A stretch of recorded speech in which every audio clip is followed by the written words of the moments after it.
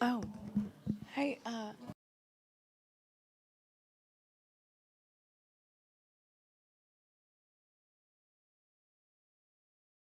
hello, Mr. Layfelt, Dr. Young. Come on down. Good morning. How are you? Good, good, good. There. Hi, recycle. Oh, I like this. Oh, I look at you. How are you? It's a pleasure. Good morning. Good morning. Come in. Wow, we got the whole thing. Good morning. How y'all are so warm. Good morning. I'm cold. Good morning. Welcome. How are you? Make sure Okay, Rose, we'll see you soon. Okay. you want to line Monica? Yes. Good morning. How are you? Good. Good to meet you all. Everybody pile in. The tall ones in the back. Tall ones in the back. Can you talk? Filming. Yeah. Hey, you're in the front, man.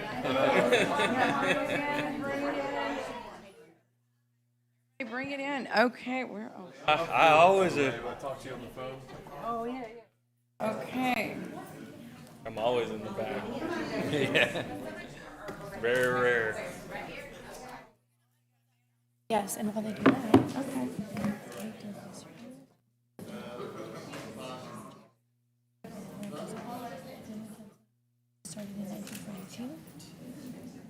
Okay, we ready? I love it. So we are, needless to say, honoring waste and recycling workers this month, which is so important. Recycling has just become, something that's so much more advocated than it was. I mean, I don't have to tell you guys, but it's so important. We have a family of 3, 1 child, and we fill up that recycling can every single week. So it's so important. I think it truly makes a difference. I'm a big believer in it, and thank you for everything that you do, to continue to advocate and support it. So with that, I'll read the proclamation. Whereas National Waste and Recycling Workers Week began in 2012 to show our community appreciation for the local men and women of the garbage, sanitation, and recycling industry. And whereas the City of Corpus Christi's sanitation technicians work tirelessly providing uninterrupted waste and recycling collection, recognizing only 3 holiday shutdowns each year. Thank you for that. And often work in all kinds of inclement weather. Sanitation technicians act as first responders during emergency situations, including hurricane brush and debris cleanup. And whereas proper collection and disposal of waste and recyclables are an integral part of litter prevention, deters illegal dumping, and keeps our community clean and healthy. This year, the City of Corpus Christi Solid Waste Department has designated a week to celebrate all the sanitation workers that serve the community. Now, therefore, pursuant to the powers vested in me as mayor as the City of Corpus Christi, I do hereby proclaim June 12th through the 18th of 2022 National Waste and Recycling Workers Week in Corpus Christi, Texas. And I encourage all citizens to participate and show their appreciation to the local waste and recycling workers in our community. You can thank these men and women with a friendly wave when you spot them working in your neighborhood on collection days. And I failed to mention, I was talking about recycling, but I failed to mention obviously the garbage, the sanitation part of it. What would we do without that? And it's something that we do take for granted. I mean, we take it for granted and we shouldn't, because again, what would we do? And you're very much a part of being first on the front lines with as first responders. So thank you for everything that you do. We don't take it for granted, and we don't take you for granted in the work that you do every day. Who would like to say a word?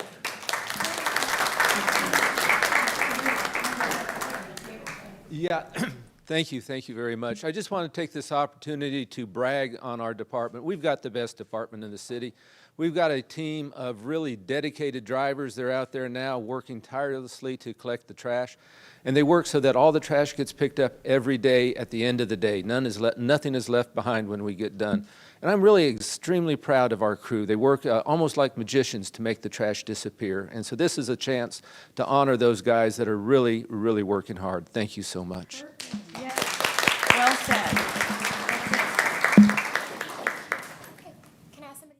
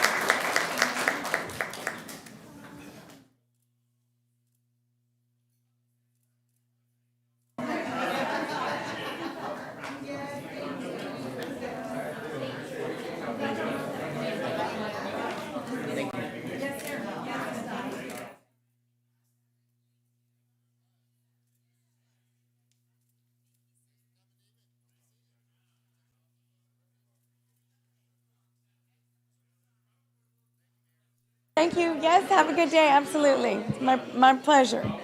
Thank you.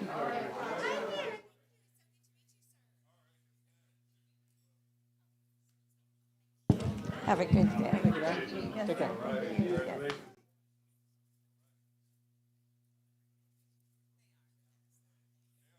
Oh, you have a big family. I have one, but we fill it up like.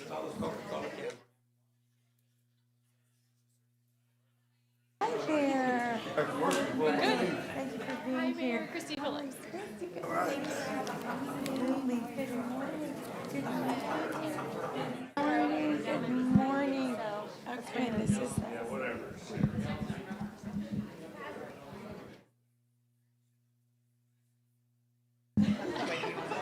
Okay. Okay, great. So our next proclamation is for or related to family counseling services, which is so important. The health of a family, keeping families united. I mean, I can't even imagine how much of an impact family counseling has been to thousands of families here in Corpus Christi. So thank you for all you do and for your advocacy. So whereas the Family Welfare Bureau was established in 1942 to assist families in need throughout the city of Corpus Christi, and whereas the name of the organization was changed to Family Counseling Service in 1958 to reflect services provided to clients, and whereas Family Counseling Service is a respected community organization that has a history of responding to the need of the community and has expanded to provide mental health and crime victim services throughout the Coastal Bend. And whereas Family Counseling Service is grateful for the many community partners who make it possible to fulfill their mission of strengthening children, individuals, and families in the Coastal Bend by providing professional therapy, education, advocacy, and other supportive services in response to community needs. And whereas Family Counseling Service now provides over 10,000 years of service, 10,000 hours of service each year, providing much needed mental health and crime victim services for those with limited resources. So now, therefore, pursuant to the powers vested in me as the mayor of the city of Corpus Christi, I do hereby proclaim June of 2022 the 80th anniversary of Family Counseling Service in the city of Corpus Christi, and I encourage all citizens to reach out and support this trusted and integral resource for our community.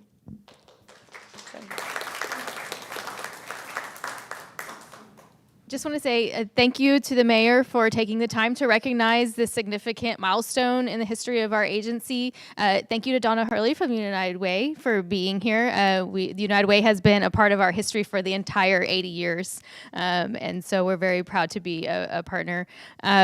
And of course, to our leadership team from the agency and Melina representing our board of directors. So when just think about 80 years and back to 1942 when we were started to really respond to needs of families during the Great Depression, and then throughout the 80 years of transition after transition to being there for families during the pandemic, making sure that mental health services are available to everyone who needs it, regardless of their ability to pay. It really is an honor to be a part of this organization, and I always say it's an honor to be a part of the journey of the lives of our clients who choose to trust us to be a part of their healing process. And so we definitely appreciate everyone taking the time to help us celebrate our 80th anniversary. Thank you. That was perfect.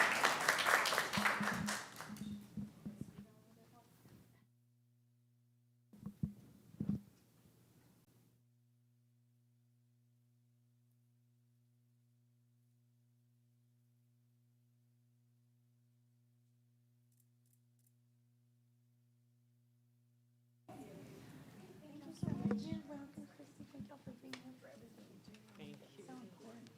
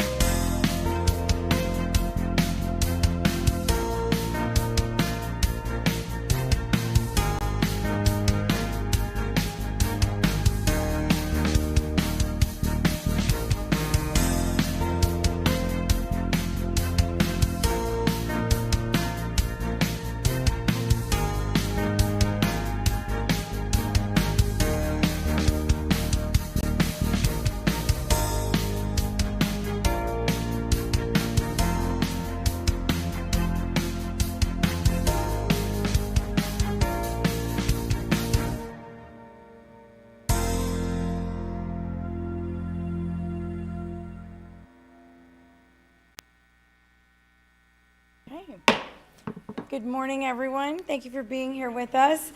I'd like to call this meeting to order. Our invocation is going to be given by Pastor Greg Hood from Reach Ministries. Thank you for being with us, Pastor. Good morning, Corpus Christians, and all that have the benefit of being here today as visitors. We're glad you're here.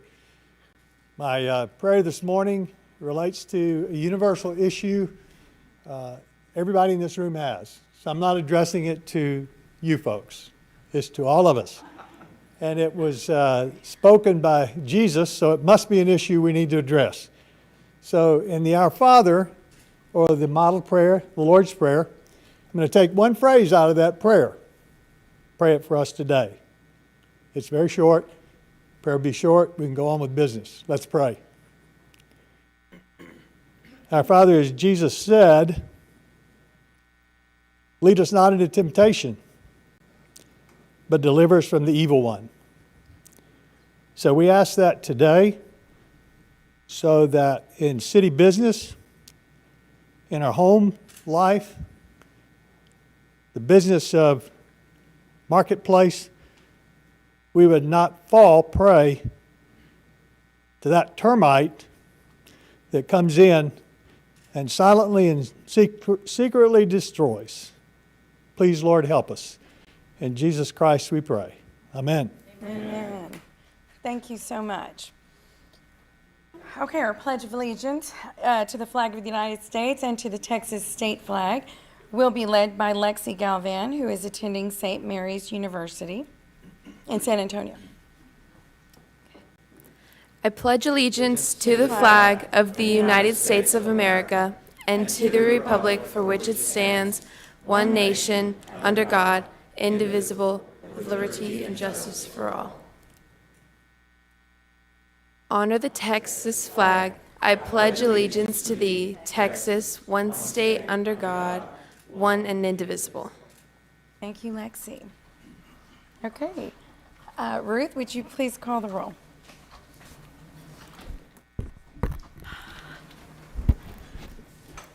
Mayor Paulette Guajardo, Present. Councilmember Roland Barrera, Here. Councilman Gil Hernandez. Here. Councilman Michael Hunter. Here. Councilman Billy Lerma. Here. Councilman John Martinez. Here. Councilman Ben Molina. Present. Councilman Mike Pesley. Councilman Greg Smith. Here. City Manager Peter Zanoni. Present. City Attorney Buck Bryce. Present. And City Secretary Ruth Bocchino. Mayor and Council, a quorum of the council and the required charter officers are present to conduct the meeting. Okay, thank you, Ruth. Mr. Zanoni, would you like to start your update on city operations? Okay, yes, ma'am. Thank you, Mayor. And Mayor and members of the council, good morning. Good morning. We have a couple of exciting acknowledgments today in the city manager's report. And I'm going to begin with the Junior Olympic Boxing. We know that this past weekend, from Friday through Sunday, June 12th, the city of Corpus Christi and the nonprofit Duke It Out Boxing hosted the 2022 Junior Olympic Boxing Tournament right here in town at the American Bank Center. And the event has not been held here in 3 decades, so it's great to have them back in our city. This year's record-breaking event hosted over 400 boxers, ages 8 through 16, making it the largest in the South Texas Junior Olympic Boxing Tournament history, the biggest event ever. Amateur boxers in our region, which is known as South Texas Amateur Boxing Association, or STABA. There are 5 regions in the state, including this one, which is a big part of our region. It's from here as far as Austin, south to the Valley, and then east to Victoria and Del Rio. Winners from the tournament will advance to the nationals at the end of this year. And so it's a statewide competition first and then nationals second. So the crowd of over 3,500 set a new attendance record for this event. And the event brought many out-of-town visitors to South Texas to spend some time in our beautiful city. It was a beautiful weekend, and they enjoyed not only the boxing, but the city as well. So on Friday night, Mayor Guajardo, Councilman Billy Lerma, and Councilman Ben Molina participated in the opening ceremonies. And I wasn't there, but I heard Councilman Barrera did a great job singing the national anthem. Is that true or what? We know he's a great singer, but they said that was an exceptional one. So, yeah, good job, Councilman. So, and then on Sunday for the closing ceremony, Councilman Molina and I participated in the closing event, and we were awarded with honorary gold medals. Yep, it's pretty heavy. Yeah, Councilman. Yeah, it's coming up. Don't worry. Yeah. So we received a lot of positive feedback on the 3-day event from the event organizers and those that are in the association, not only because of the city, but because of the American Bank Center venue and the professionalism of the staff teams that helped make it all possible. With the event's success, it has already been announced that they want to come back here in 2023. That's great news. They'll be back here next year. Right. So this year for this event, the planning was limited to just 6 weeks. We only had 6 weeks to put it all together. Now we have over a year to plan for next year's, and so we expect that next year will even be bigger and better than this year.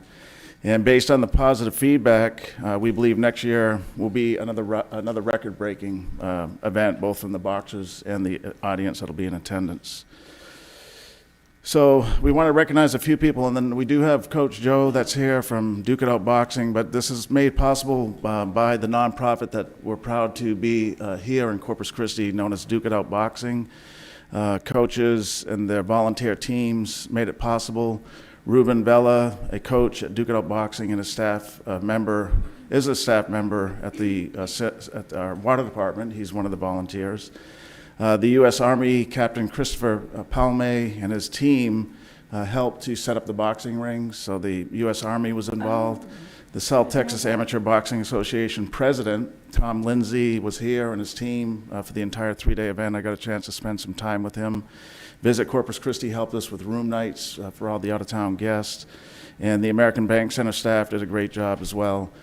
And I do need to recognize Sony Peronel, my assistant to the city manager. He's really the one that made it all happen. He saw the opportunity.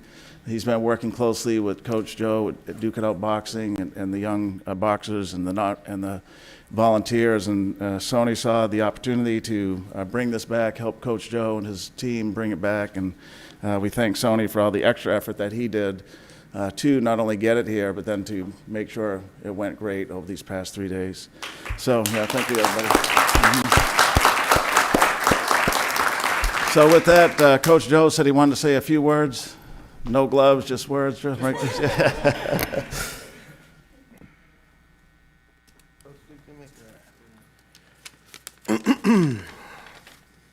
I have a thank you list I'd like to get through, so please be mind a moment of your time, just because I feel it's very important for me to acknowledge this. Without these amazing people, making history and this past weekend wouldn't have been possible. So first, I'd like to thank God, first most, for giving me the faith and guidance to be able to pull this off, and surrounding me with amazing support to be able to do this. To Coach Ruben, to Coach Eric, and to Coach Duke, especially Coach Duke, for giving me the opportunity to be the face and voice of our nonprofit organization, just to take what we do and bring it out to the community and awareness and helping out kids. To Stabba organization, to the doctors that donated their time to come down for the 3-day event, we have Benjamin Salinas, Juana Revelo, and Michael Pendleton. They stayed in there from 7 in the morning till 8 o'clock at night sometimes. To the parents of Duke It Out Boxing Club for volunteering their time helping us out where we were shorthanded, they stepped in. Again, to Captain Christopher Palme and his Army team, amazing guys, came in short notice. They did a heck of a job helping us out. To the American Bank staff, and I'm going to start with the housekeepers down to security. They were gracious with us and helping us out, making it run smoothly. To Daryl, Joey, and Bailey for the management team for helping me out and checking in with me daily to make sure everything was running smoothly. To Jeff and Clarissa in the ticket booth, the ticket master. I know it was a little headache, but it was great. To the amazing Courtney for helping me out with the graphics, because that's what was the cherry on top when you walked in and looked. To Anna from the Omni Hotel and Nicole from Visit Corpus Christi for helping us with the accommodations of the boxers that were attending and officials, making them feel at home. To Evan Franco from the Chamber of Commerce for helping us promote this as much as he can with the Chamber. To Barbie Baker with JBB and Marketing. To Pete DeSopo from ICA Radio, who got our voice out at our event to promote the event, and it was coming out daily, so it was great to have that focus on it. And as well, he was the man behind the scenes with the food, making sure the officials and doctors, those 30 people we had to take care of, to eat, good meals and hot meals versus pizza and sandwiches that they were always given. To Jaime Medina and the Calaveras for donating the swag bags, to giving these kids some stuff to have for attending the event. To John Sanchez, he was also the DJ for the event, played some great music for intro, keep everybody entertained. He's also my regional boss, and my heart goes out to him for allowing me to be able to attend interviews, make meetings, to coordinate it, to give me the time off from work to be able to make this possible. So thank you, John, for making that happen. Very supportive of our organization. Also going out to our sponsors, Martinez CPNA, Mike Shaw Toyota, CC Breeze, IG360, and Top Quality. To Ben Zaragoza for taking photography pictures strictly of Duke It Out, beginning to end of the event. He was there, donated his whole time to make sure that these kids feel like celebrities. To Ray Castillo, Angela, and Pete from the Colored Times for bringing our story to the newspaper so people be aware of what we were doing. To the City of Corpus Christi photography crew, Matthew, Vanessa, and Cameron, for putting the videos that they did together to make us feel like amazing superstars, especially with the kids there. You have no idea how big their smiles would be when they're training and they're just trying to look at the camera and smile when they're supposed to be focused on it. Duke would be getting after them because he was saying, focus, To City Council member Roland Barrera for singing the amazing national anthem. Thank you so much. That was mind-blowing and spectacular. Thank you. To City Council members Billy Ledma and Ben Molina, thank you for supporting us and coming out. To Sony, my man Sony. If I was on T-Mobile with him, I'd be in his top 5, top 1 possibly. Late night calls and for helping me organize it. He was in my corner the whole time, making sure that in the 6 weeks window we were successful. We were very on point and there was no hiccups and that showed. So thank you, Sony, very much.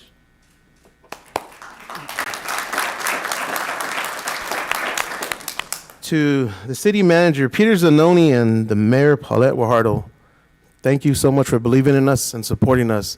Y'all being there, y'all's presence showed on only that not only did you back what we're doing for the community, but for the city and for what boxing is of Corpus Christi. It is our strong heritage of what we did at once. It was in the 80s and 90s, and we're looking to bringing it back and doing it in this monumental venue and prestigious event. Making history together was substantial. And hopefully she's listening, to my beautiful wife, to all the late nights on the phones with everybody, my time away from networking, meetings, and dealing with me being on the computer, just working on all kinds of different stuff to make this happen. She is my foundation and she's my support, so I'd like to say thank you, love. Without everyone on this list, we couldn't have made history with over 4,000 attendants visiting Corpus Christi from Austin down to the valley, from Del Rio across to Victoria, being the biggest boxing region in Texas. I spoke into existence that we would be bringing 400 plus boxers. We brought 412. I said we would be bringing 4,000 to 5,000 people, and it happened.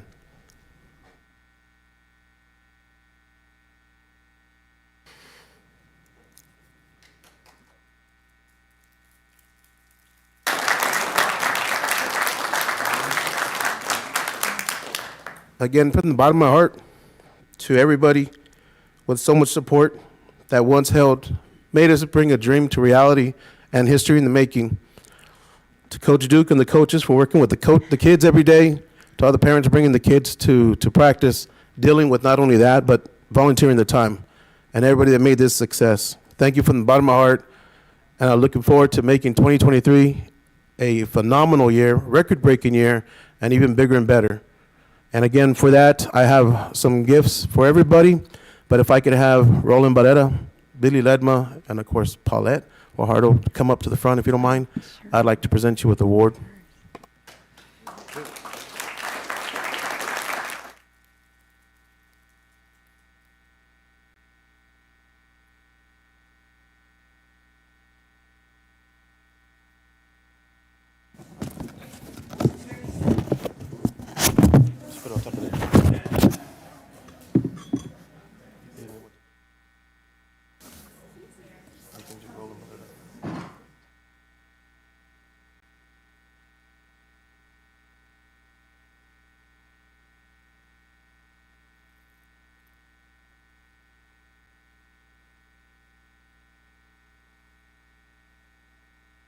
behalf of Duke It Out Boxing Club, we'd like to present you with gold medals. We were hoping you'd be there on Sunday so we could present it to you in front of the whole crowd.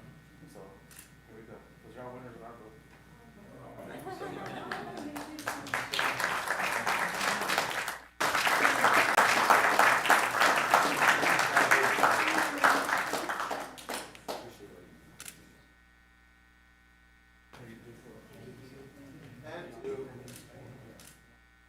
As well, we have a trophy to give to the city of Corpus Christi. Let's duke it out, and the city of Corpus Christi, we won, guys. We won.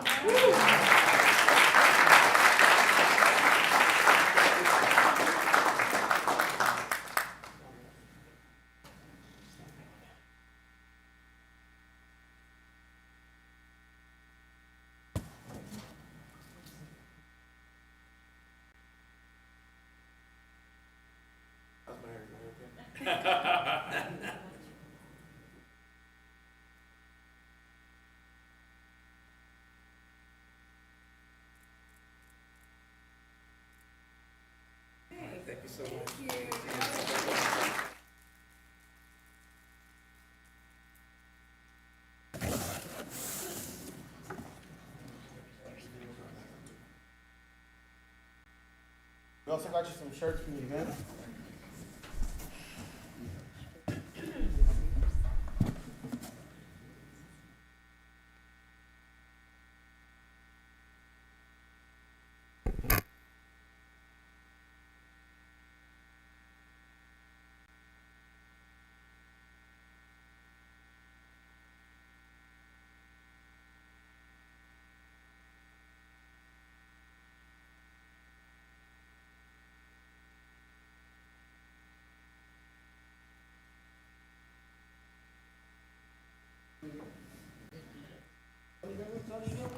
Yeah, Sony's good. Yeah. Again,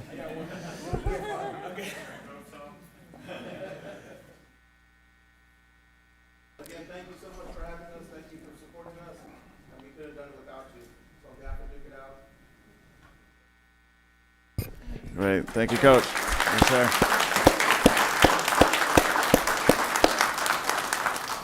All right, great job, you guys. So we're going to move next to a staff announcement. We want to introduce our new Neighborhood Services Director, Linda Stewart, and she's here with us this morning. After conducting a local and a national search, I'm pleased to announce that we have hired Linda Stewart as our Neighborhood Services Director, and I know Councilman Pusley would remind us at our council meetings, when are we going to get that director anyway? So it was a tough recruit because it's somewhat of a unique department, and we're glad that we have that department head now. Linda is phenomenal.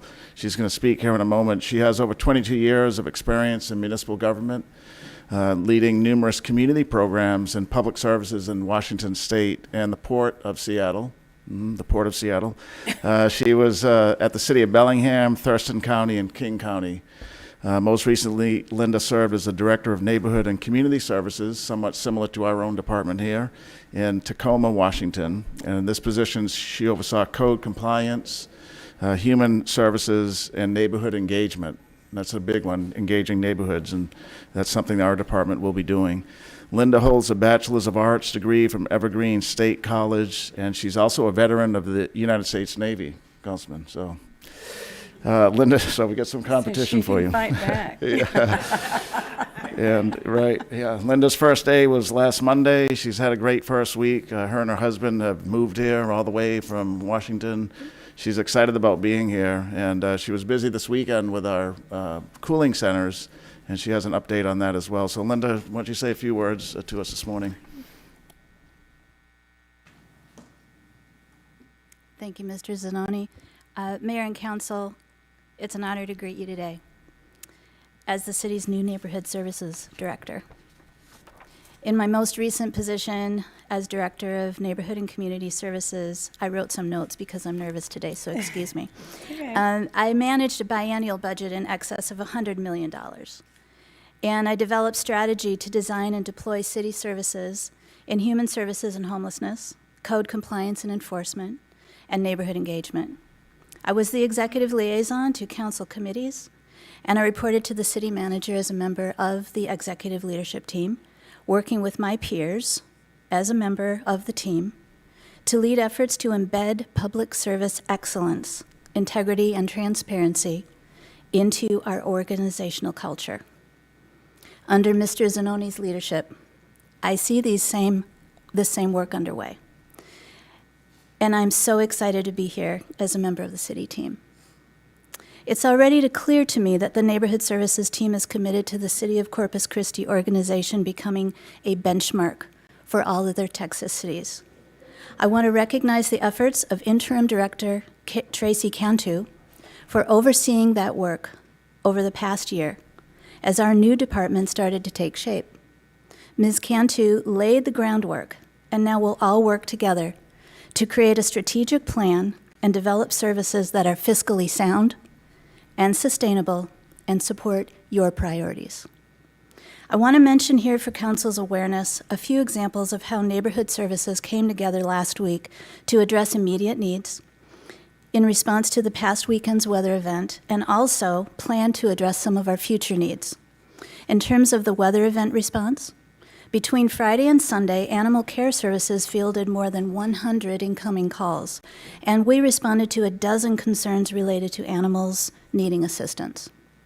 On the proactive side, ACS started pushing out last Thursday educational messages to the community via social media channels and the ACS digital message board. The ACS team also worked with the city's asset management team to ensure that fans, ventilation, and cooling equipment were fully operational. That would assist with reducing temperatures in the facility kennels. We thank our asset management team partners for their ongoing assistance in helping us maintain a healthy and safe environment for animals under our care. Never shy of shameless self-promotion, I want to plug here that we're having our Summer Palooza Adoption event Monday through Saturday, June 20th through the 24th, where adoption fees will be waived for our awesome animals looking for forever homes. More information about the Summer Palooza event will be forthcoming, but for members of the public who are interested in the Palooza event, you can contact Animal Services at 362-826-4630 or send an email inquiry to ccacsrescues@cctexas.com. Back to the weather event response. Expanded homeless outreach began last Thursday and was expanded over the weekend with staff conducting outreach. In addition to weekly outreach, we expanded during the weekend. Our dedicated staff conducted outreach, making contact with over 100 individuals, distributing 560 bottles of water, and lots of oranges and bottles of Gatorade. Everyone we made contact with was encouraged to take advantage of those no-cost bus rides to cooling shelters. Work underway to address future needs includes grant monitoring staff researching potential solutions to alleviate the impacts of the predicted increased utility expenses. Code enforcement, preparing to collaborate with our water department partners during the predicted dry summer season. These are just a few examples of the specific work I saw in my first week here. And I want to recognize all the staff involved in these particular actions, as well as the entire neighborhood services team pulling together every day to address needs and resolve community concerns. Our work supports the city's mission of delivering municipal services to meet the vital health, safety, and general welfare needs of our community. And I look forward to learning how I can contribute to this effort. I want to be able to ensure that the council's priorities can be operationalized under the leadership of Mr. Zanoni. Teamwork and collaboration are embedded in my leadership approach, and I look forward to working with my peers across the department and their teams. I also look forward to meeting with and developing sustainable and productive relationships with our community stakeholders and our external partners, both public and private. I want to finish today with recognizing my awesome and supportive life partner and my husband, Colin Stewart, who's here today for his unwavering partnership and love. As with everything we do, we made the decision together to explore Corpus Christi, and we visited it, and we found it to be everything everyone says it is. It's welcoming, it's beautiful, it's full of opportunity. We're looking forward to putting down roots here along with our rescue dog, Pippa, who's a 70-pound black lab, and our various members of the family who will undoubtedly all want to relocate here after they visit us. We'll certainly also do our best to continue to support the city's economy by supporting our local businesses and participating in a community where everyone feels welcome and safe. So that, Mayor, concludes my remarks. I thank you so much for making the time today for me to greet you, and I look forward to working with all of you. Thank you. Thank you, Linda. Thank you.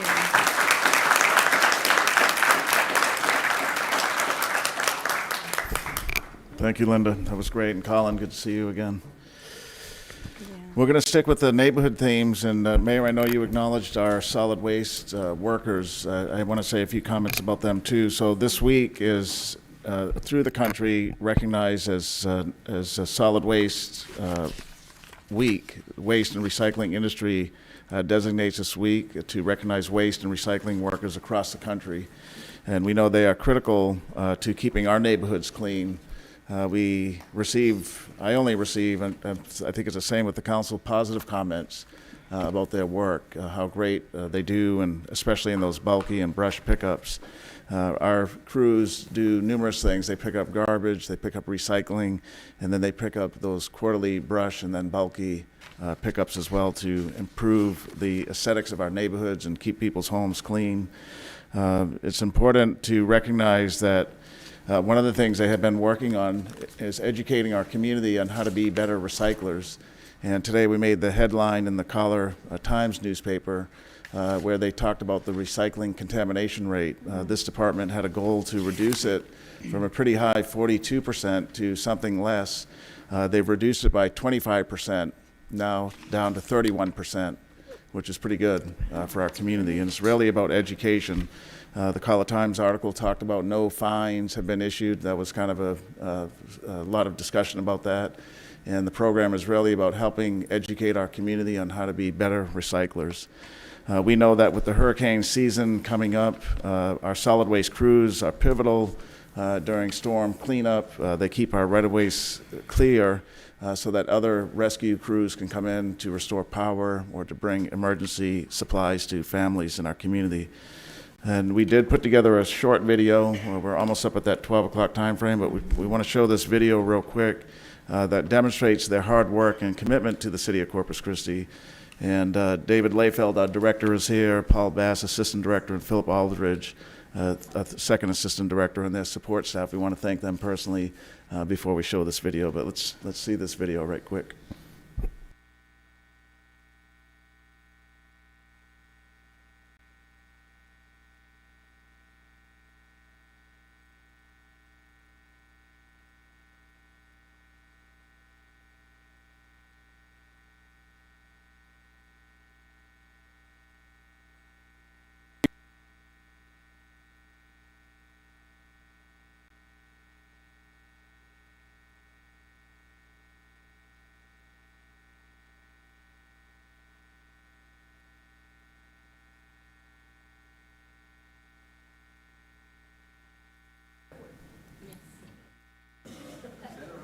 Hold on, David, and we may be ready here. No.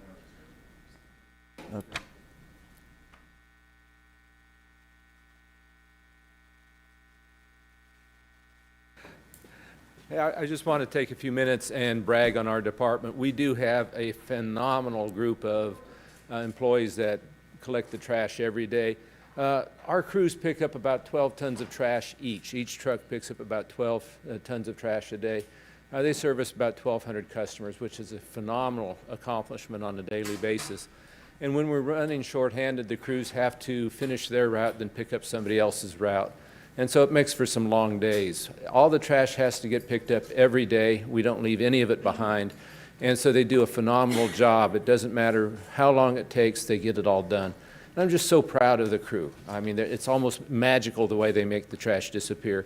And so I just want to take this opportunity and thank you for your support of our team and thank our team for the wonderful job that they do. Thank you. Thank you, David. Thank you, David. I'm not sure if we're going to, Cam, are we going to try that video one more time? Or Robert? No?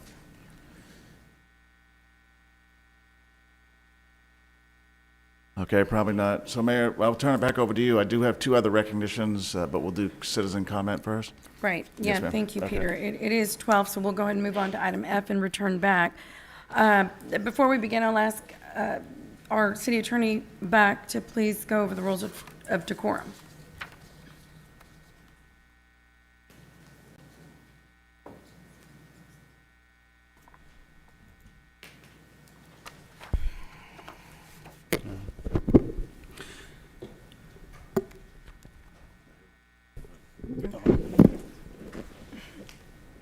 Time limitations imposed by the mayor or the council on presentation shall be strictly enforced. Citizens are authorized and encouraged to present their views to the council on city-related matters. However, such should be done in a factual, precise presentation, and questions of the council or staff are inappropriate. Loud, boisterous, profane, or obscene language or behavior is not allowed. Thank you, Beck. So I'll be calling you in order in which you signed up electronically. In-person public comments will be taken first, followed by virtual public comment. Corpus Christi's residents will be allowed to speak before non-residents. And for those commenting in person, I'd just like to remind everyone that a recording is being made of the meeting. Please speak into the microphone located at the podium, state your name and address prior to speaking. And if you choose to speak during this public comment period regarding an item on the agenda, you may do so, but once that item comes forth, you won't be able to speak on it again. Citizen comments are limited to 3 minutes. Non-resident comments are limited to 1 minute. And for those commenting in person, there is a timer underneath the base of the podium, or I'm sorry, the base of the microphone, and it will let you know exactly how much time you have left. Once your time is up, a buzzer will go off, at which time we would appreciate you wrapping up your comments. If you have a petition or any information pertaining to your subject matter, if you would please hand it over to Ruth, our city secretary, stand-in, so she can distribute it before you begin speaking. So with that, we will start with Melissa Zamora.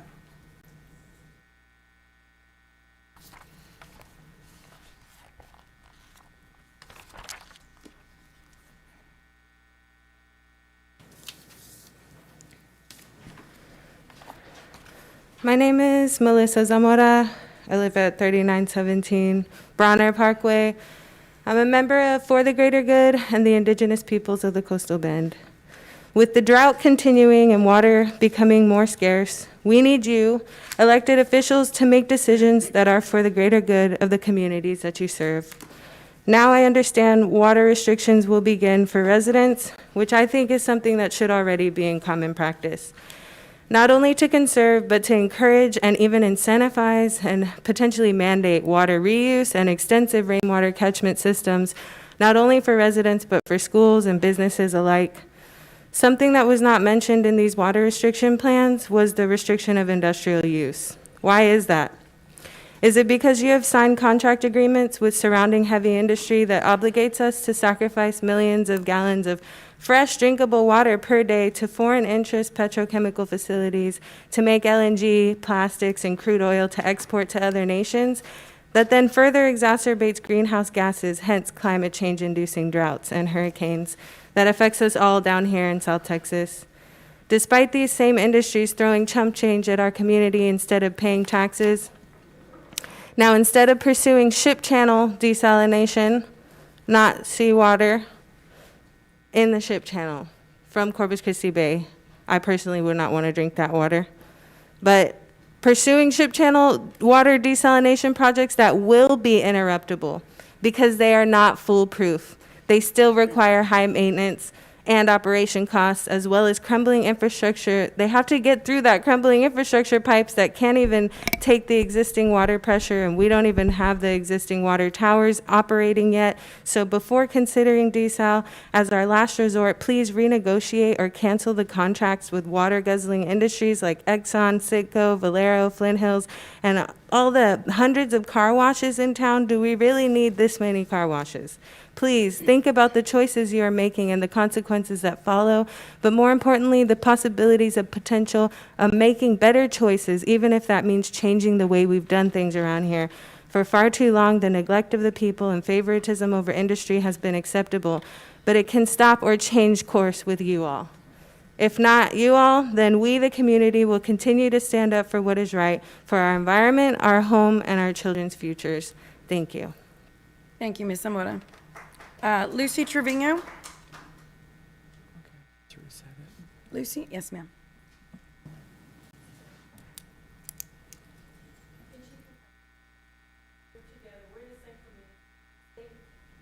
Are you signed up? I mean, do you want to speak or, no, both of you? You do, okay, are you signed up? Yes, Yes. she's signed in as well. Okay, that's fine. And I'm sorry, what is your name, ma'am? Mary Leos, Leos. Okay. Give her your address. Oh, my address is 1821 Juanita Street, and it's the Baldwin Park area, and have been there, living there for over 30 years. Never had a problem like what we are living in at this time. Upon my retirement, I decided to invest on property in our area, on which is a residence of 2841 Reagan, here in Corpus Christi.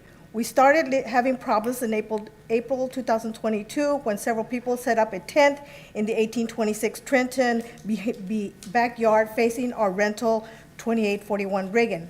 Our renters started missing items side of their home, so they decided to move. That's a loss to me.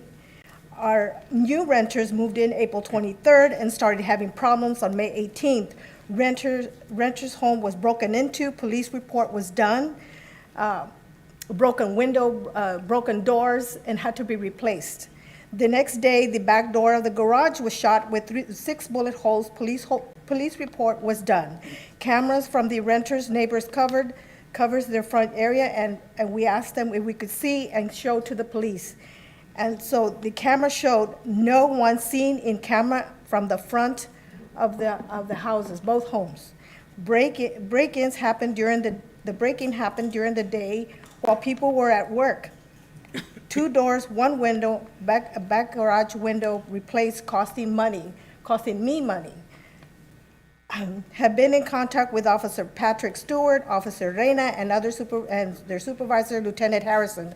People are still set up in this tarp set up as tents, defecating in the yard and the 4 corners of our yards.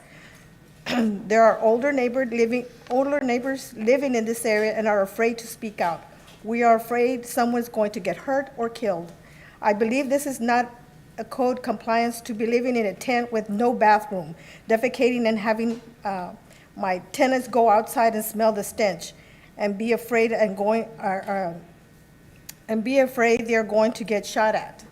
This is a problem that we're having with people going through our neighborhoods also, that don't have a home and they run through the neighborhood also, and so they're setting up tent in this yard. Thank you for listening to us citizens of the community, and hope that something can be done about this problem around the city also, because there is a problem with these people. And we want to live in peace. Our main issue is we're hoping that the city can help us expedite getting rid of this DIY tent. These people living in this tent in my backyard, I have a fence, a privacy fence, they live there. We have been robbed. Her tenant has been robbed. Shots been fired at our house. There's holes on the fence. I'm just afraid that this is going to turn out to be an okay corral, and people are tired. My husband's lived there all his life, never had this issue. Can someone please help us expedite getting rid of this tent? Yes, and Ms. Trevino, would you please state your name and address? Oh, I am sorry. I am That's Lucy okay. Trevino, Okay, and your address? 2902 Prescott Street, 78404. Okay. Mr. Zanon? Yes, ma'am. Yeah, Ms. Trevino and Ms. Leos, our new Neighborhood Services Director, we'll talk to you in the back. We'll get your information. Yeah, take care of it. Yeah. We really appreciate it. We, this is something we, just for the community, soon, we're going to be unveiling our 311 number to call the city, but call us. You don't, We oh, have. you have? Okay. Oh, that's Well, right. okay, well, let's talk to Tracy and Linda. We'll This take has care of been you. going on since April. Okay, they're going to take care of you today. Go back there? Yes, ma'am. Thank you so much for your time. Thank you. Thank you, ladies. Gary Alsop?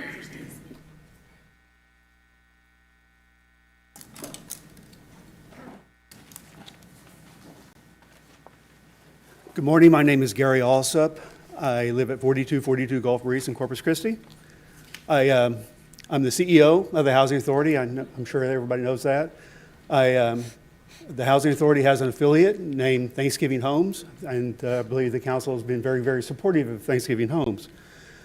Wanted to give you an announcement. There is a entity called the National Association of Housing Redevelopment Officers. That is the premier industry group for housing authorities across the country. NARO has designated and awarded Thanksgiving Homes with their highest award, recognizing the program to build these houses into these existing neighborhoods. So I wanted to let council know about this and join in us, our celebration over that. I think that's wonderful news for us. We're very excited about it. But we also wanted the community to know a little bit about it. So we're doing a little bit of news coverage with that, and those should be coming out in the next day or so. A couple of little announcements talking about Thanksgiving Homes in general and about the award. So wanted the council to know about that before it hit the news press. So, I also wanted just to give a quick thank you. I know the council, again, has been very supportive of Thanksgiving Homes, including a program that provided some essentially rebate or fee waivers for certain city services. I did want the council to know that we've applied for about 8 or 9 of these, and we've been denied on all of those. So with the prices increasing, it's even more important to try to keep our homes affordable, and that was a $7,000 way of making that happen. I'm not sure of exactly why those have been denied, but I think that Thanksgiving Homes and programs like that were the whole purpose of doing it, and if it's not working, I would certainly appreciate council's assistance in getting that working again. So that's all I had. The last thing I wanted to mention is introduce the Housing Authority Chairman. Kathy Maney is back here, so she wanted to join us today. So when somebody's sitting beside me, you may know her or may not, but her assistance has been very valuable and very appreciated for the Housing Authority. So thank you very much. Hope you guys have a great day. Yeah. Thank you, Mr. Alsop. And I think staff will get with you. I don't know, but I just want you to know that I don't think it's a regular practice to not know if you didn't qualify for whatever the program. So we'll make sure that there's communication there. That'd be great. Thank you, We'll sir. call you, Gary. Thank you. Yeah. Next would be Barbara Egan.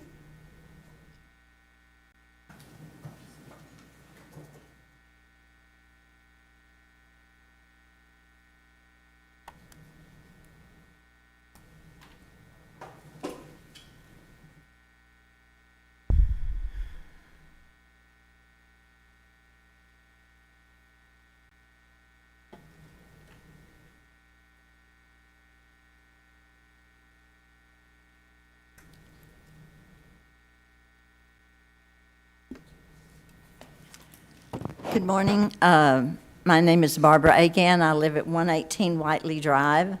Good morning, Madam Mayor and Councilman. I will read this so I don't forget what I want to say.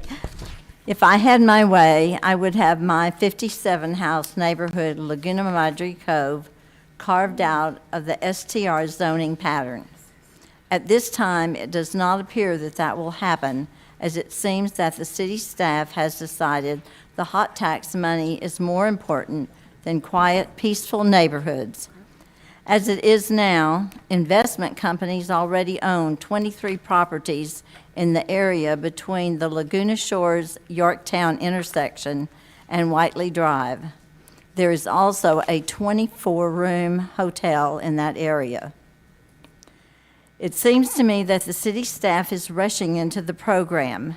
Many cities that did have STRs in family single neighborhoods are now trying to back that out. A very big concern is the enforcement of the codes. Who will be doing the property inspection laid out in Section 544? Does the city budget allow for a new position to handle this program? It doesn't seem that the Director of Development Services would have time to monitor STRs and still do his regular job. While watching a video on the city's own website, I learned that the Code Enforcement Department has a very limited number of code enforcement officers. Who will be taking care of these violations with STRs? Additional traffic, additional garbage, strangers in our neighborhoods, loud and obnoxious behavior, trash in the canals, boat traffic, throwing up big wakes within no-wake zones. It is a total disrespect for our neighborhood, and I have witnessed it all. Now, who will I call when partying across the channel? Thank you. Thank you, Ms. Sagan. Rachel Caballero?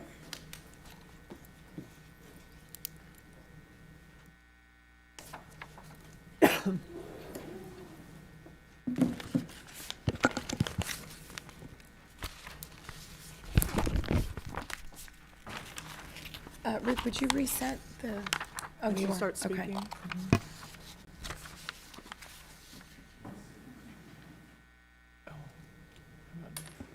All right, good afternoon, Rachel Caballero, 522 Hancock Drive, Corpus Christi, 78404. Good afternoon. I want to thank you all for giving us the opportunity to speak and then ignoring us. I quote one of our elected officials, "This is business, not personal." I hope this makes the highlight real, Peter. I'm here for 3 reasons. The first is the water restriction issue. I'd like to inquire about what restrictions are being put on the industry during this drought period. Why are taxpayers getting restricted first when we know for certain that industry uses the most amount of water and is subsidized by the city because quid pro quo, right, Peter?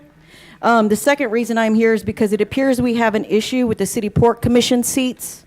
2 of the 3 seats assigned by this council have turned on us and jumped on the port's bandwagon.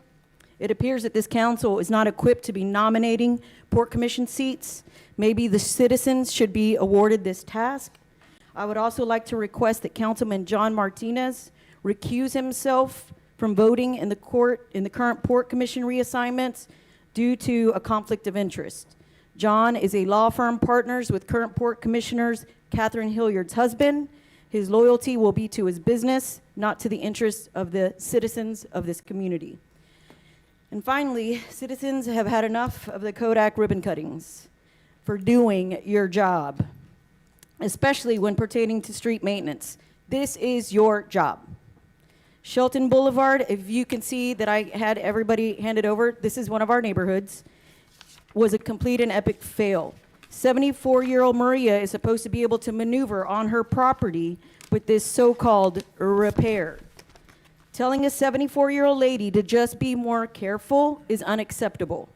Parts of this neighborhood have been destroyed and are still waiting on further repair. Where is the ribbon cutting for this fiasco?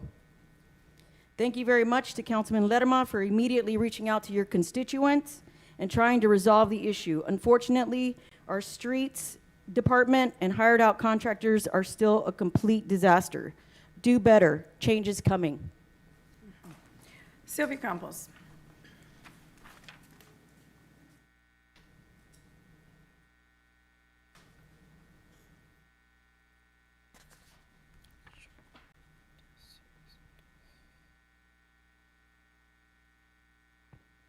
Good afternoon. It's been a while. Mayor, City Council, Sylvia Campos, 4410 Fur. I like to always mention I'm in District 2 because it is the heart of the city. So, let me see. I need to keep up with my time. I got 3 minutes. I'm here to continue to raise the issues with the plans for desalination. Apparently, we don't get the same respect as some of the others, residents that come in. I love it, Mayor, when you say someone's going to meet with you. That is just a welcoming, thing to do. But every time that we come in and we have something to say about desalination, we don't get that same respect. We don't get, you know what, let's meet with y'all. So, the citizens of Hillcrest and any other neighborhood should be a top priority for any plans in regards to desalination as a way to increase industrial build-out. We are, in fact, a coastal community. We know that. That's what we are. That's our jewel. So we should be protecting it and continuing to enhance it. We have old pipes, as we all know, towers that are not working, that have not even complied with the federal regulations. But here we are pursuing desalination. At whose cost? Our cost. We continue, again, to prioritize industry over the community. We have asked the environmentalists to have an opportunity to present facts that contradict what industry is requesting or demanding. The outlook for petroleum and petroleum products is diminishing. I hope y'all are paying attention, okay? We are experiencing climate change now. Excessive heat, and of course, water is priceless, so we need to protect it. We have accommodated them in the past, and it's never enough. I mean, I'm 65. I have been through Mary Roads. I have been through the dam. I have been through a lot. Not just me, but all the others. And now you're selling us again this other thing that's going to save the community, desalination. Well, I say no. And we, the community, should have a chance to vote on that. The citizens can no longer afford this black hole. The black hole is industry. It's never ending. We must become a beacon of hope and stand up against heavy industry and not become industry's toilet, because that's what they're going to do to our bay and our community. I wish I had more time, but again, you know, we only get 3 minutes. I would love for the mayor to have a meeting with us. I'm part of For the Greater Good, among other groups. As you know, I am very active in this community, and I hope that you'll extend that invitation to us. Thank you. Thank you, Ms. Campos. And that will conclude our in-person comment. We'll go with 3 online, starting with Sharon Delsus. Okay. Hello. Beautiful. Hi, I'm Shireen Delsus. I live at 6030. Can you please play the video? I'm in Houston right now, and I have to say I'm really impressed with their protected bike paths. Really well done, really creative ways to separate cyclists, pedestrians, and cars from one another.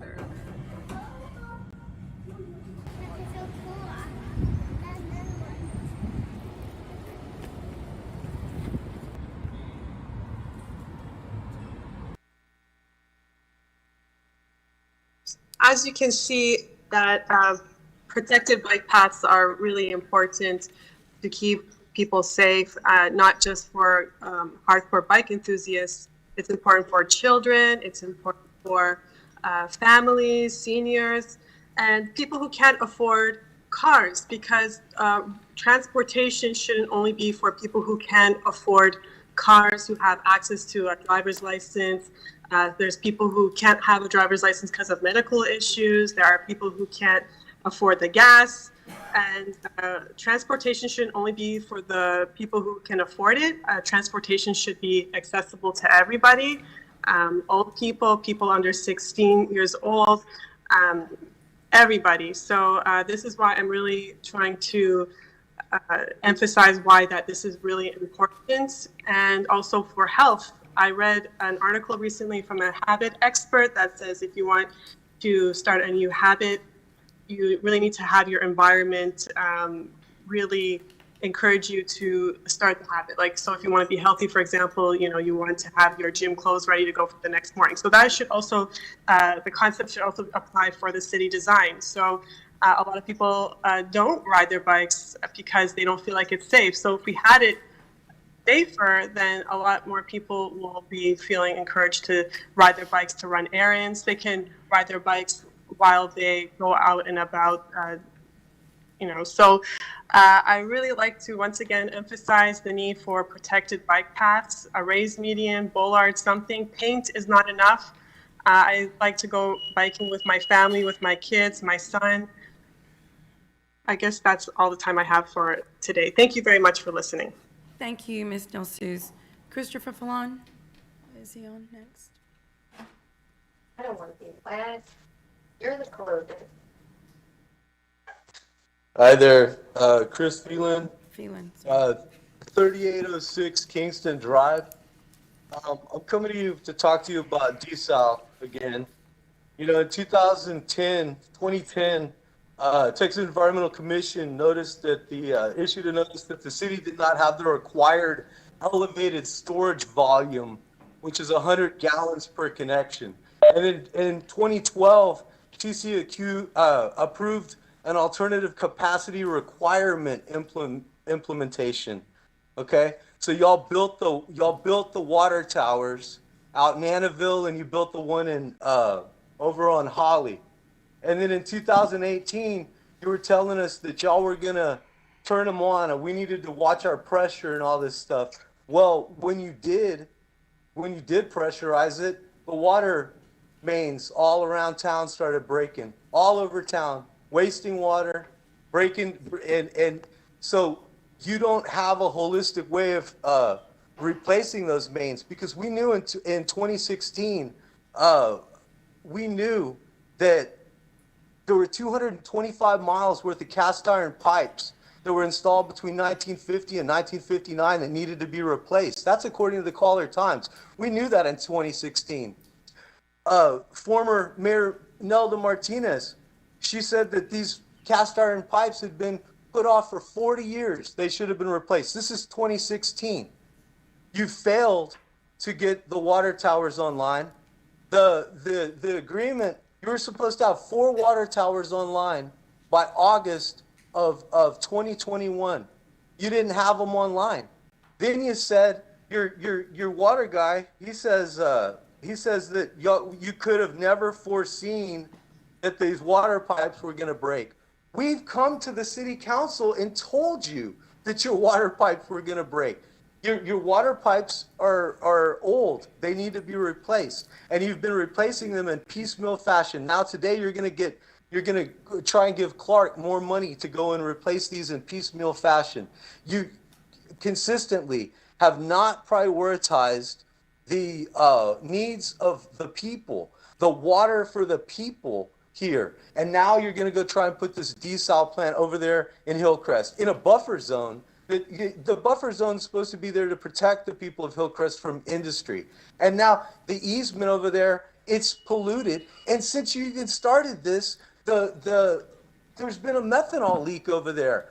Ever since April 28th, there's been a methanol leak ongoing in the easement, and it ran into our ditch. The ditch that belongs to the city of Corpus Christi that runs into this ship channel. Mr. Now, how Phelan? is that going to be uninterruptible? There Mr. are more chemical spills in that ship channel than there are droughts in South Texas. Mr. I hate to Phelan, break it to I'm you. sorry, but your time is up, but I believe the city manager would like to comment. Great, yes, thank you, Mayor. And Mr. Palin speaks, just so the community knows, probably about 4 or 5 years ago. And so things have changed substantially since then. As an example, in our water line repair effort each year, in the past we were spending about less than $5 million, I think $3 to $5 million to replace these old aged water pipes, especially in our inner city. With City Council's leadership, we're investing over $30 million today in water line replacement. That $30 million, a lot of that is coming from the federal stimulus money that we got, close to $60 million. And the City Council, with our recommendation, put that money all into infrastructure, and $30 million of that went into water line replacement. So we're aggressively replacing old, aged water lines, and we have an aggressive plan going forward to spend $10 to $30 million each year, as we need to be, to replace those water lines. Regarding the water towers, again, that's a 4 or 5 year old kind of statements that Mr. Phelan was talking about. So within the next 4 weeks, our 2 water towers that have been built and have been kind of on hold or standby will be in operation. We will have an extensive community outreach and education program as part of that. We hired a national, or I guess a national, but a well-recognized consultant in the water distribution business in Texas, who guided us and gave us recommendations on how to operate the towers with the elevated pressure. And we're close to completing that infrastructure improvement that they recommended.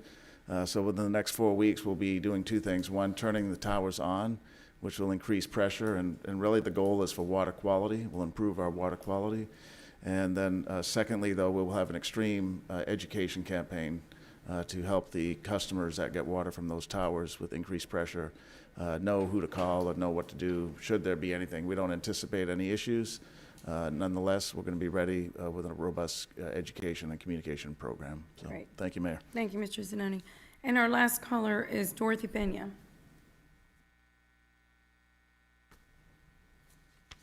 Hello, Dorothy Pena, 2114 Meadow Pass Drive. It is not in the name of progress or in the name of servitude to Corpus Christians that you are planning a community of Hillcrest, which is predominantly African American, to be offered up as collateral to industries. It is not progressive to hold African American communities hostage, to lie to them, omit information, or make empty promises. It isn't progressive to intentionally gaslight our community into believing that these desal plants are for us in our daily water use when we can see all your plans to sell our city to the highest industrial bidders. It is no longer progressive to destroy the environment and not plan safe and enduring job opportunities for future generations, regardless of what your friends in the industry say. You council people make promises with no oversight, yet we do not receive the same privileges. You tell Hillcrest community members that desal will provide uninterrupted intake of drinking water in the same zone in which methanol was leaking into the storm drain system on April 28th. How do you intend on keeping this promise when there was no oversight of this incident? TCEQ did not know about this incident when we called about it about a week ago. And how will you ensure this won't happen again? You can't, and this is the problem. You keep trying to expand when you can't even keep up with what you have already allowed into the city. You can't keep us safe, and you don't even pretend to try. Such blatant disrespect for the people you claim to serve. We don't want desal. We want a clean planet, we want a clean ocean, clean air, and a clean future, and we deserve it. Thank you. Okay, that concludes our public comment, correct? So, Peter, we'll go ahead and go back to you and finish up I'm your... going to go real quick through these last two here. It's just two quick recognitions. We want to recognize our communications department. This last week, they received 2 awards for strong community outreach and communication, as you can see here in this graphic. One of the awards was received because of special events category at the Cole Park Pier and Plaza. The assembly of the development of that program and then the execution of it was recognized through a statewide association, the Texas Association of Municipal Information Officers. And then a second category we won an award for was for educational videos, and in particular the video was recognized by the state that we did for COVID-19 that included interviews with local health professionals. So that we received these 2 awards. We're excited about next year because we're going to receive even more next year, right? And some of our communications team members are here in the audience. We want them to stand and just thank them for all their great work that they do every day, and especially for the awards won. Thank you all.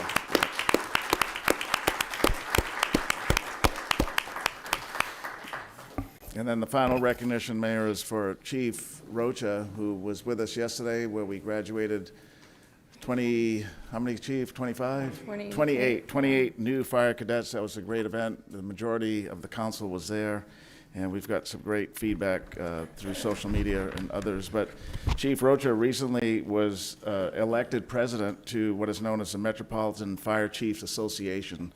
And this is an international association, 130 fire chiefs from a large area in the world, including the United States, Canada, Australia, the United Kingdom, Belgium, Netherlands, and Mexico attended and voted on who is going to be the president of their association. Their association is a collaborative exchange of information. The chiefs talk about fire service, occupational safety. Thank you. We're not done yet, Chief. Don't let that. For your comment. Yeah, as long as it's not a fire siren, right? We'll be all right. Yeah, so this association helps to get ideas exchanged, talk about code enforcement, property inspection, and fire prevention. So, Chief, we want to congratulate you. We know you've been an innovator in the over 10 years that you've been here. The department has gone from what was pretty good to what is pretty excellent. A firefighter yesterday told me he wished he hadn't retired, and because of all the great stuff that we're doing, he said, "Man, I wish I was here when you guys were here, Chief." So we want to thank you for the work you do. We want to recognize you for things like the recovery in Hurricane Harvey, for developing Mayor Guajardo's Save Our Senior vaccination program that brought vaccines to seniors in their homes, and was recognized by Governor Abbott to be a national but a state model that was used throughout the state during the highlight of the pandemic. So Mayor and Council, let's join me in thanking Chief Rocha for his distinguished presidential presidential award, I guess, or presidential leadership that he'll be doing for the Metropolitan Fire Chiefs Association. Chief, congratulations.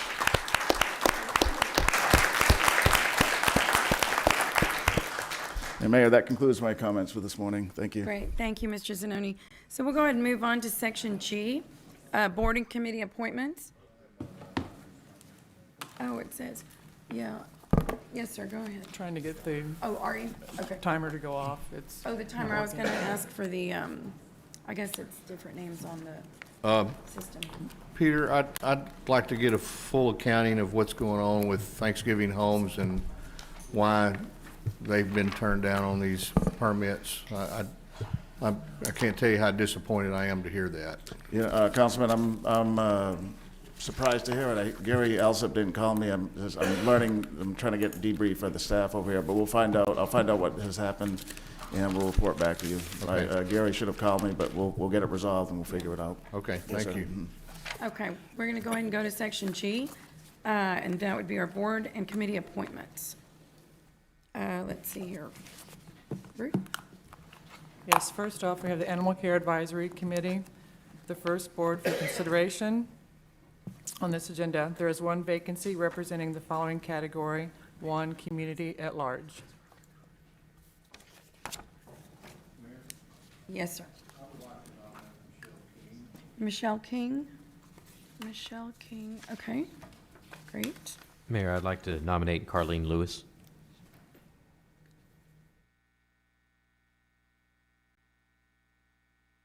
Any other nominations? Okay, hearing no further nominations, I'll close the nominations. And we'll go ahead and vote. You wanted to row? Mayor Paulette Guajardo. King? Councilmember Roland Barrera. Lewis. Councilmember Gil Hernandez. King. Councilmember Michael Hunter. Councilmember Billy Lerma. King.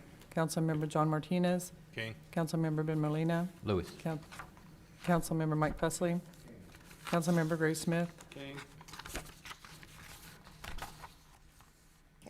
Okay. Ms. King gets it, okay.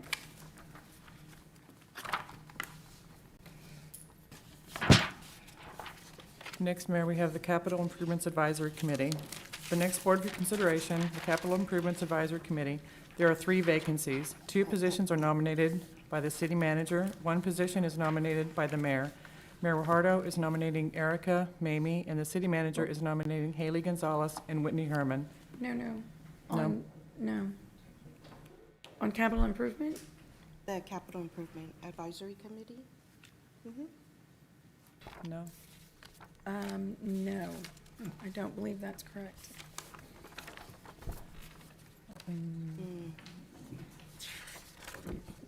Maybe we can come back to that one, and I'll check with Yeah, Peter. we can postpone it for the next one, so I can Okay. get with you on the Sure. nominations and forward you the email I received. Well, that's the one that's in the.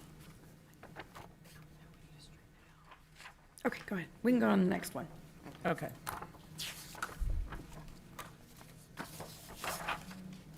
The next, Civil Service Board and the Civil Service Commission. The next boards for consideration are the Civil Service Commission, Civil Service Board. The city manager appoints to the Civil Service Commission, and the city council appoints to the Civil Service Board. Traditionally, the same members serve on the Civil Service Board and Commission. There is 1 vacancy. The city manager is recommending the reappointment of Deborah Sibilia, and her attendance rate is in your packet. Okay, all in favor say aye. Aye. Any opposed say no. The motion carries. Thank you. The next board is Corpus Christi Regional Transportation Authority. The next board for consideration is the Corpus Christi Transportation Authority. There are 5 vacancies representing the following categories. 4 are in city, and then 1 city transportation disadvantaged. The following members are seeking reappointment: Gabby Canales, Transportation Disadvantaged Representative, Patricia Dominguez, Eloy Salazar, and Matthew Wilbright. Their attendance rates are in your packet. Mayor, I'd like to reappoint Gabby Canales, Eloy Salazar, and Matthew Wilbright. Okay. All in favor? Yes, sir. Did you have a question? Okay. All right. All in favor say, no, you're fine. All in favor say aye. Aye. Any opposed say no. The motion carries. Mayor and council members,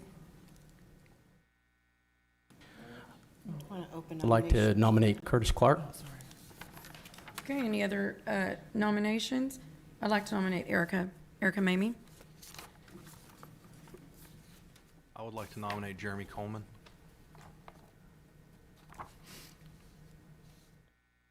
Okay, any other nominations? Okay, hearing none, I will close nominations, and we can start on, sure. So that's for two vacancies, Mayor? No, I believe that's for one. Renominate Patricia Dominguez. Did you? Okay, yeah, so then there's he two. just did council didn't. Ms. Okay. Canales, Salazar, and Woodwright, so Do we have 2 positions? there's 2 Right. because nobody made a nomination for Ms. Dominguez. Right, so we have 2, okay. RTA. Well, we can do it. That's what I asked. I think we can either vote on, the first one or vote for 2 each. I mean, 2 people each. Yeah. Yeah. Right, for 2. Correct. I just want to make sure. okay, want me to call roll? Yes. Okay. Councilmember Hunter, Coleman, Mamie. Councilmember Pusley, Councilmember Martinez, Coleman and Mamie. Mayor Wahardo, Coleman, Mamie. Councilman Smith, Clark and Mamie. Councilman Lerma, Mamie and Coleman. Councilman Molina, Clark and Mamie. and Councilman Hernandez. Clark and Coleman.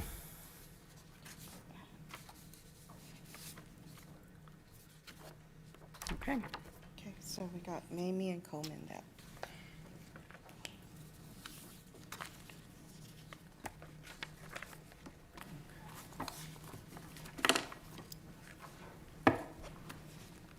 Did we get 5 votes?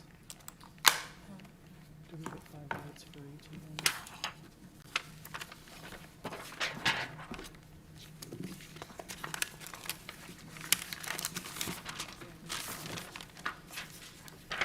Okay, good.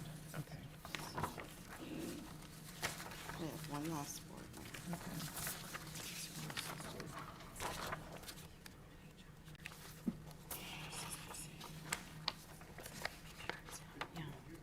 He'll, yeah. The RTA?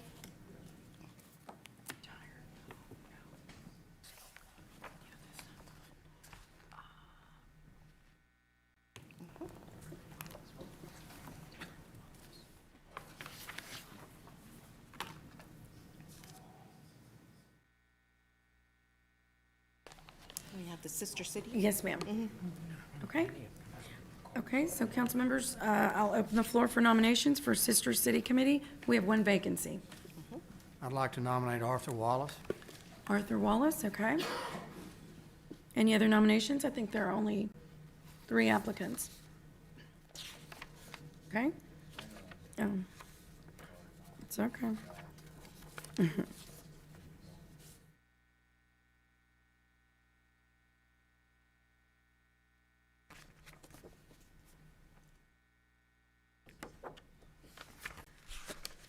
Mayor, I'd like to nominate Heather Mortson. Heather, okay.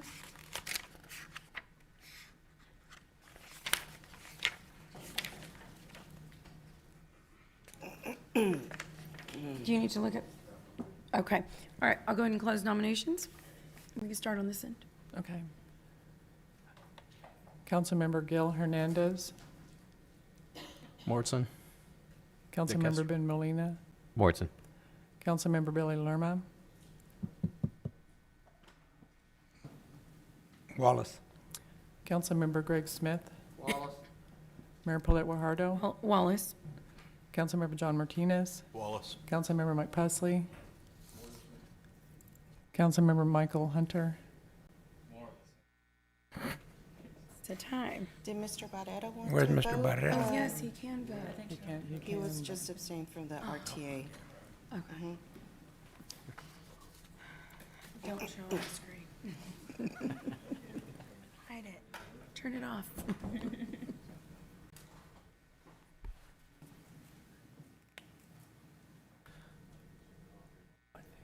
That's a good idea.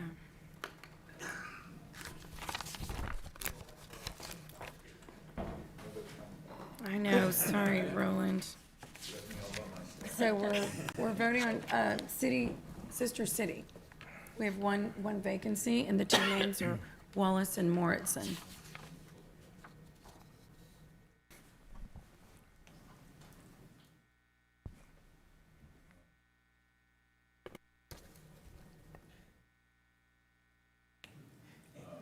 They were nominated by...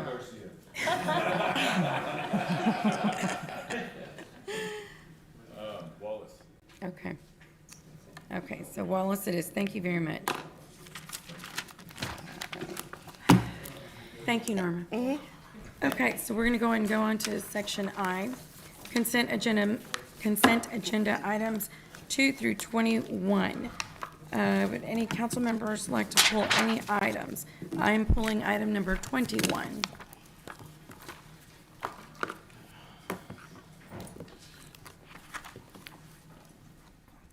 Okay, I will entertain, do Mayor? you have something? I'm sorry, Mayor. Yes. Yes, ma'am. We'd like to recommend that we hold off on voting on number 21, which is the city auditor process, so that we can brief council in executive session on the process and just the personnel matters with the current auditor. No, that's why I was pulling it. Okay, did So you pull that it already? I pulled it. Okay, great, sorry, I didn't hear you, so 21.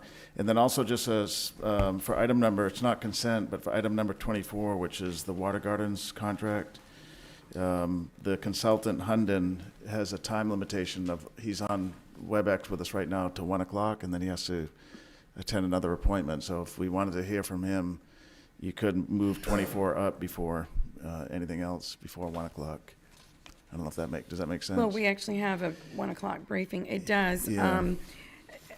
Okay, well, Yeah, who else has okay. anything to pull? Mayor, I don't know if you received the commission, I got a text from a commissioner saying they're running late. So we have the 1 o'clock briefing yet. Oh, So yes. just as an FYI. Okay, thank you. Yes, thank you very much. All right, so no other items pulled. Let's just get the consent agenda passed. I'll entertain a motion to approve consent agenda with the exception of item number 21. Motion approved. Do we have a second? Okay, all in favor, any further discussion? All in favor say aye. Aye. Any opposed say no. The motion carries.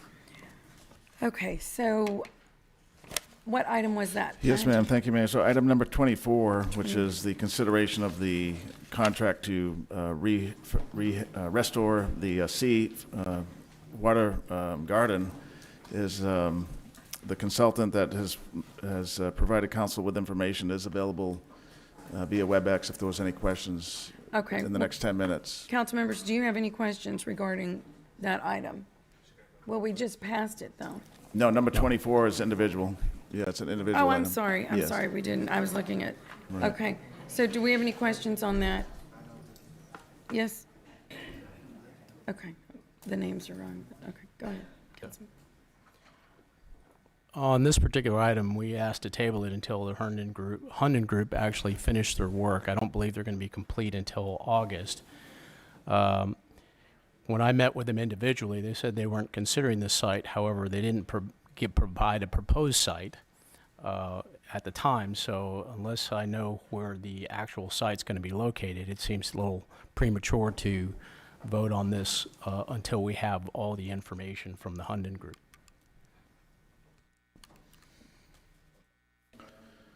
Yes.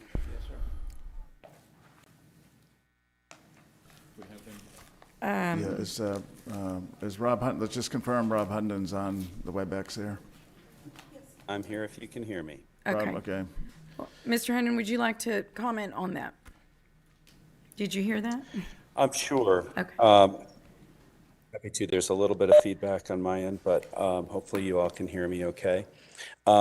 Yeah, so the question was posed to us at the beginning of our study, given the fact that you would be considering this before our study was concluded, if when looking at the potential sites for development of either an expanded American Bank Center or a headquarters hotel or any other support amenities, the question was posed, would the Water Gardens site be one that you would want or need to have in order to accomplish those goals?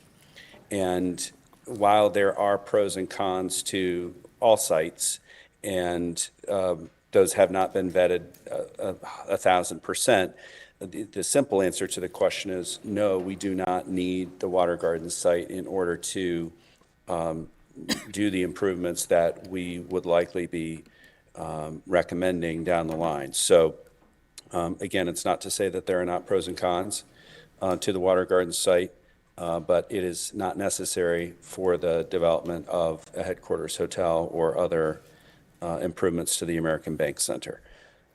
Okay, Mr. Just as a follow-up on that, the concern is that there's very limited space there, and we're concerned that there might be also recommendations to tear down other structures that have been recommended as well, including the Harbor Playhouse as well as the Asian American Museum.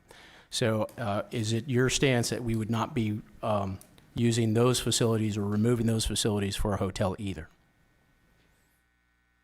That has not come up at all as even a question or as an option. We are not looking at existing cultural institutions as potential sites for new development. There is a significant amount of city-owned land that is not highest and best used at this time that provides us, I think, the opportunity to master plan a very compelling set of developments that will make that a destination district without hurting the things that already make it a destination district. Okay, thank you. Again, I'm still not comfortable because we don't have final plans from the Hunden Group in terms of where this location will be. As you know, all things can change, and I'd rather have full certainty until their work is complete and they get a final report to us. Also, I don't think the optics of us fixing a water fountain that throws water up in the air during a time before we're going to go into water restrictions makes a lot of sense. So I think it's especially since we're discussing building a desal plant for us to throw water up in the air. It's not, I don't think, considering our water conditions, it's an appropriate use of funding. I'd rather use that $5 million or whatever that amount it's going to be to reinvest that into our convention center. But Okay, that's all I have. and Thank for you. the record, water will not be thrown up into the air anytime soon. I would imagine the construction of that fountain is going to take some time. The other thing I would clarify is you would rather demolish the Water Gardens, is that correct? If it's a choice between building a hotel and doing a ground lease for that area for the Water Gardens, the Water Gardens have no ROI. It's simply a feature, a nice to have for you to take pictures in front of, and I think it would be a nice feature to have. If we could have repaired it for the $280,000 we did when I first got on council, not the $5 million that we're talking about now. I think it's just a matter of the cost. If we could have done it for less than $300,000, I would approve that. But I can't, with all good consciousness, spending $5 million when we have a lot of infrastructure. I know we'll get it. Why are you spending $5 million on a water feature when you can't fix my street in front of my house? It's just, I don't think it's the best use of our priorities and funding. And where is this funding coming from? It's in the seawall CIP. Right, so we can't use those funds on streets. That's correct, Mayor. The We funds cannot are- use those funds on They're streets. dedicated to seawall and Correct. related infrastructure around the seawall. Okay, I just want to clarify that. Right. All right, I'm going to go ahead and, does anyone else have another question? Any question? Yes, sir. Well, first off, I want to, for the record, make absolutely certain that everybody understands that I have not, nor has this council, discussed tearing down the Harbor Playhouse or the Asian Museum. Right. I want to make sure everybody's clear on that. Right. Or the city manager, for that matter. Yeah. Right. All right. We're not tearing anything down, so. And Councilman, to your point, that Asian museum is the only Asian museum that exists in the country. So I doubt it's going down. Yeah, no. You know, I spent a lot of time with my Google map last night looking at this area and trying to figure out where the heck you would put a hotel connected to the convention center. And it's a little bit of a task. And, you know, I know we've talked at times about, well, maybe we could put one where the water garden is at. But the problem with locating it in that area or around that area is a little bit of a challenge with respect to how you get people there and where they would park, and you would almost have to build some sort of above or below ground parking garage to handle the traffic there. So, but everybody here knows my feelings about water features and the government owning water features. And I want to thank Jeff Hammonds. Not Hammond. Edmonds. Edmonds, I'm sorry. I know a Jeff Edmonds, so I apologize, Jeff. Jeff last week sent me more information than I ever wanted to know about the water gardens and the engineering studies that have been done and the plans that have been put forth with respect to that. So I'm going to temper my decision here and hear what the rest of the council has to say about this before I make a decision. Okay. We've got issues going on with my lights here, so yes, sir. If you have your light on, just basically let Thank you, me know. Mayor. As everyone knows, the Water Gardens is in District 1. You know, it's a highly important feature to the city from the calls that I'm receiving, the people that have contacted me. One of the biggest issues I have, you know, if our rainfall would have been normal, I'd probably just jump on this and go forward. Let's go, you know, get it done. But we're getting ready to go to stage 1 drought. And I have an issue with us. Spending 4.1 million, I think it is, Jeff? I don't, four something? Total project. Close to that. Amount's about 5. But you know, and Mayor, I'm sure that it's going to take, I don't know, maybe a year before we get it done or so. And I'm going to be praying for rain, okay? I'm going to be praying for a lot of rain because I don't have a problem. I'm going to say this. I'm going to move forward on this because this is an engineering design. Okay, I'm going to move forward. It's $375,000. I'm going to move forward. I'm going to approve it and say, let's go. But I want the residents to understand that I know also that we're getting ready to go into a drought situation. Okay?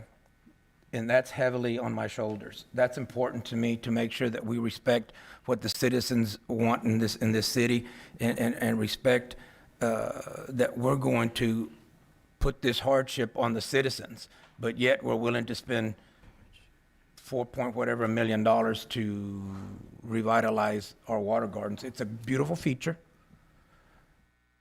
You know, I love the feature. My daughter's quinceañera pictures are from that area, okay, when it was working. That tells you quite a while back, okay?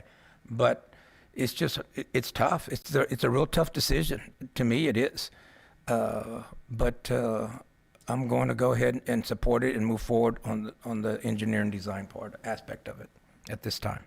Councilman Smith. Thank you.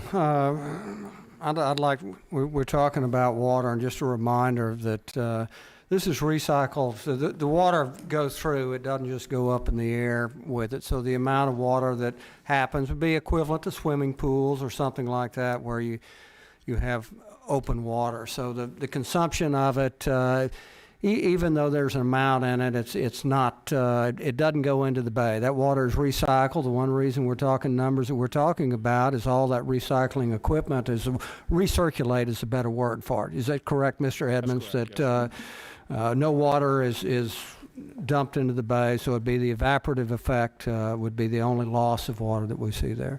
But I think for us as citizens, Councilman Lerma talks about District 1, but truly the water garden belongs to all this city. It's not a district issue. I think every citizen in the city is proud of the water garden on there. We've had generations of people that have enjoyed it, whether it's a quinceanera, many a wedding has taken place there. That the design of the water garden was done by an internationally renowned designer with it, and not only the water garden just sitting in one particular spot, but how it fit into the area with it. So Philip Johnson originally at the start at the Art Museum designed that out of New York City, like I said, internationally recognized with it. So it's I fully understand talking about streets, but where the money comes from, it can't go to streets with it. But part of our social infrastructure that we have here, our quality of life, our sense of place that we talk about, that it's important to have. So I support the water garden going forward. I hope the engineers on there, that we did have a price of $300,000 to fix it, so we don't have to go just hog wild and make a redundant type of system that was originally proposed on there. It's a fountain, so we don't have to have multiple redundancies with it. We need to keep an eye on that, but we also need to make it right. There was an originally design flaw when they built it. They put a vault on there at ground level, so when we'd have a big rain event like Hurricane Harvey, if it wasn't coastal flooding, that the vault flooded. If the lip on that vault was 3 or 4 inches higher above ground level, we wouldn't be talking about this today on it. So just keep that in mind. We don't have to reinvent the wheel. We've got the experience of what happened. Let's get it fixed, get it back going, where this entire community and region can enjoy this that we have for decades to come. And I think it's a sign of our city and this council wanting to get ahead and move forward and take all advantage of this great city. So I support it. Thank you. Thank you, Councilman Smith. Councilman Martinez. Yeah, I agree with you, Councilman Smith. I think that, you know, the money that we're using for this is very restricted in how it can be used. You know, the water gardens is such an important part of, for me, for our history. It's something that, you know, a lot of other communities are looking for these types of features to build and to bring in, whether it's works of art or fountains and things like this, because it does improve the quality of life for the residents. It gives them something else to do, and it beautifies the area that it's in. With all the plans that we have for the C District, you know, it's going to look totally different than what it does now. And we're going to have so many things there that these water gardens are just going to enhance that. And it's such a beautiful park area. And I mean, it's just such a great place to just go. And with the things that are coming in, with the things that we have there, I mean, it's just going to make it even better. So I fully support this. I think that this is an important part of our identity. Yeah. So I'm definitely in support of this project. Yeah. Thank you, Councilman, and that's all very well said. It is an important part of Corpus Christi and our identity, and we have heard from our constituents to get it repaired, do it right, and they want it. So it's great. We really appreciate Hunden being able to tell us that there is not a need to demolish those water gardens, and moving forward is another next step and another new day for Corpus Christi, because I can't wait to see how many people will be at that garden taking pictures and just enjoying just that whole area because they're back. So thank you very much. Councilman Wesley. Okay, so I don't disagree with anything that Councilman Smith or Councilman Martinez said. You know, it's a beautiful art piece, and I understand that. But I want to remind everybody that although we say that $5 million can't be used for anything else, the people out there in the community may or may not understand that. They may or may not understand what type A and type B corporation monies are. So when you talk about this council approving $5 million, it's $5 million. So I think I agree with Councilman Lerma. At this point in time, I'm willing to go along with the engineering on this. And Jeff, maybe we'll get enough engineering studies done on this feature to one of these days we'll pick one. But because this is what, the third or fourth engineering study on this particular feature? Yeah, Councilman, so this is not an engineering assessment. It's a design build contract.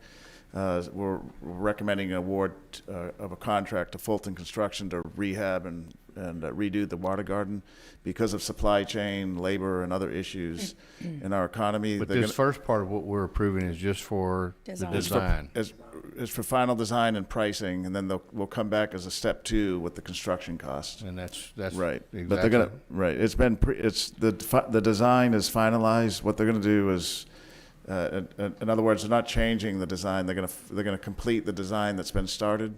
You mentioned there's been 2 or 3 done. You're right.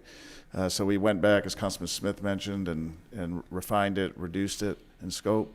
Now they'll finish out this design plan with pricing, and then we'll come back for a construction contract. Yeah, because one of the engineering studies came up with a price tag of $10 million. That's right. But 3 years ago, when I first got here, that's what had happened is we over-engineered it. It was too much. There was a big building that would have the pump houses, and so we heard from the council. They said, hey, that's too much. And so we went back, value engineered it, kept the vault system in place, and just moved the electrical components up out of the vaults for water reasons.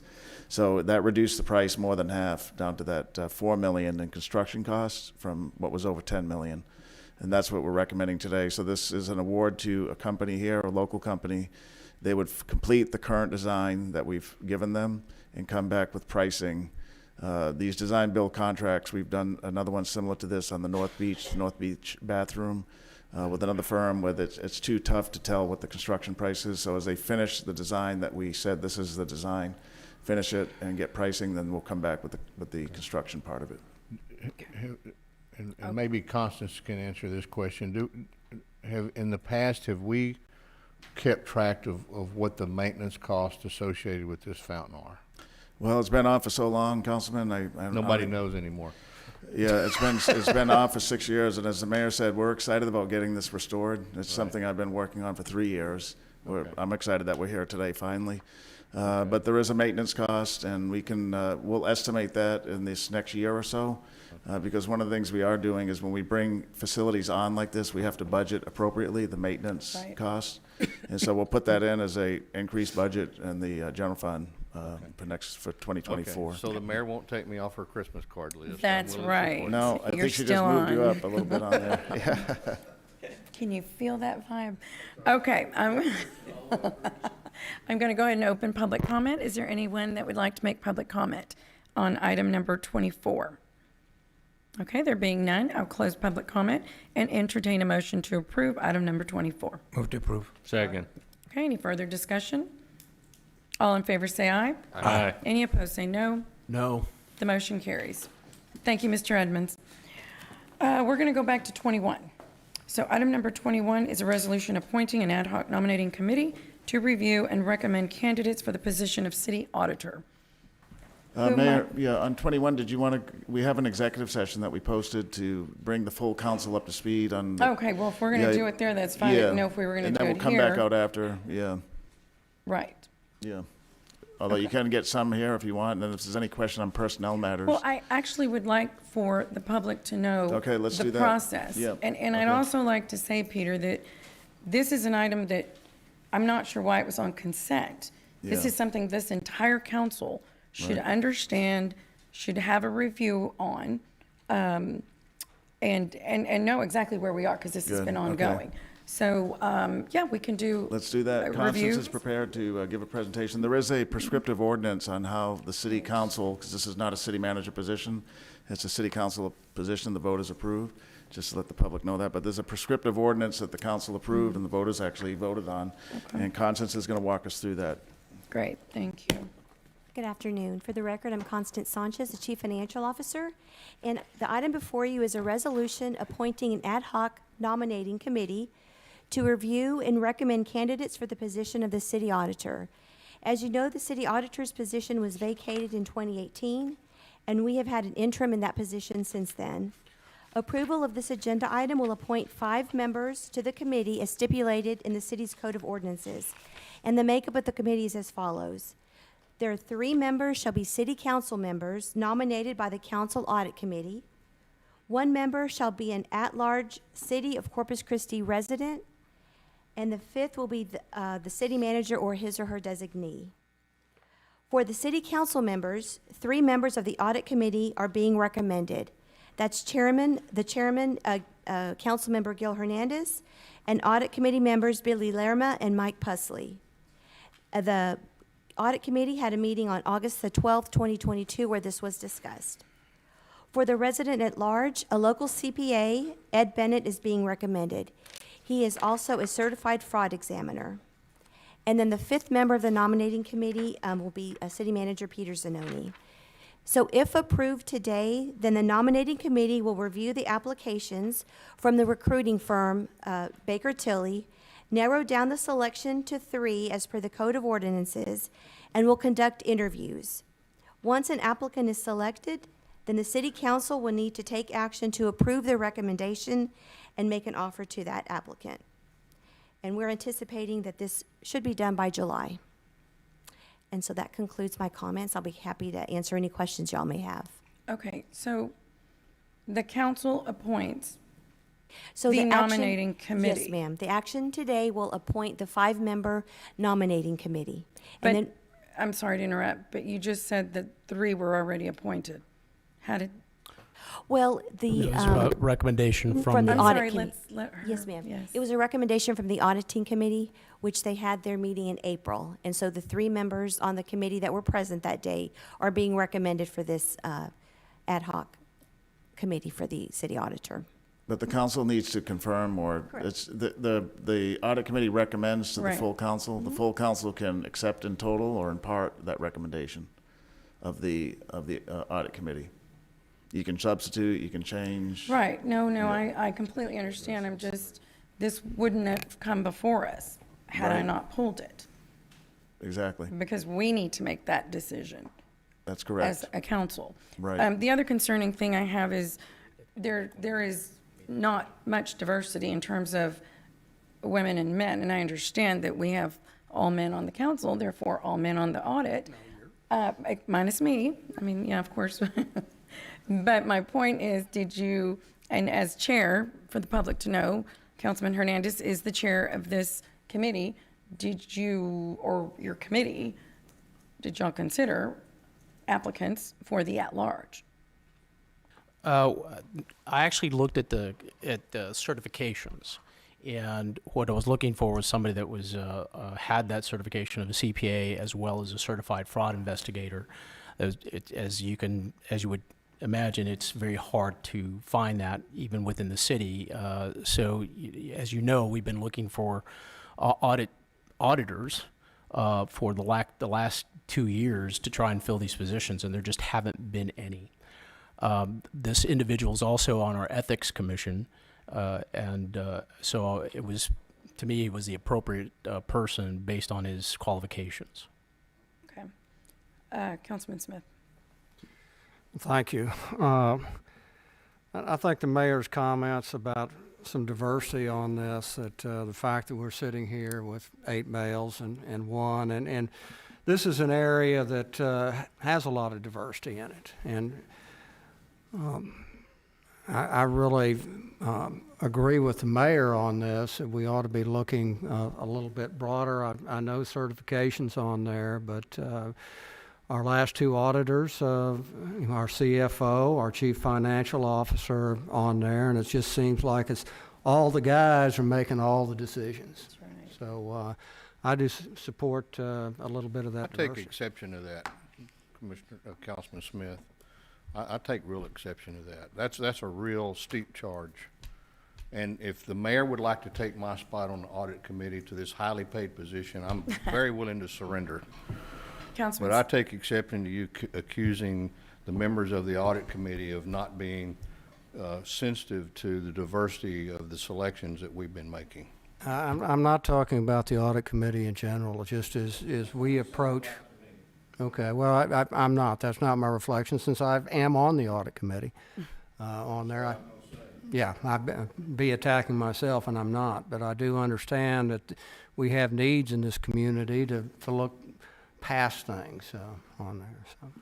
Well, okay, Councilman Hunter.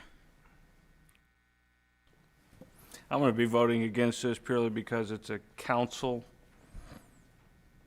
appointed position, or we need to be looking at the audit committee's recommendation, not an outside group. This person is going to be working directly underneath us and needs to be representing us. You will make the final decision. I'm talking about the audit committee only makes ad hoc committee. You can do that too. Well, y'all should be doing it. No one else should be. Okay, Well, the ordinance, hang on a second. The ordinance states we have to have an at-large person. We have to have 3 members of the council, not necessarily just the audit committee, but the council. Okay, so then we need to go back and change the ordinance then? Oh, if it's our will, yes. I mean, this is a city council represented. Committee. No, position. Oh. The auditor is one of the very few people that work directly underneath the city council. Sure. It is not like all the other positions. Now, I will say I'm not very informed on this. This did kind of sneak up on me, and I'm very glad that you brought it up and mentioned it today, because that would have passed me very quickly. But I think we need to change the ordinance on this, if that's what the ordinance states. I think that's a joke. Mayor, may I interject here on a few things here? Honestly, we were looking at this when we first started this process. We were looking at similar to how the municipal court committee did this, right? The municipal court committee did all the interviews and then came to the council with the final selections. And we had fully intended to do that, except for the fact that the ordinance specifically states on how you hire a city auditor. It's 3 members of council recommended by the audit committee, 1 person at large, and a representative, either the city manager or his representative. It also states specifically that committee, or that ad hoc committee, hiring committee, has to be approved by the council. Now, I had hoped that this would, the reason I asked for this to be placed on consent agenda is because it is, I also look at this as a personnel matter, right? Our current interim city auditor has done a fine job, and I didn't want to make it overblown the situation as it is now to where it would throw mud on the situation. So with regards to that, that's my fault for having that. But in terms of the actual how this is actually process is set up, it is by city ordinance, and we at the audit committee are following city ordinance. I did not take I took into consideration qualifications more so than diversity. We have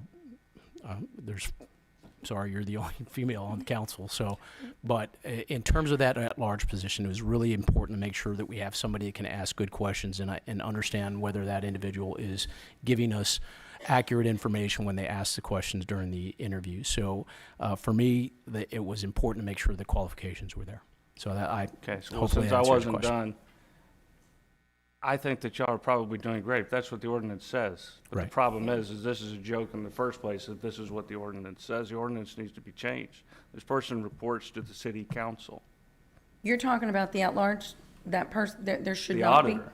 Pardon? Yeah, anybody. I think that the audit committee needs to give us the recommendations on their own. They need to go out and do their own research, and then give it to the city council, and then we go from there. They can use whoever they would like. They can use whoever they would like on outside, but make it official like that goes against, I believe, what we should be doing as elected officials. I mean, why are we up here? That's just my opinion. Well, and I understand, hang on, Miss. Okay, well, here's the deal. Councilman Pusley, if you'll hold 1 minute, please, I see your light. Councilman Hunter, I understand what you're saying, I respect it, but that would have to be for future, right? Today, we have this ordinance that we have to abide by. The point in pulling it was that this body needs to have that conversation. And this body, I can promise you, I can find someone, a female, who has all those qualifications that you found. I have nothing against whoever it is you're recommending, but I think we all need to have, that's the ordinance allows for that discussion to be had. If Councilman Lerma says, oh, well, I know, a female or male, regardless, who would also serve in the same capacity, then that should be considered. That's my point there. Councilman Hunter, I understand what you're saying, and that's an ordinance issue. That's different. Yeah, but today is and also the appointment, of course. You're recommending the 3. Personally, I would like to see maybe 2 and 1, maybe one person from the council who is not on the actual audit committee. But again, that is the point to the discussion today, and hence the ordinance, why the ordinance exists. So I suggest not putting things like this on consent, because we need to have discussion on this. So that said. And as to your point, like I said, I looked at this also in the personnel issue. I understand. And I didn't want to bring that so much to the light as like we're doing now, because it is a personnel matter ultimately. Well, yes, but it's procedural. Yeah, I understand. Thank you. Councilman Pusley. Yeah, I just want to say, I didn't invent this ordinance.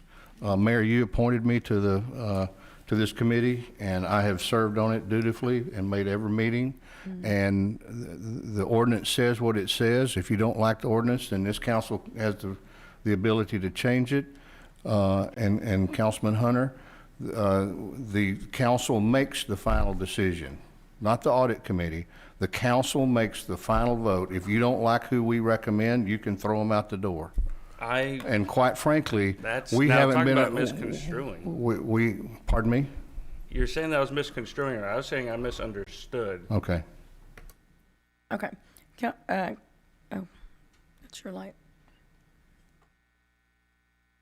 Okay, do we have any? Well, with that, and I understand, so if you're asking us to go back and look for a different person for the at-large in terms of what you're asking for, we can do that. However, we do want to move this process along, and we have engaged with an executive search firm that have provided us some individuals. I think there's some good quality candidates in that, and I'd like to move forward, but I understand your concern.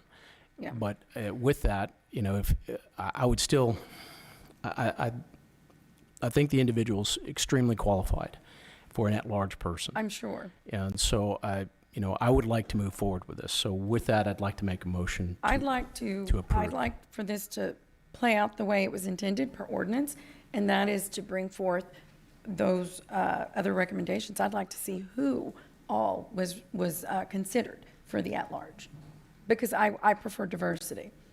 I do. And I don't know that anyone could say there isn't, we don't know, who else is applicable for that position. And so by maybe holding off on this, Ms. Sanchez, what does that do to this whole It just situation? delays the hiring process. Right, which has been delayed. Kim Houston's been doing a fine job, right, for several years, so it won't have much of an impact, Mayor. Kim will continue to do business as she has as an interim auditor, and once the council approves that nominated committee, then we'll move forward. So it shouldn't be a significant issue, I don't think. Okay. And Mayor, maybe I should ask you, would you want to be on this hiring committee to address that diversity issue? I would not put myself on it. I would consider myself, along with anyone else that the council members would say, we. Oh. I know. Yeah, okay, yeah. I'm asking if you would like to be on that hiring committee. I have no issue with it. I added the people that were on the audit committee. Yeah, but I'm talking about the at-large. Oh. I'm talking about the at-large. So, with that said, if you are okay holding off on this so that you can at least give us that information as to the recommendation. As to why I recommended the individual? No, the different people. I'm certainly your committee considered more than one person.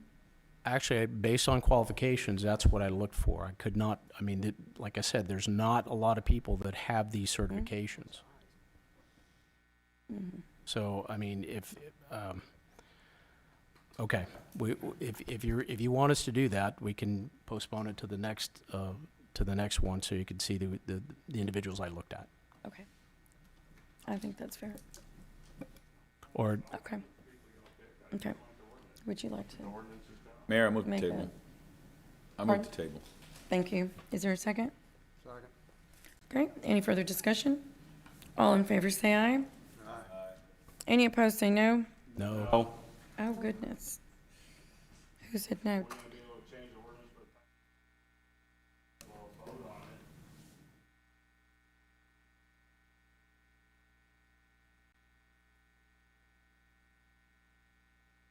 Okay, so who, Do you want a roll call vote?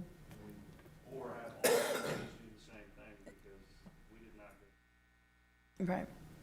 It would have to be for the next one, to be honest with you. Yeah. And my point is looking at other people. Obviously, that wasn't done. So considering others for that one at-large position. Go ahead. Mayor Guajardo, No. Councilmember Barrera, Mhm. Yes, to we move, have- move to table. Mhm. Yes. Moving to Move- table.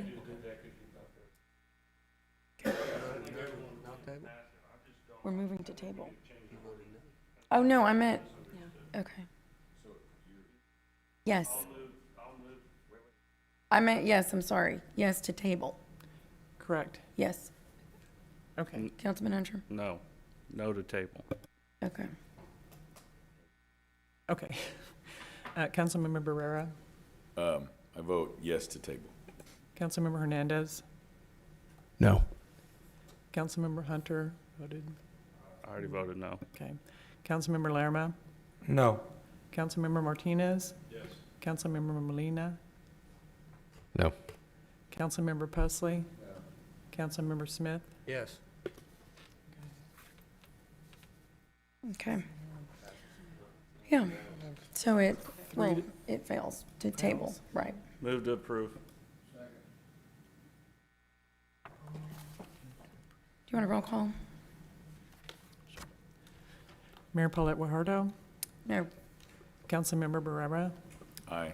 Councilmember Hernandez, Aye. Councilmember Hunter, Aye. Councilmember Lerma, Aye. Councilmember Martinez, Councilmember Molina, Aye. Councilmember Pusley, Councilmember Smith.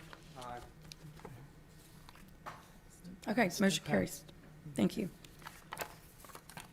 Okay, do we need to go back? Are we, Yeah, that's right. That took care of that item. So I think consent's done, Mayor. So we'll go to. consent, okay, yeah. individual. I think I don't know if anybody has an update from the port, but they were in executive session. Well, they'll be, yeah, they'll let us know Right. when they're on the way. Right. So,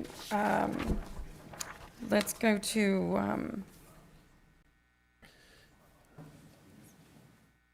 Looks like 22. item 22. Okay. Okay, this is an important item, so Mayor and Council, we're on item 22. If you just give me a second here. Find something.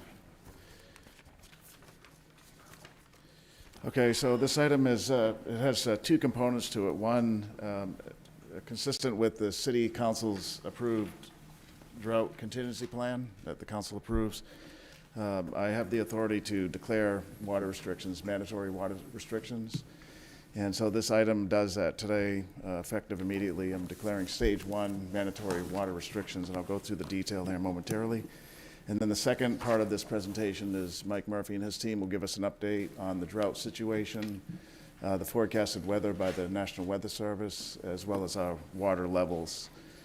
So the City of Corpus Christi has been meeting regularly. Our team has been, that you can see here, and others with the National Weather Service on the ongoing drought situation in our area. The long-term forecast, that means through the summer and even into the fall, indicates a very hot and dry conditions to continue with very little rain in the forecast. And not only is that for Nueces County, but in particular in our watershed areas that are actually in a more severe drought than what we are here in Nueces County. As we know, just weeks ago, the Lower Colorado River Authority indicated that the water that we draw from the Colorado River could be curtailed because of the drought. So the City Council approved drought contingency plan was created in 2013, just some background information for you, and it was last updated 4 years ago in 2018. And it is a plan that allows us to conserve water when supplies begin to run low, with the goal of residents and customers having enough water in their lives to get through the drought. We're no stranger here in Texas or in Nueces County, Corpus Christi, to drought. We have one of significance about every 10 years, and so this is no surprise to our constituents or community. So the drought contingency plan says we enter stage 1 mandatory drought restrictions when the combined capacity of Lake Corpus Christi and Choke Canyon reach 40% of capacity. So that hasn't happened yet, but it will in the next 2 weeks or so. Today we're at 42% of capacity, so just 2 percentage points before capacity. But what we do know is that the drought that we're in is only deepening and only getting worse. We know that the weather, as projected by the National Weather Service, is only going to get hotter and drier. And we know that the 4th of July weekend is coming upon us. So for those 3 reasons, we want to be proactive and we want to help the community have enough water through this drought period. So the City Council's approved designee to initiate our response to drought conditions is myself, and today I'm declaring stage 1 drought mandatory restrictions to be in effect for the City of Corpus Christi. Stage 1 mandatory restrictions, just for the community to know, the biggest change that we want the community to know about is that residents will only have the opportunity to irrigate or sprinkle their lawn and landscaping once a week instead of today, which is any day of the week. So just one time a week. And to make it easy to remember when that day is, it's on a person's trash collection day. So the same day that a resident places out their trash cart, that's the same day they can water. Watering is allowed in the evening and early morning hours, but not between 10 a.m. and 6 p.m. So in the hottest part of the day, 10 a.m. to 6 p.m., no watering. But after those hours, on that one day a week, watering will be allowed. So the goal is education first, just like in our recycling program we talked about earlier, and informing the residents about the rules. There is a fine that is associated with this ordinance that City Council has passed, or this plan. Persons can be fined up to $500 per violation if they're not compliant with the drought restriction plan, most notably that watering restriction of their yards and landscape. We do have a team of city personnel that help to enforce this, and we know the community. The last time we went into stage 1 was real good about helping each other remember that we're in stage 1 and educating the community. Although we do have the fine opportunity or mechanism, it's all about education. And so our goal, the team, including the water department, code compliance, and the police department, is to help change behavior in the community and just let people know and help educate them. We know that households have oftentimes more than just parents. There's children that may be responsible for certain things. So our goal is to encourage the community to conserve water.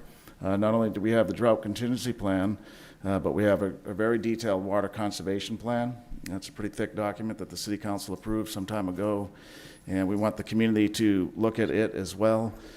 Certain things that are in the drought contingency or the water conservation plan include using your washer, including your washing machine and your dishwasher only when the load is full or when the device is full.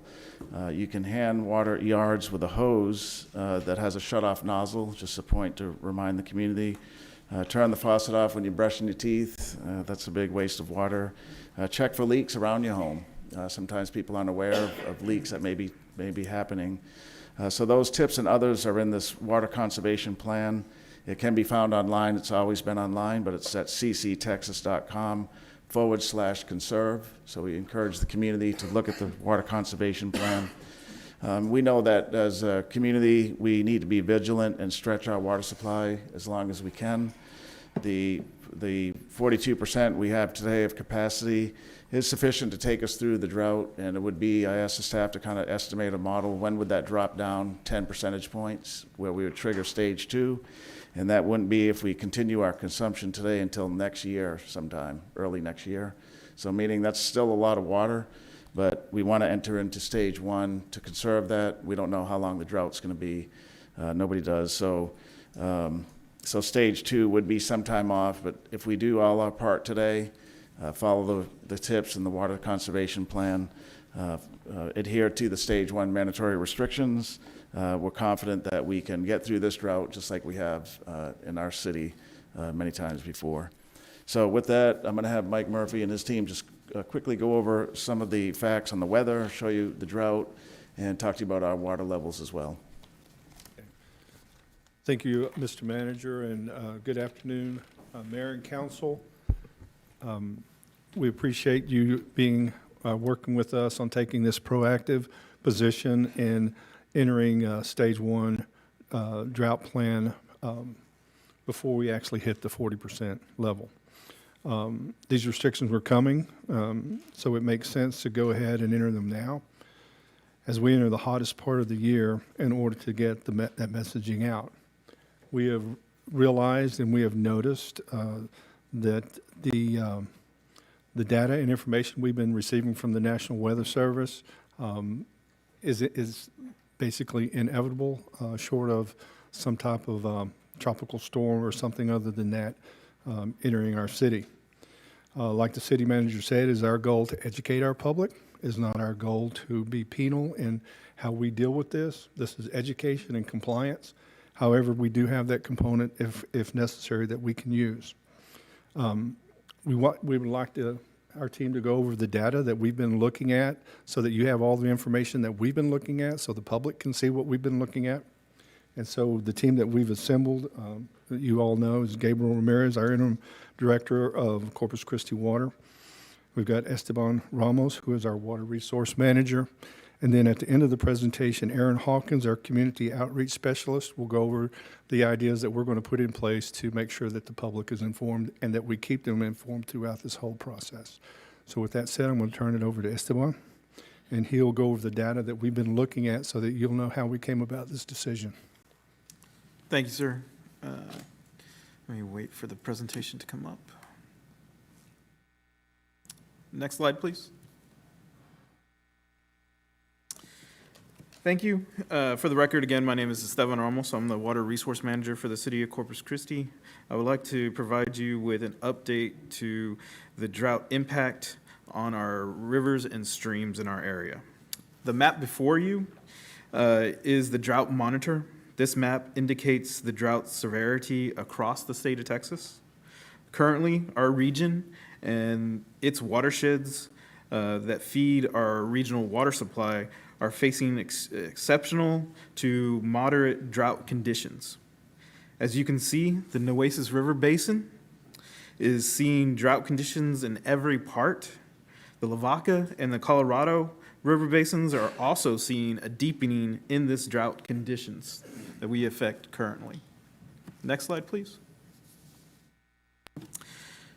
City of Corpus Christi Water and city leadership have been meeting with the National Weather Service. In our last meeting, the National Weather Service discussed the ongoing drought situation in our area. The long-term forecast indicates a dry and hot conditions to continue. As you can see, the rainfall in the Nueces River Basin and our eastern water supplies have been low throughout 2022. Next slide, please. Long-range forecasting shows above normal temperatures and a medium chance for precipitation. But I caution you, where it rains is just as important as how much it rains. And it is not guaranteed that this rain will come. Next slide. The area's main source of water comes from our reservoir system. Lake Corpus Christi and Choke Canyon make up this reservoir system. These two bodies of water are the backbone of our supply. Together, their combined storage levels lead the drought restrictions and the effects on our area. Next slide, please. A close look at the combined lake levels of Lake Corpus Christi and Choke Canyon show a steady downward trend from July of 2021, leading to the current storage capacity of 42.9% and the deepening of our drought situation that's facing our area. Next slide. City of Corpus Christi Water has planned for this event and has developed a drought contingency plan. The drought contingency plan is divided into 4 sections. Stage 1 is a mild water shortage initiated when the combined storage capacities of Choke Canyon and Lake Corpus Christi drop below 40%.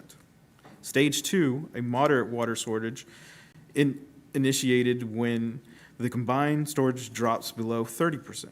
And stage 3 is a critical water shortage. It is initiated when the combined storage drops below 20%. And then there is an emergency stage triggered by an emergency event such as a loss of water supply via, a critical infrastructure or such. Each stage calls for a mandatory restriction in order to change consumer behavior and conserve water. Next slide. As of today, the City of Corpus Christi has initiated Stage 1 of the Drought Contingency Plan. Stage 1 of the plan calls to limit irrigation to once-a-week watering by sprinkler or irrigation system on your trash day. Again, on your trash day. City of Corpus Christi Water crews will prioritize and respond to the leaks and repairs in a quicker manner to assist in conserving water. And the city will monitor Stage 1 compliance. Stage 1 may be rescinded when the combined lake levels of Choke Canyon and Lake Corpus Christi return to 50% or when the city manager or city council deem so. Next slide. What are our next steps? The city departments will receive internal messaging. Communication is key. CC Water will update the city manager and city council on changing drought conditions. CC Water will get the word out to the city and our surrounding communities that we serve, encouraging conservation. At this time, I want to turn the presentation over to Erin. Thank you. Thank you, Steve. Good morning, Mayor and Council. Next slide, please. My name is Erin Hawkins. I'm the Community Outreach Specialist for Corpus Christi Water. And what we're looking at are some examples of how the Stage 1 drought restrictions messaging will look on social media, on billboards, signage, and monitors around City Hall. We also have plans for other forms of messaging, including reverse alert, which will go out this afternoon, a header on the city's website that will stay up, so no matter what page a resident looks at online, that will be at the very top. The caller times, radio ads, and messaging in our utility bills. Messaging will be in English and Spanish. So the plan is to run these for about 6 weeks, take stock of where we are. If we're still in Stage 1 by then, which I hope we're not, but if we are, we'll refresh that messaging. And we have ways for the community to access all the information that we're talking about today. The city manager mentioned it, our website, cctexas.com/conserve. I will also turn it back over to Steve as well. And next slide, please. So as you heard, there's many ways that we can get the word out to our community. One of the best ways is using the internet, and that cctexas.com/conserve is a good way that you can learn where you can find our drought contingency plan, our water conservation plan, and find out more tips. So I encourage everyone to go to that website and try to change our behavior and effect with this drought. It's going to be here. We need to learn that a little bit goes a long way to conserving water. So thank you all very much, and we stand by for questions. Okay. Councilman Pusley, is that an old light, or is that? Okay. Thank you guys for the presentation. I want to make sure that we, or that I understand, maybe is a better way to put it.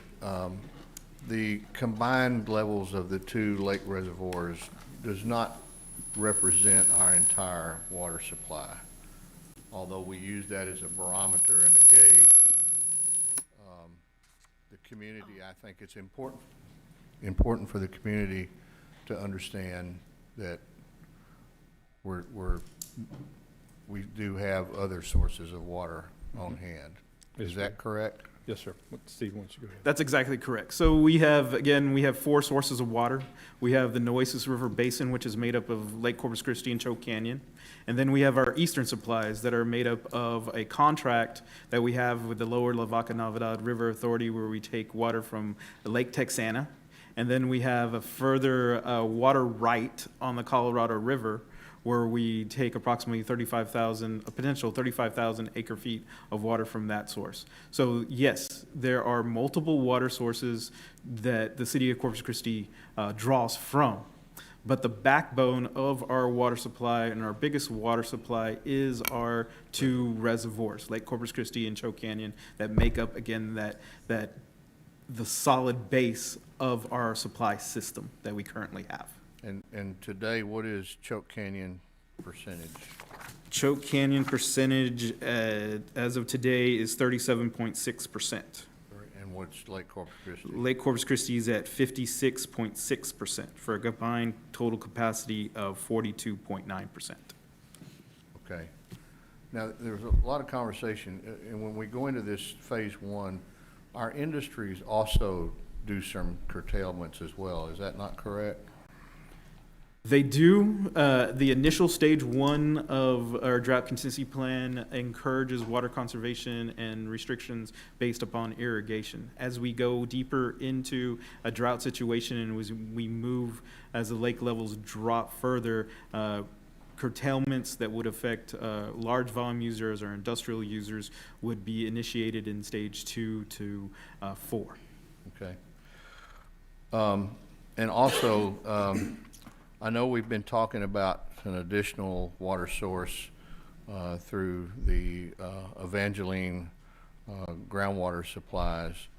Are we making moves to enter into discussions about that seriously, serious discussions? So we actually have a meeting scheduled with them. Turn Here, what's Yeah, just speak around, Gabe. your, turn it on, I Gabe. can't hear you. Yeah. Right, so we have an update. Basically, we have a meeting scheduled with them to hear the latest updates since we last spoke, and then we'll figure out what the next steps possibly could be. I understood we were going to meet with them sooner than that. Is there a reason why we had to postpone that? Unavailability of the Evangeline staff. Okay. But yeah, we have it scheduled for July 12th right Okay. now. And Councilman, we've been, in my 3 years here, we've met with them numerous times, and the council has they've had briefings from them. Okay. So this is a continuation of earnest and true conversations with that company. I think, well, I'm just going to share my opinion. I think it's really, really important we move this forward, considering where we are today. So, thank you very much. Thank you, Councilman. And we're also, just so you know, we're also looking at aquifer storage. We're taking another look at that. That project had actually gotten a very long way with our consultant if you don't know what aquifer storage is, we can give you the information on that. But that's probably the quickest turnaround of any available water that we could create. It would be injecting water from the OSO treatment plant, wastewater treatment plant, into the aquifer, and then we would pull that water out in times of need. It still has a lot of potential, and so I asked the staff to get out that old study, dust it off, get with the consultant, and we're going to take another look at that also. It's aquifer storage and recovery if you'd like to look into that. And we've got information on it. We can provide the original study to council if you would like to see that. Okay. Thank you. Councilman Hernandez? Yeah, I'd like to reiterate what Councilman Pusley had mentioned about Evangeline, and I want to make sure that we're actually seriously having these conversations, and it's not just lip service. Okay, it's got to be, I understand where our focus is desal, but I mean, if we're talking 20 million gallons a day, right? If we lose Lower Colorado River, we basically replace it, right? I'm not sure 20 million that's not the number that we've got from Evangeline. No, I'm talking about 20 million gallons a day for the desal. Oh, yeah, right. Okay, I don't know what it is from Evangeline. Yeah, We've never I'm sorry, heard I that. misunderstood. Yes, sir. Do we have that number? what they could provide? From To 20, right? Yes, 10 to 10 20? 10 to 20. Yeah. 10 to And 20? it all depends, I mean, it all depends upon their production capacity from that particular groundwater conservation district. We'll have to vet that entire process. And in addition, we have been since 2021, and even in 2020, when we started doing the RFIs, the City of Corpus Christi has gone through evaluation of an alternative water supply. We've given council many presentations over the year 2021, where we had in July of 2021, when we evaluated each of those water supplies, from seawater desalination to groundwater to aquifer storage and recovery to potential of direct reuse. So the City of Corpus Christi Water Resources will continue to evaluate these and do take each water supply option seriously, and we'll have those discussions as you're directing. Well, the reason I asked that question is because if we would have gone with this option to begin with, over 3 years ago, that we would have been pouring water from them, right? Potentially, it would be the same processes we're going through with other water supplies. Well, That we're yeah, of currently going course, through. I don't think the permitting process would have been as difficult as a desal is, Potentially. potentially. Okay. So what I would say, and Councilman Hernandez, or you made a good point, but all of this, although it has been, you have looked into this, I guess, for years, right? I guess you guys have been Yeah, here. we've met with them several times. But I think what we need to do, because in the interim, it's extremely important, and Peter and I have had meetings regarding, we've got to have something in the interim. We have to have a strong conservation plan. We have to look at potentially reuse, the groundwater, and of course, we've got desal that we're looking into. But I think these things, and they change, because talking about groundwater a few years ago is different today in terms of cost. I think that in looking into those, that needs to be brought to the council. It needs to be brought to us. If it's a constant thing we're looking at, we need to know exactly, where we are, because it does change. I mean, it is volatile. So if you can do that, it could be quarterly.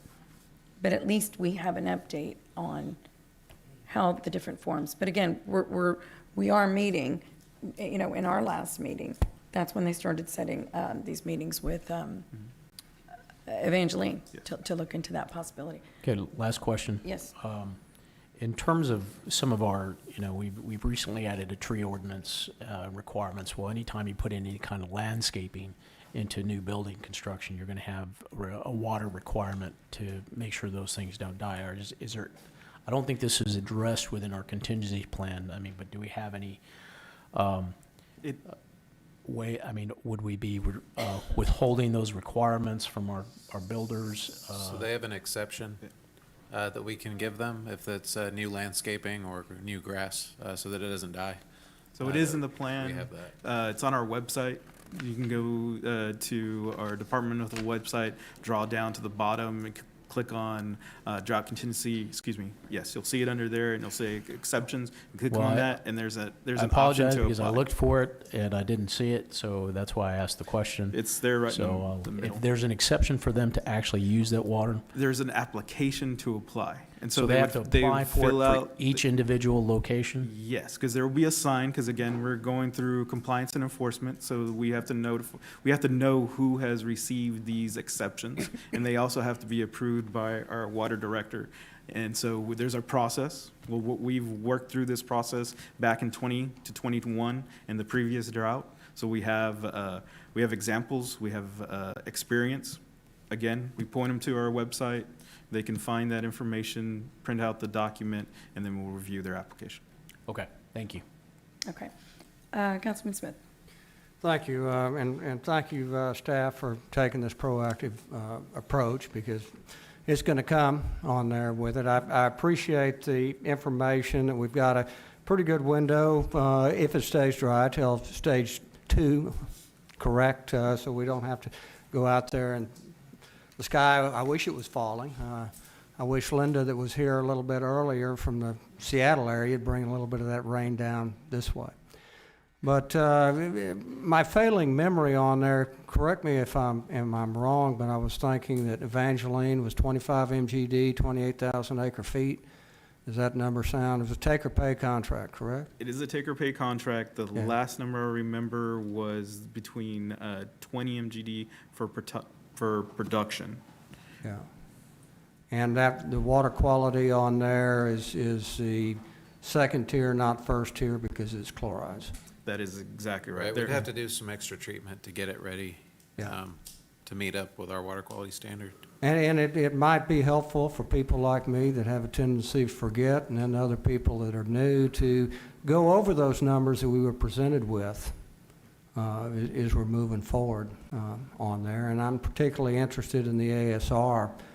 When it was discussed before, it was the Greenwood was the injection site, correct? Yes. Yeah, Greenwood. And so this is my first inclination of using OSO on there. So just, I misspoke. It is Greenwood. okay. Yeah, I misspoke. That's correct. Okay, well, good, and thank you, and like I say, refreshing our memories on this with it, because we have discussed it in great detail on it, and thank you, staff, for being proactive with it, because we are in a droughty area on there. There's no denying there. There's one certain thing about South Texas, we're gonna have droughts, so as long as we have recorded history. We had the great die-up of 1862. So this isn't a new thing to us, whether any point in time, any decade, we end up with a drought.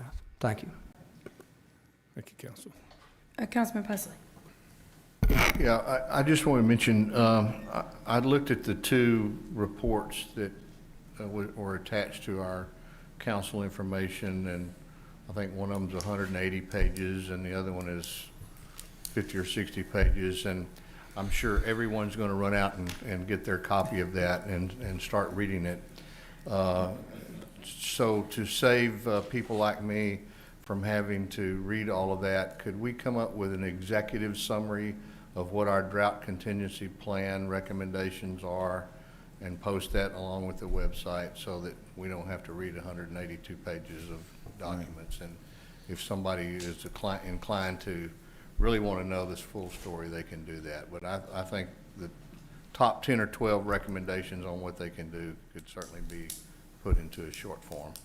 Yeah, we have that already, Councilman. In Yeah. fact, the presentation that was shown Right. today will be on our website in a few minutes here. And then that's a great summary, the PowerPoint presentation that the staff just gave us. That'll be placed on our website, and, Okay. yes, sir. Yeah. Never mind my suggestion. Okay. Yes, sir, we appreciate it. Thank you. So I want to say one final thing, and Peter, these guys don't work for us. You work for us. Right. And we have talked about this groundwater solution long enough. It was discussed before I ever came to the council. It's been discussed several times since I've been on the council.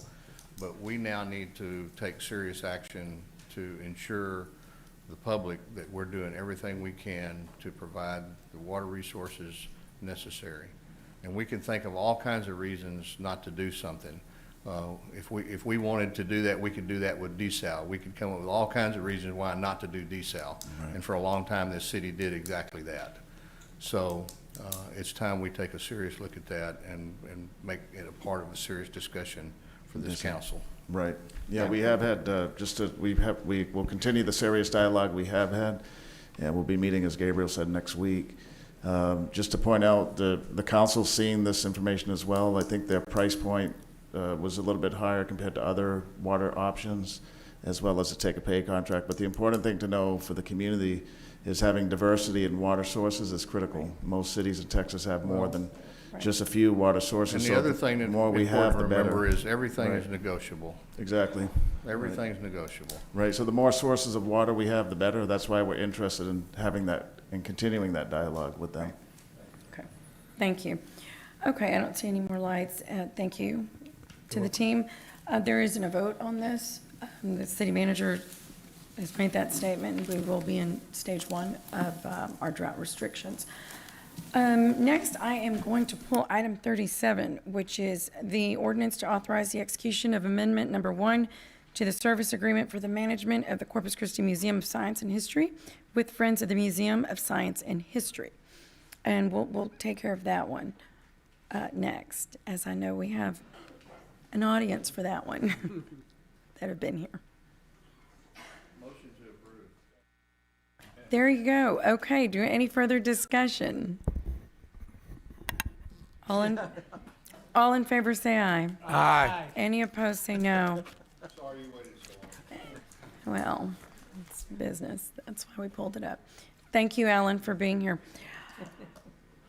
Okay, I see we do have our port commissioners, or two of them, with us today. I think we can go ahead and have their presentation.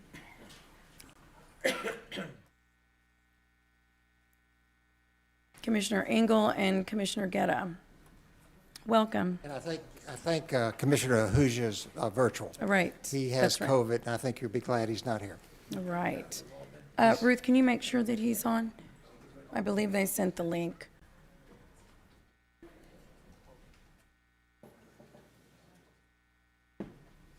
I think we have a presentation. We're passing out copies for you to look at, the hard copy.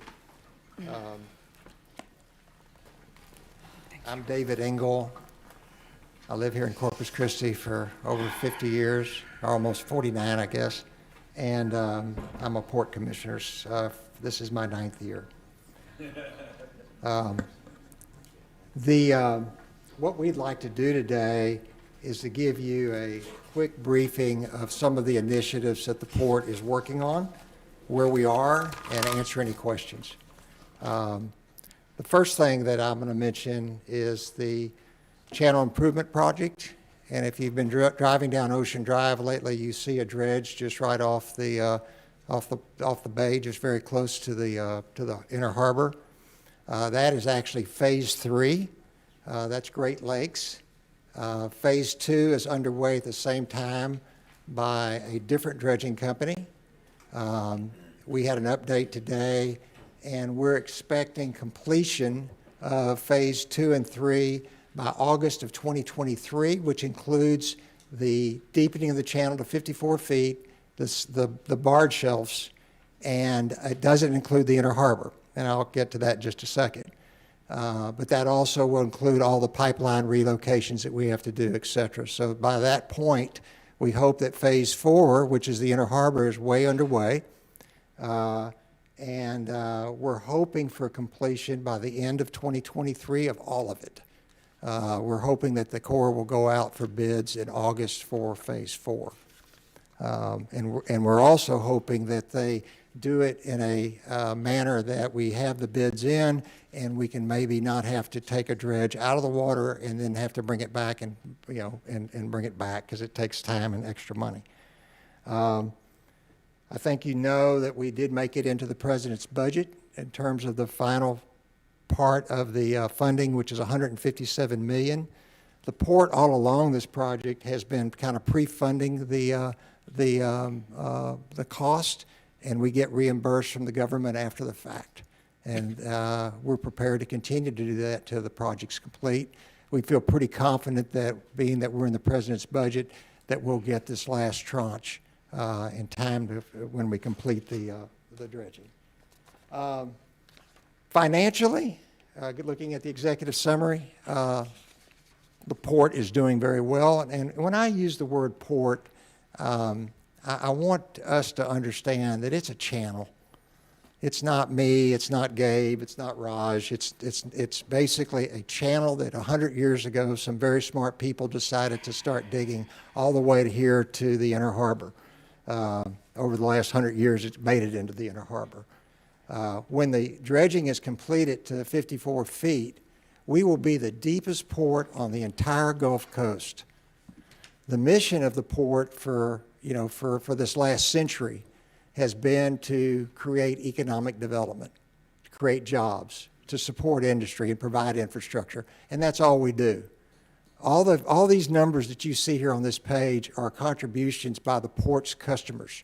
These are the people that have come here and invested.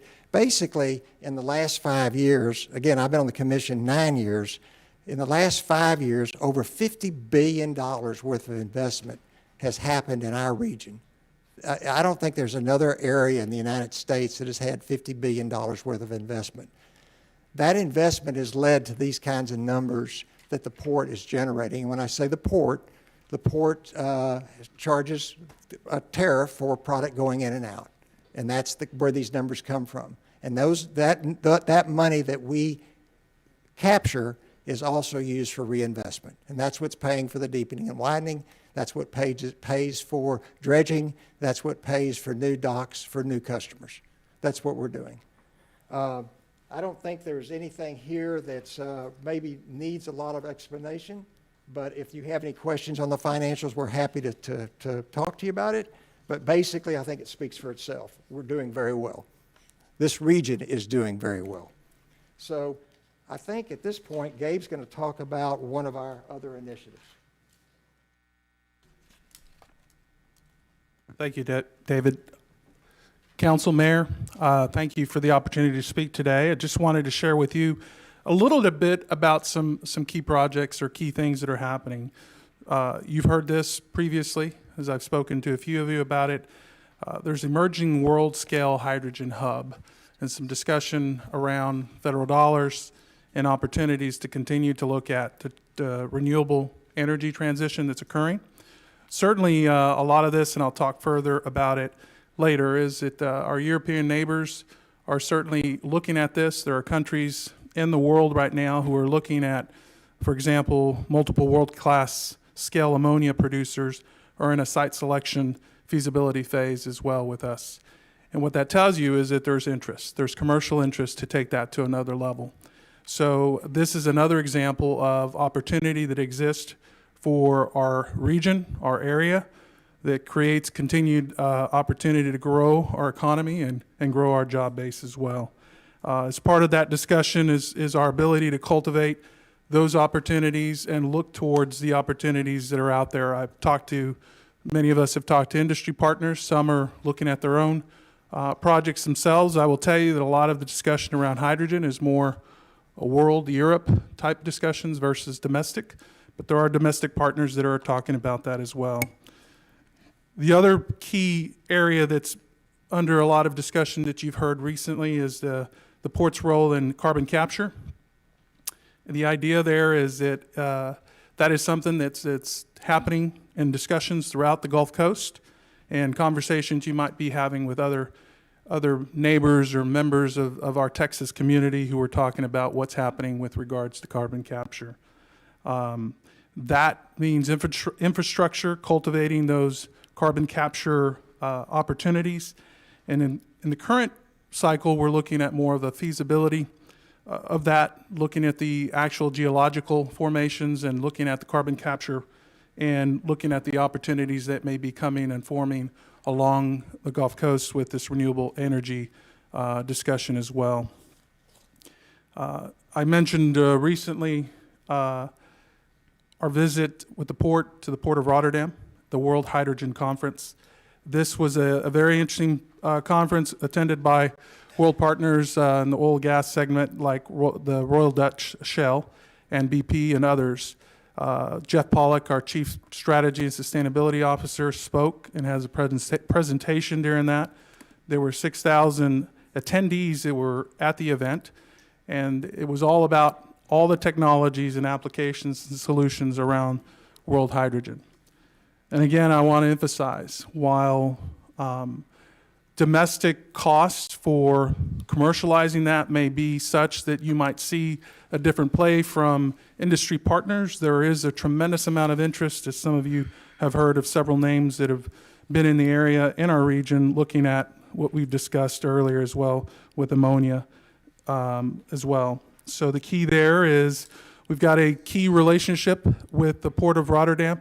They receive a significant portion, I believe that's 10% of our crude enters into that port. And it is a gateway into Europe. And it was a meaningful visit where there was memorandums of understanding. There's relationships that have been established by the Port of Corpus Christi, first name basis, and conversations that are being had and how we look towards creating and cultivating new opportunities for our port. And again, some of that conversation is around both carbon capture and hydrogen.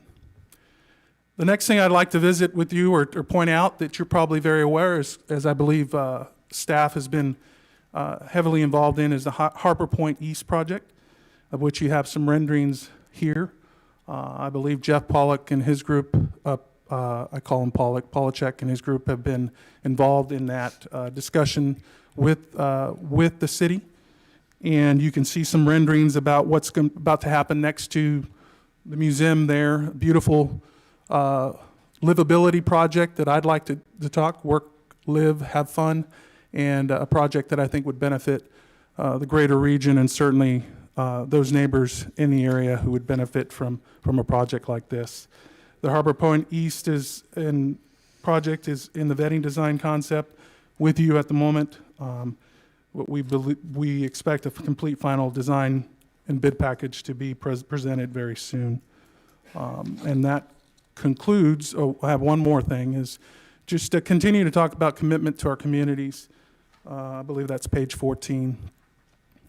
The idea here is that the port, certainly I call it a community asset, is reinvesting back into the communities we serve with over $5 million of investment in areas of impact for community vitality, healthcare and safety, education and workforce, economic development, sustainability and environmental stewardship, and service agreements within and around our region. As you can see, there's a color-coded graph representation for you that gives you a breakdown of those funding sources. The amount of available P&D funds increased primarily because of the revenue and growth at the port. There's been nearly 200 funding requests received from nonprofits, and it certainly demonstrates the needs that we have in our own community and something that certainly as an asset that's generating benefit for our region and in terms of jobs and opportunities for our citizens, certainly in return giving back to areas that are in need. With that, that's the end of our presentation. We'll open up to any questions. Just one more comment about carbon capture. The port is we provide infrastructure. We don't do the carbon capture. It'll be industry that will come in and do carbon capture. It's not us. So what we approved today at the commission meeting this morning is we approved an application for a grant that will go towards the study of what potential there might be for carbon capture on land, port-owned land, in this area. This is in conjunction with Howard Energy, and it's Tullis, which is a publicly traded company who is very big in carbon capture and actually is doing some projects up the coast in the Beaumont area. So the port is basically, again, a facilitator of this. We're not an operator of it. This is just something that we would, again, part of our diversification for the future, that we would be participate in some form in leasing land or some sort of possibly a tariff. But that's our role in carbon capture. The people that are coming here, the people that are looking at it coming, the companies that are looking at coming in this area, their first question is how can you help us with our carbon capture, not objectives, but they have to have a carbon capture solution. How can you help us with that solution? And so by us having a carbon capture solution in this area, we'll promote more industry coming to our area. So that's kind of what that's about. The hydrogen, the ammonia, this is stuff that's in the future. It's not going to happen tomorrow, but it's coming. And we're just ripe for it because of our cheap natural gas. It's not so cheap today, but we have abundant natural gas. Let me say it that way. So with that, I think Raj is on the line. Raj, did you want to make any additional comments? He may not be on the line. I don't know. Okay. Can you all hear me? There we go. Yeah. Oh, no, I've been here. Sorry, I had my muted. No, David and Gabe, you are representing us well. Sorry, Council and Mayor, that I have been under COVID treatment for almost 7 days now, and I think another day or two, hopefully I'll test negative and can get out of my house. But you know, unfortunately, I can't be there, but I am online. Any questions we can answer, we're here at your disposal. Okay, Councilman Barrera. Thank you, Mayor. And Commissioner Engel, thank you for that. That's exactly the one question I wanted to ask is, I guess in particular, how we stand to gain, because obviously, I met with Mr. Pollack with regard to the initiative on carbon capture, and I was enthused.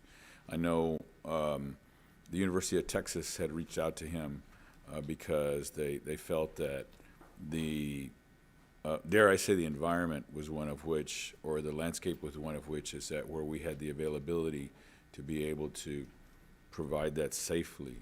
But so I guess that's the thing. You expanded that it would be on port land. Now, one of the things that Mr. Pollack indicated to me is that it would also be somewhere out in the Gulf, that there's opportunity for that. Could be. They're looking on land now, but the University of Texas study that you're referring to, I think they've been working on this for 15 years, and when Jeff made the call up there to get more information, he's basically, his comment was, did he tell you what he said? Yeah. The guy said, I've been waiting for your call. Yeah. Because geographically, or that's not the right word.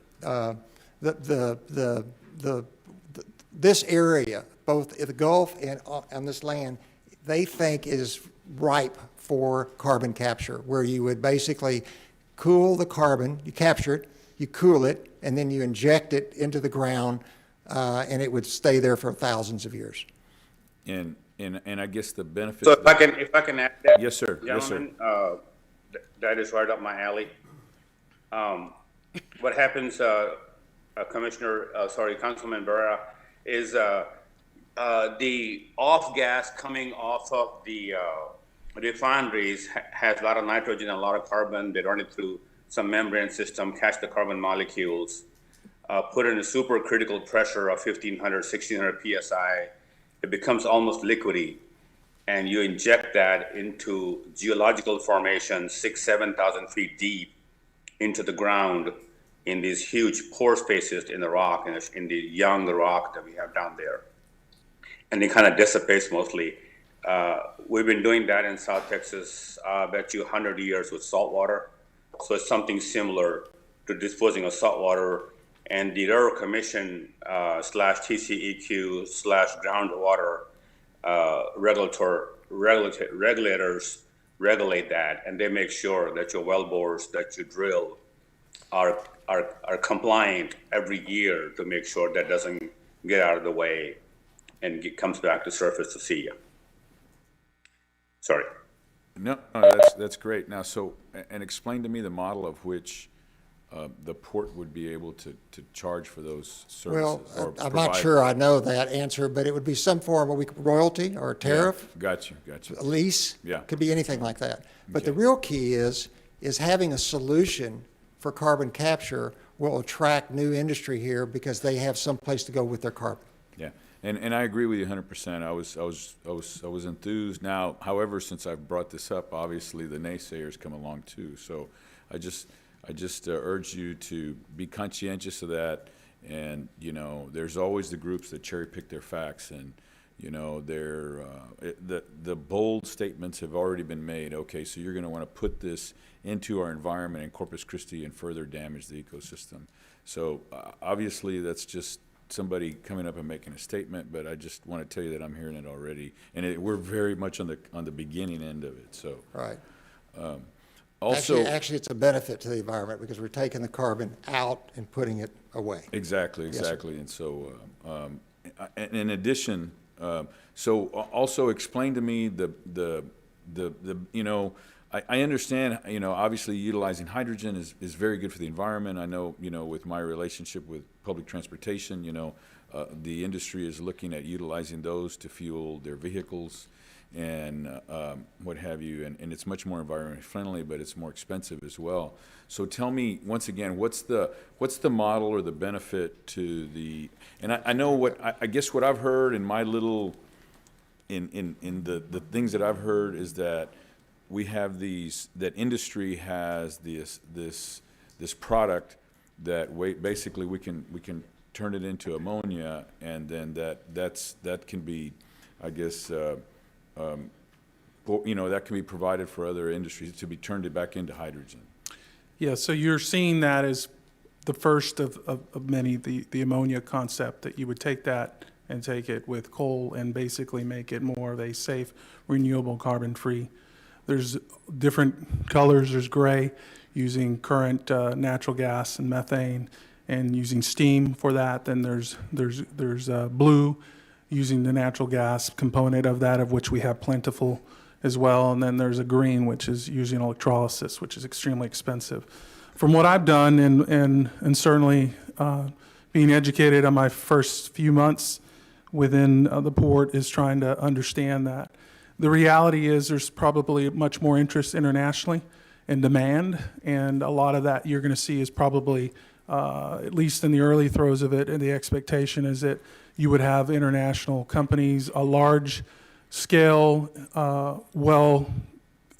capitalized industries that are worldwide that are looking at that. Domestically, I think our partners, including port industries, have other things they can use for their tax credits and carbon credits and everything else. So I think they look at the opportunities perhaps a little differently than maybe even a country like Japan or Taiwan or others, where they don't have the natural resources to be able to drive this renewable source of energy, which would be more important for them because they don't have what we've got in our own backyard here in Texas. So again, I want to reiterate that it's in the early throes of development. It's in the early throes of discussion, inclusive to current administration has $8 billion. It's out for building these hydrogen hubs, of which is being talked about. Whether or not the port or anywhere, some would say that anywhere along the Gulf Coast would be a very likely source for a hub.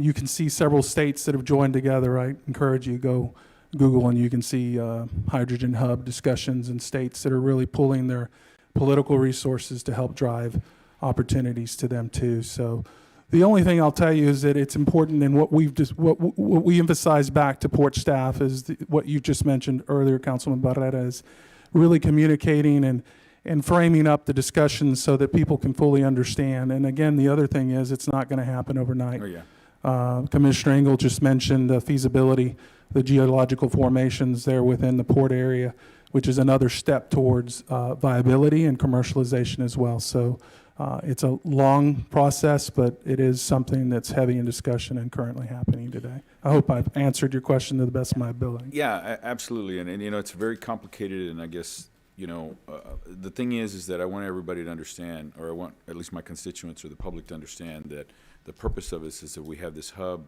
we have more industry here, and then we're providing a much, environmental friendly resource as opposed to, crude oil, of which we're exporting. So I just want the public to understand that we're working in that direction, because there's those that tend to vilify industry, and we want them to understand that even though it's long term. In my sister cities trip, I saw that obviously in Europe that they're embracing this technology as much more, as you said. Of course, gasoline is $2 a liter, which comes out to about $7.50 a gallon, which I haven't talked to anybody there, but I'm sure they're encountering the same challenges we are. So those are and they've been looking to this technology much sooner, as you indicated.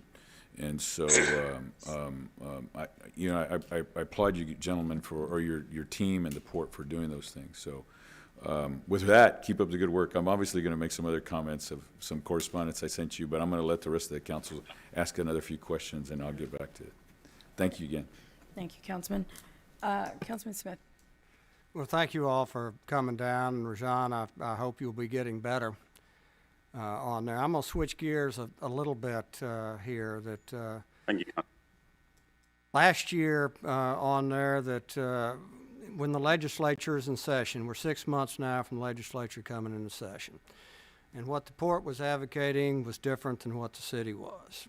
And so we spent a fair amount of time and expense on that on both sides. It didn't make us look good up in Austin. I hope you mentioned communication, that we get our ducks in a row before Austin comes, and we're not going to Austin and doing that. And one of the items was where this council and this body, and this council is not, we haven't done our legislative agenda yet. So as I'm speaking here, we don't have it on there. But last go round on there was the expansion of Port Authority with it. And I'm looking, and you know, the port does a great job. You're saying we're going to be the deepest port on the Gulf Coast. I mean, that is terrific. The barge shelves on there with it. The initiatives you're checking on this new emerging technology with it. But, you know, the port's in very good financial shape. If it was a business, I mean, you'd be AAA on there and the darling of Wall Street and things like that. But the port's not a business on there. And the port is making substantial investments in land. And this is where you have an intersection with this city and the port. So on the expansion of authorities, that every dollar you buy in land takes that land out of our tax base. The port, because of its special stature as a navigation district, is not subject to taxes. And I want to take the LCRA, which is a similar organization to the port. They don't have that special exemption that a navigation district has. The LCRA pays $200,000 in ad valorem taxes in this county on there. Because why? They have transmission lines. And so as the port is looking at, or you're not looking at it, you're buying land, thousands of acres of land, hundreds of millions of dollars out of there, coming out of the tax base. So it affects our cities, it affects our counties, it affects our schools. If you're doing that to build channels on there or transportation related, that's fine. But if you're competing against private industry, another example is Harbor Island. Right now we have Gulf Coast Copper, which is in competition with the port. That tract, they pay $400,000 a year in ad valorem taxes with it. They're doing their fair share. They're contributing to the community with it. So if the port is investing, and thank you very much, Commissioner Ingalls, you said our focus is on, you know, maintaining that, but this expansion of authority, trying to get into areas that you're competing against private industry on there, two things with it. It's really not a charge of a governmental agency. You know, we're not China, we're not Russia, we're capitalist here. And we don't look at our governmental agencies as being in competition with our privates on there. You can augment and you can help on there, but to say we want to get in real estate on there, we want to buy, so I think in your budget this year it's $90 million for land and others on there. And I kind of go, and that goes to the $70 million that you spent last year, even though your balance sheet shows it at 116. So this is just me as an individual speaking. I'm not speaking for the council on this. We as a body will be coming to a resolution. I do hope that we work together.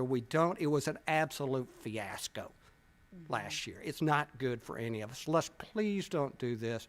And then one last thing, the port is taking these initiatives, good initiatives on there that we work very closely with our EDC. I'm on the EDC board and stuff, that we're not duplicating efforts, or as you're going, whether it's resources, it's land, other kind of things, that there's some communication back and forth and we're not either chasing the same thing or that. So I appreciate those comments on communication. If any one thing that we can improve on is communication, and I think our desalinization is proof of that, of we didn't get a C or a D, we got an F on that.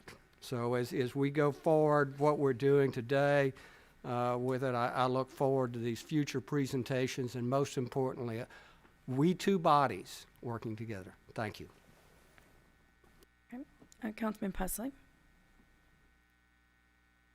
Thank you, Mayor. Thank you guys again, and Rajan, I echo Councilman Smith's well wishes. Hope you get to feeling better soon and you can get out of the house. Thank you, sir. I also want to, and I've done this once before, I want to take this opportunity to thank the port for its support of the different organizations around Corpus Christi and the surrounding area. I think that's very important. You're giving back to the community. You've increased that budget, and we sincerely appreciate that. A number of those organizations really need your financial support. So thank you very much for that. So Mr. Engel and I have lived long enough to remember this show, but so here's the $64,000 question. Where are you guys at on your desal? Would you like to talk about that a little bit? I was just hoping you'd bring that up. Peace. We're in the permitting process. There was a hearing, contested case hearing that went before some judges. Our latest, they should be coming back with their recommendation shortly. I don't know when, but soon. And then it goes back to TCEQ. So that's kind of where we are in the permitting process. Okay. And let's say that luck goes with you and you're able to receive your permits. What are your plans from there? What our plans are what we said in the white paper, and that is that we have no plans to build or own or operate a desal plant. We want to work with the city of Corpus Christi.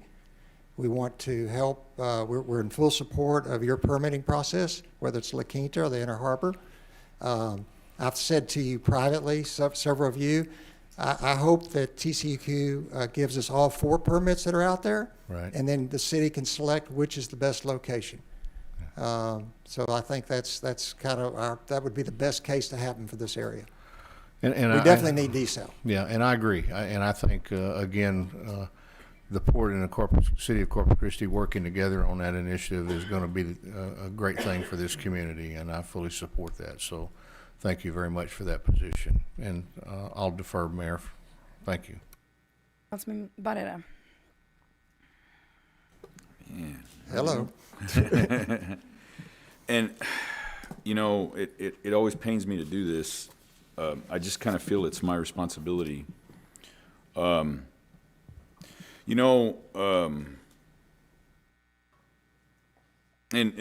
I've said before, I have tons of respect for you guys. And in fact, I feel for you because, sometimes I think if it were me, I'd just stop coming. Mayor, I can't make it.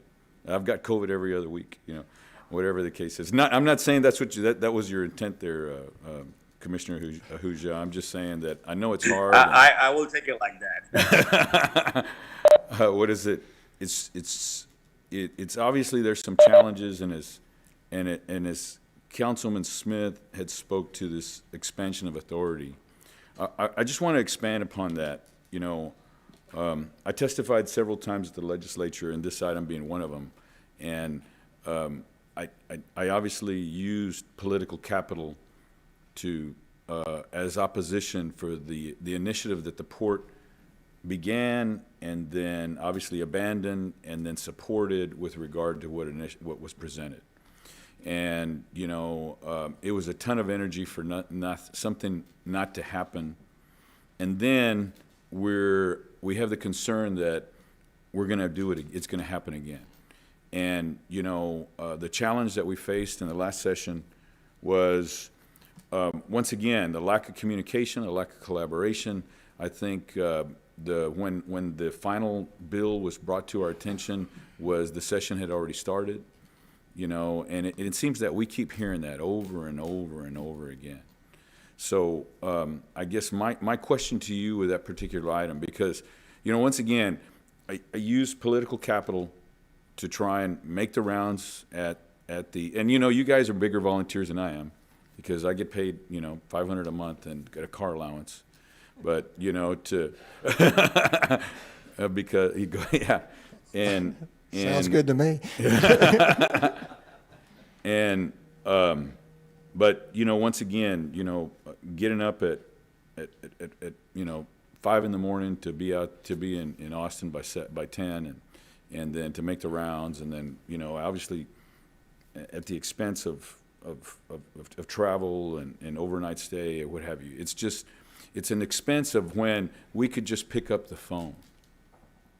It could be avoided by us picking up the phone and working together. Now, obviously, you already know, and I know I'm going all over the place, but you already know how I feel with regard to this expansion of authority. And so what do you gentlemen feel with regard to this legislation that would allow the expansion of authority for the port to be able to engage in economic development activities other than what you talked about earlier? I think what you're talking about, and again, correct me if I'm wrong. Yes, sir. Was the bill that became the Nueces County bill, where they, basically the Port of Corpus Christi would have the ability to develop Yes, on sir. port-related land That's in correct. the county. And then it got modified. As you know, my position on that was against. Yes. I voted against it. That there's 7 of us, keep that in mind. And we Yeah. don't all agree, we're not all politically, we're not all aligned. I think what we try to do, though, is try to do what's best for, the port and the region. I will tell you this, it is back on the agenda for Chairman Canales' committee, the Transportation Committee. It's number 7, and this time, it's not just for the Port of Corpus Christi, it's for all ports.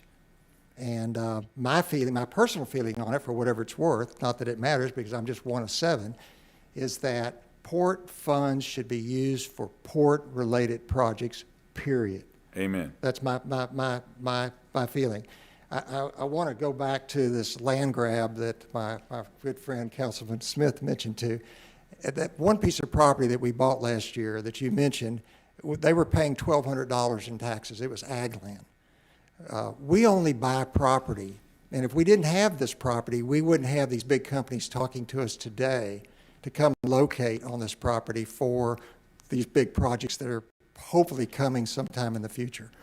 But the point is that land gets converted into industry, and then industry starts paying the taxes.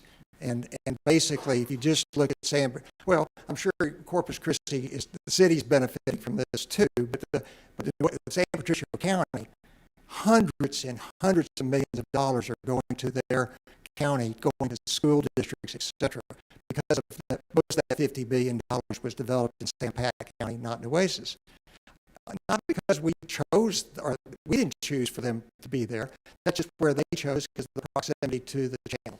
Yes, sir. And et cetera. So the bottom line is, we're not trying to expand our authority, but I will tell you there is I think it's number 7 on their list of items that they want to address, and it's on that committee's list. So get ready to go back to Austin. And I understand that. I can deal with that. But the thing is that with somebody that I can, walk down the street and go talk to, and that's really my challenge, is that we need obviously the assurance of the commissioners that they understand, or they either have to understand how this appointing body, what the expectation is, or you need to convey to us as ambassadors to say, okay, here's the benefit, here's the long-term goal.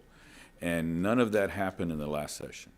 And there was not a lot of transparency, what have you. Once again, it was brought to us in, was it late January, February? Mm-hmm. Sometime during that time. It popped up in November. Yeah, that's true, but it wasn't. We were surprised too. We did not. This was originally just for under the harbor bridge. Exactly, and see, that's the challenge that we face. And then the deal that you have to deal with your customers is they recognize, okay, because they have these concerns that just as you said, is this an investment in port-related activities? Right. And I appreciate you voting against that. But I think the thing is once again, from a management perspective, which I'm going to go into here in a little bit, and it'll probably get a little bit more intense, is that from a management perspective, the staff, your paid staff, it's in my opinion, they should understand what true collaboration, what true transparency is, and what true communication is. And that's another example of then you get feelings of undermining, and then all of a sudden, and then we're not working together, and we all look foolish in Austin, Texas, or in Washington, wherever the situation is, because we're looking that way on desalination. So I guess, what is the process going to be now from the port's perspective?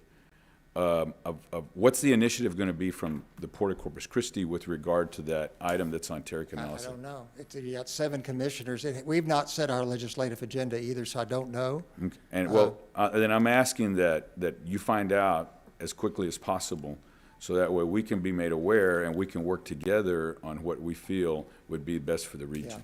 Yeah. Okay, so We'll do- then, we could do that.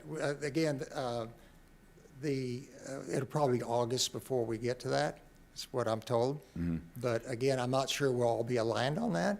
Yeah. There's different opinions among the 7 of us, but I don't know, so I don't know what the direction will be at this point. and once again, I look at this to a standpoint, like, you know, I joke around. I mean, I'm a Democrat, right?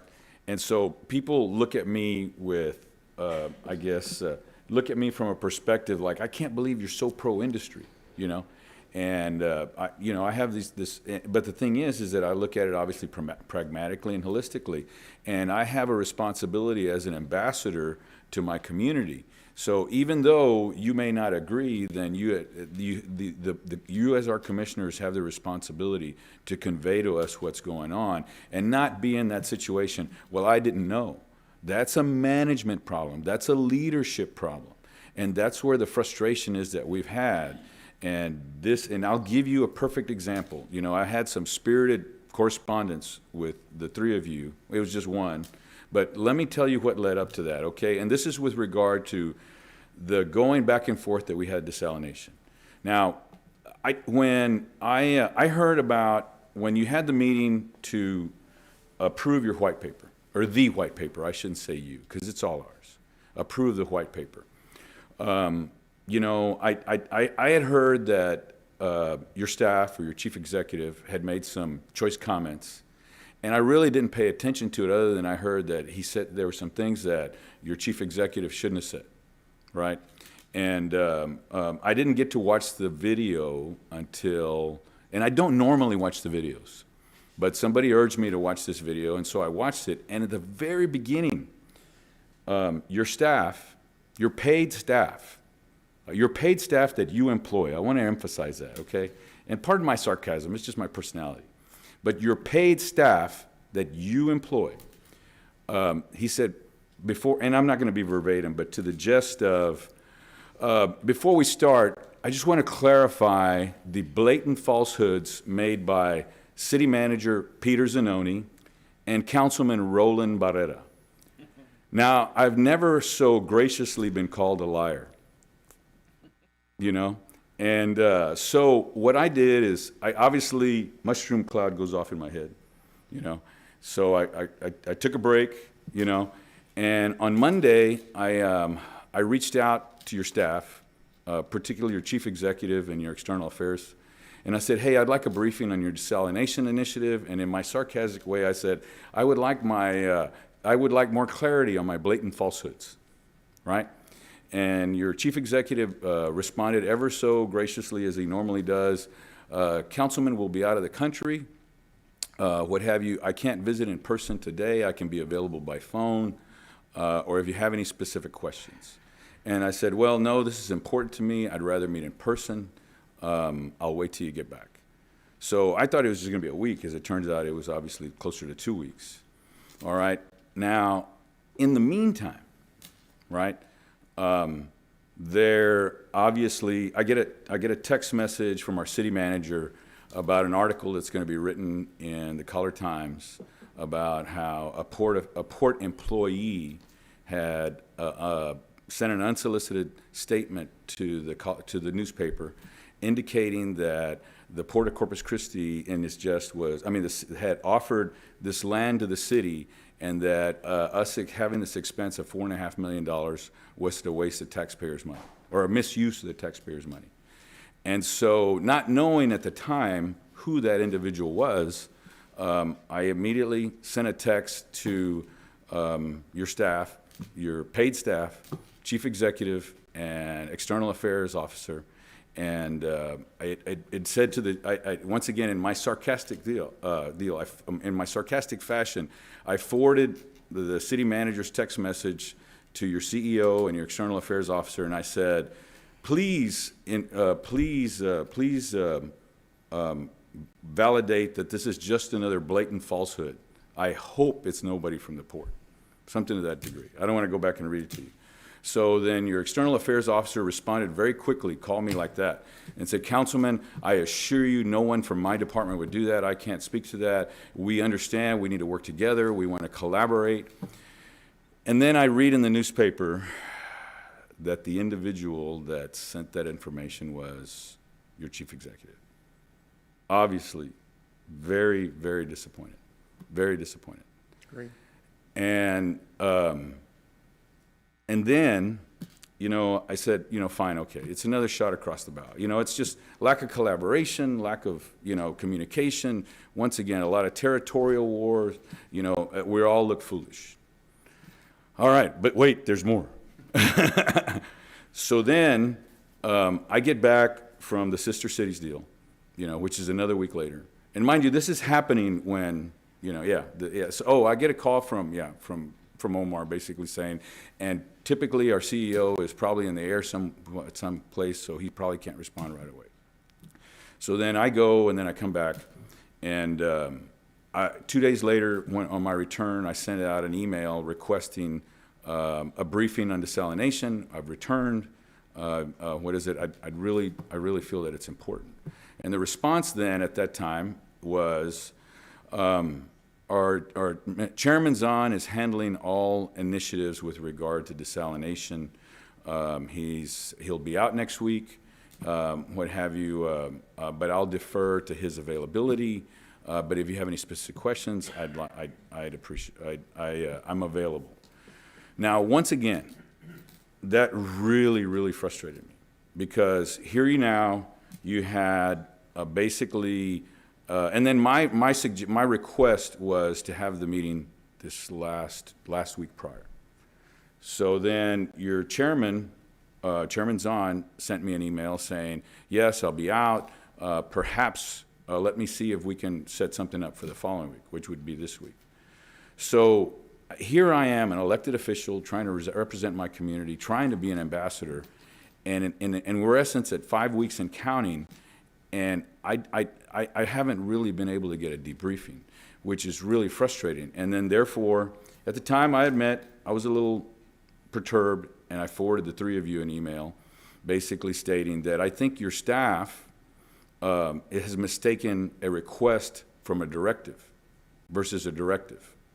It's not a request. It's a directive. As an elected official, I have a responsibility to the citizens that elected me to know what it is that what it is that you're doing, particularly because the effect that it's going to have on water.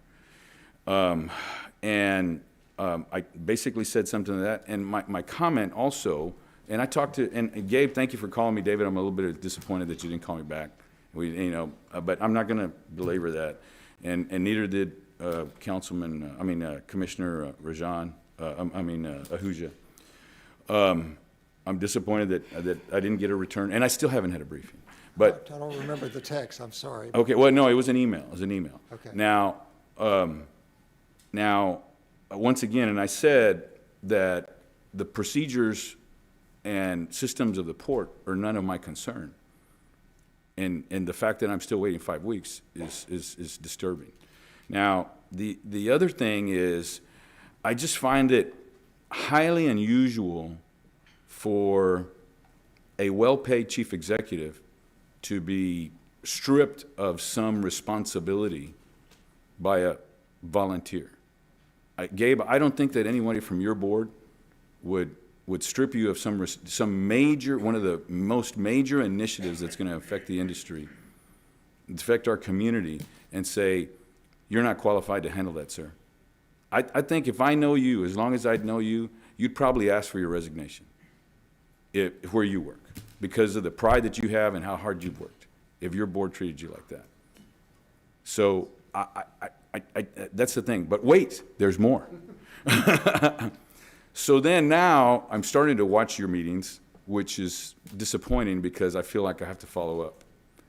And I listened to your chief executive, applaud the mayor that he met, of as far as that believing in collaboration, believing in regionalism, all the things that they do there and what have you, the mayor of Rotterdam. and how impressed that he was of how they're a leadership for the region and they work together, and we need to understand that. You know, once again, my sarcastic self thinks in my head, was that before or after he called the Collar Times? You know? And so, and I asked this before, what's the remedy? It's in my opinion, it's not taking responsibility away from him. That's a waste of $700 grand. That's my opinion. But what's the remedy? Because there's a bigger problem other than him. And you know what? I like him. You know what? I'd love to work. I'd love to be in your position, to be quite candidly with regard to him. I'd love to work for him. It's just that I just don't feel that there's a handle on the responsibility that's given, and it's continued to be rewarded. So I hand that to you. What's the remedy? Is that a question? Yes, sir. What's the remedy? I can't talk about personnel matters, as you know. You couldn't either. So I really can't address your question, other than I also agree it was an unfortunate remark, and I apologize that it was made, because that certainly wasn't the intent of the commission. Period. I agree with that, and I'm not. I don't speak of the individual. I speak of the responsibility of the position, not of the individual. You know, once again, I said I happen to like the gentleman. I do. I'd want to work with him. I wouldn't mind if he were sitting in that chair. Hey, no disrespect. Because I'd love working with him. My challenge is that how is it that we remedy the situation within ourselves to say that we're not going to tolerate that behavior? We have a greater demand of leadership. Put yourself in my shoes. What would you expect of yourselves? I mean, would you ask me for my resignation? Because you know it's been difficult.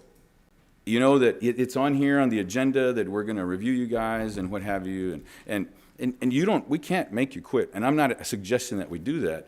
I just demand more out of the position, and candidly, I'm demanding the more out of you. So what is it what confidence can you give us? Can you give me, or can you give those that have those concerns that we're not going to be fighting each other at the legislature, that we're not going to be disparaging each other's permits, that we're not going to be making disparaging comments and calling a public official a gracious liar? I mean, that's it has nothing to do with the individual. It has to do with the responsibility of leadership because of all this economic development that you've done. That's what I'm saying. And you know, and you're at the mic. I mean, Gabe, care to answer? Rajan, care to answer? I don't think there is an answer, Councilman. There really isn't an answer. We really can't get into personnel matters. I'm sorry. You wouldn't either. But you know, I think the commission has made itself clear where we are on desal. I just stated it to you earlier. In regards to the issue you brought up about what's on the Transportation Committee's agenda next legislative session, I think it's going to be interesting to see how that comes out. I have no clue yet how the commission will go. Again, your 3 city appointees are 3 out of 7. We don't have the majority. So we just have to make our case as best we can, and whatever the commission decides, just like the vote before, it was 5-2, and I was on the 2. So I can't make you any commitments other than I hear you loud and clear. I think Commissioner Guerra hears you loud and clear, and I'm sure Rajan does too. And we appreciate your remarks, and I understand your frustration. I really do. Yeah, and you know, I have, you know, this is difficult for me because I have a ton of respect for the 3 of you.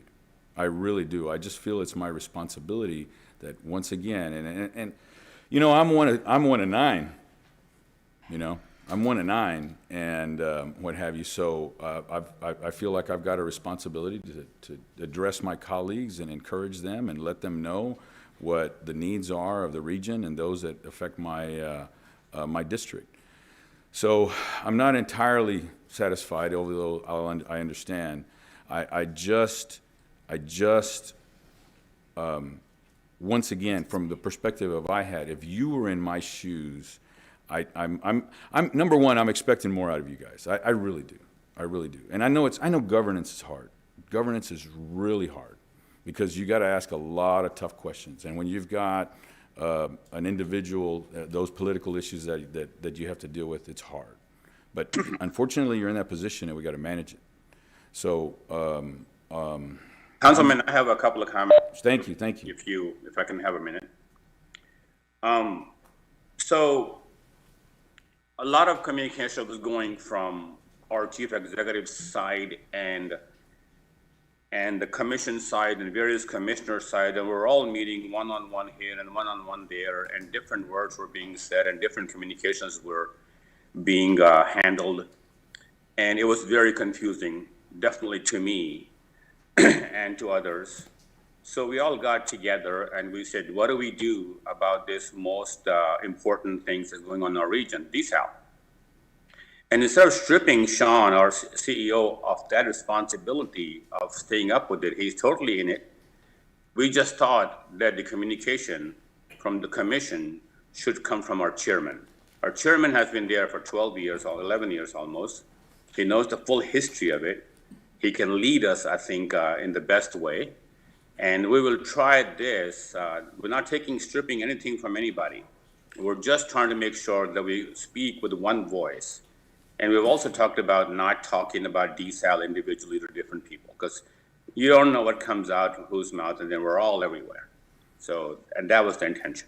Yeah, but Commissioner, there's a public process. Thanks. We have a responsibility to the community. We have a responsibility to the community for them to understand what it is exactly that we're doing. And I mean, let me ask you, can I get a commitment so that way I can get a briefing? I'm not going to give an opinion. I'm not going to make a deal. Absolutely. You know? And, yeah, exactly. I will say this, that Chairman Zahn has got some health issues going on right now, so that's why he couldn't meet with you. He may be able to meet with you this week. I'll check with him.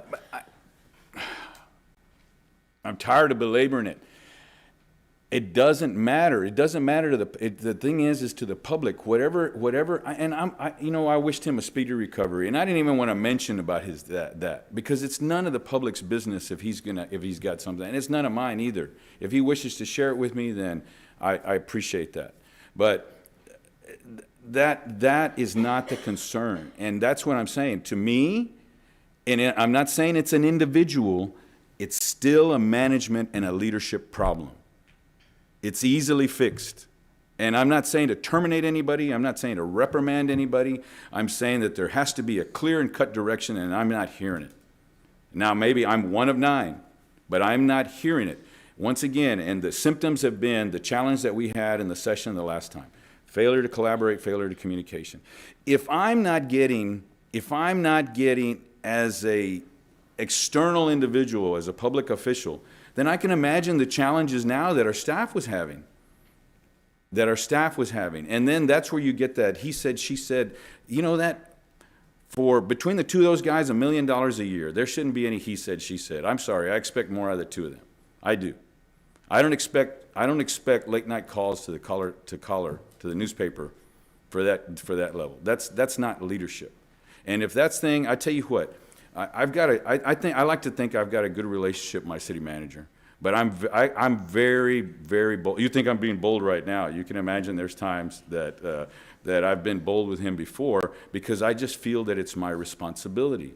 And so I'm telling you right now that whatever the situation was, we have a greater responsibility. And that's the same thing your chief executive was preaching to me.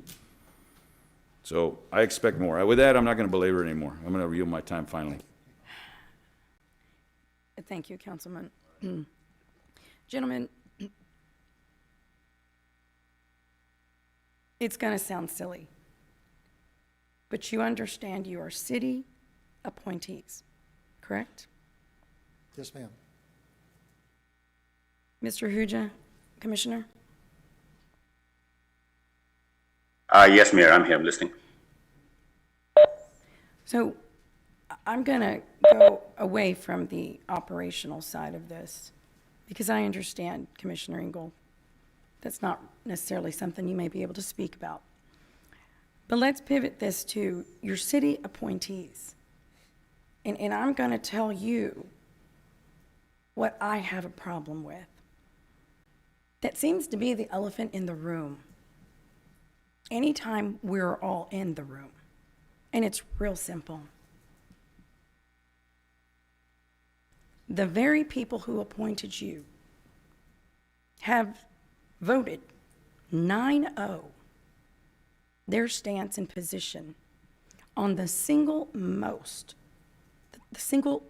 important and critical infrastructure project that the city of Corpus Christi will see, and that is desalination.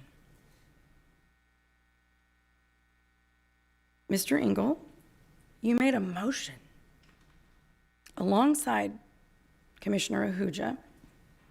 Thank you, Commissioner Guerra, for voting against that, and that was the white paper that competes with the city of Corpus Christi in this project. So you have the majority, if not all 9. Actually, you do have all 9 because it was a 9-0. That is wondering, how could this happen? We are not in the business of making money. We're in the business of providing service. And we have to be very conscious of how we do so. And so, forgive me, I'm not going to thank you for anything. You hold an appointment that people work years, as you well know, to have for nothing, no money. The port is doing wonderful, sure. And you have, and before you, have led that port to where it is today from many, many years back, from the people who actually dredged, the people who actually just turned the page to give us the path of where we are today. But please enlighten us, because the conversations that I have with a lot of these gentlemen up here, we're not sure where or how much loyalty, to Councilman Barrera's point. He's not even able to get certain information. I myself requested from the 3 of you and still don't have that information. If I text Mr. Zanoni at 7 p.m. tonight, and I don't expect that, he will delegate that to somebody and I'll have an email. And it's just it's a courtesy. We realize you are volunteering your time. But it is broken. This is broken. You came here for a briefing and there isn't one slide on desal. Yet, the 3 of you have meetings with multiple people up here on desal. And you invite council members to the port to go look at other technologies that y'all are working on or what have you.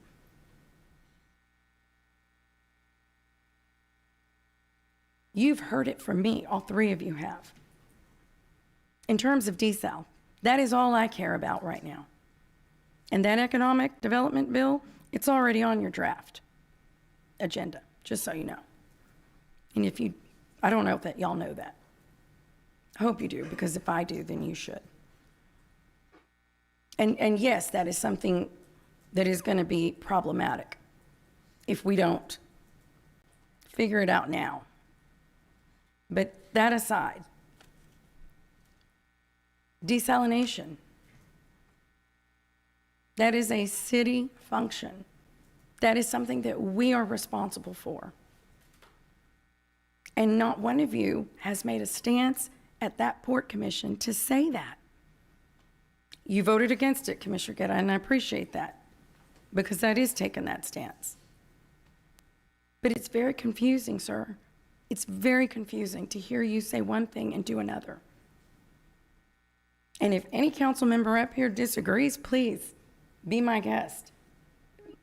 Tell me so, because I have conversations with them, most of them.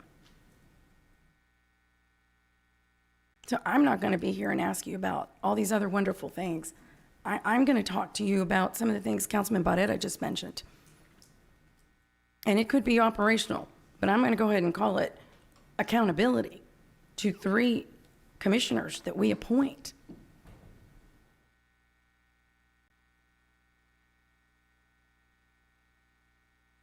And it's been made clear, our stance on desalination. So where are we, what is unclear?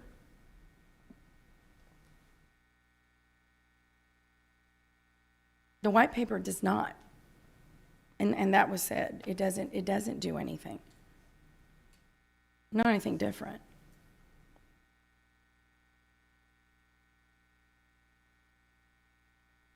Would you like me to respond? If you would like to, Sure. yes. I was there in 2012 when he had the big drought. In 2013, the port industries came to the port saying they need a sustainable water supply. And we sponsored, and I think the city participated at the time, a study by Port Industries to study desal. 2 years later, there was no solution, no answer. And the port at that point decided to file for permits. This was in 2017 when we actually filed for the permits. There has been a steady comments by our chair, by other members of the commission as they've come and gone, that the permitting process that we're doing, both at La Quinta and Harbor Island, is to support the city of Corpus Christi, not to compete. The comments that have been made by others, some of it by staff over the years, has basically not necessarily been in line with the commission's feelings. So we felt it was necessary to do 2 things. One was to pass a resolution in support of the city's efforts for your permitting process on the Inner Harbor in La Quinta, and that's what it says. The white paper says the same thing. We wanted to be able to tell staff, this is the commission's viewpoint on desal. This is what you've got to abide by. Now, has there been a deviation from that since we've made this vote? Yeah. And Councilman Barrera has mentioned that one. But the bottom line is that we are committed to the city's permitting process. We want to help you in any way we can if you choose to solicit our help. I know that the port worked very well with the city back during the days of the Mary Rhodes pipeline. In fact, our staffs who engineered and built the pipeline. So I think there's a lot we can offer the city with their desal plans if you want it. If not, we're here standing by hoping you get your permit wherever you want it. It's that simple. I have asked for the port to clarify the misinformation that was sent to the EPA and to 4 different state agencies. That was incorrect. It was a blatant lie, just to be honest. And that has been admitted. That's not been done. So are you speaking of the, okay, I'm not sure, I'm not sure I know, according to our staff, there's been nothing derogatory sent to, about the port or the city's efforts for a desal permit on the Inner Harbor. If you have something that would show me that that's different, I'd appreciate it. Because I don't know what you're talking about. I've not seen it. Yes, it's a letter from You're talking about the Troutman. attorney to the EPA that you responded to? That one? Troutman, yes. Okay. Yes, that one. Yeah. That you guys did not know about. Correct. You knew about it. After when- the fact. After the fact. Yes, ma'am. To Councilman Paredes' point. Anyhow, my point is this. No one has fixed that. Commissioner Ahuja, him and I had a conversation about this. You and I have had it. We've all had a conversation about this. And that was something that was put in writing to 4 state agencies. That was not true. And I did fix that with a letter directly from me saying it is not true. How is that working? I don't, there is no working together. Again, we are not going to the port and building docks. So we're unclear as to why the port is coming over to this side to try to build desal with no customer. And we're not trying to build desal. We're just going for a permit for the city to use, if you so choose. That's all we're doing. Yeah. Just an alternative. I don't know how we can be more clear on that, Mayor. Right. And Mayor, I guess in all due respect, you know, your 3 city commissioners, we're not in charge. You know, we're just 3 out of 7. If I could write that letter and do what you asked to do, I'd be happy to do it. But I don't have that authority. I can't do it. You know, I'm 1 of 7. The commission has to vote, and I don't have the votes. Sorry. It would be nice to see that, See what? to see it try to Again, happen. well, again, I understand what you want, and I respect it.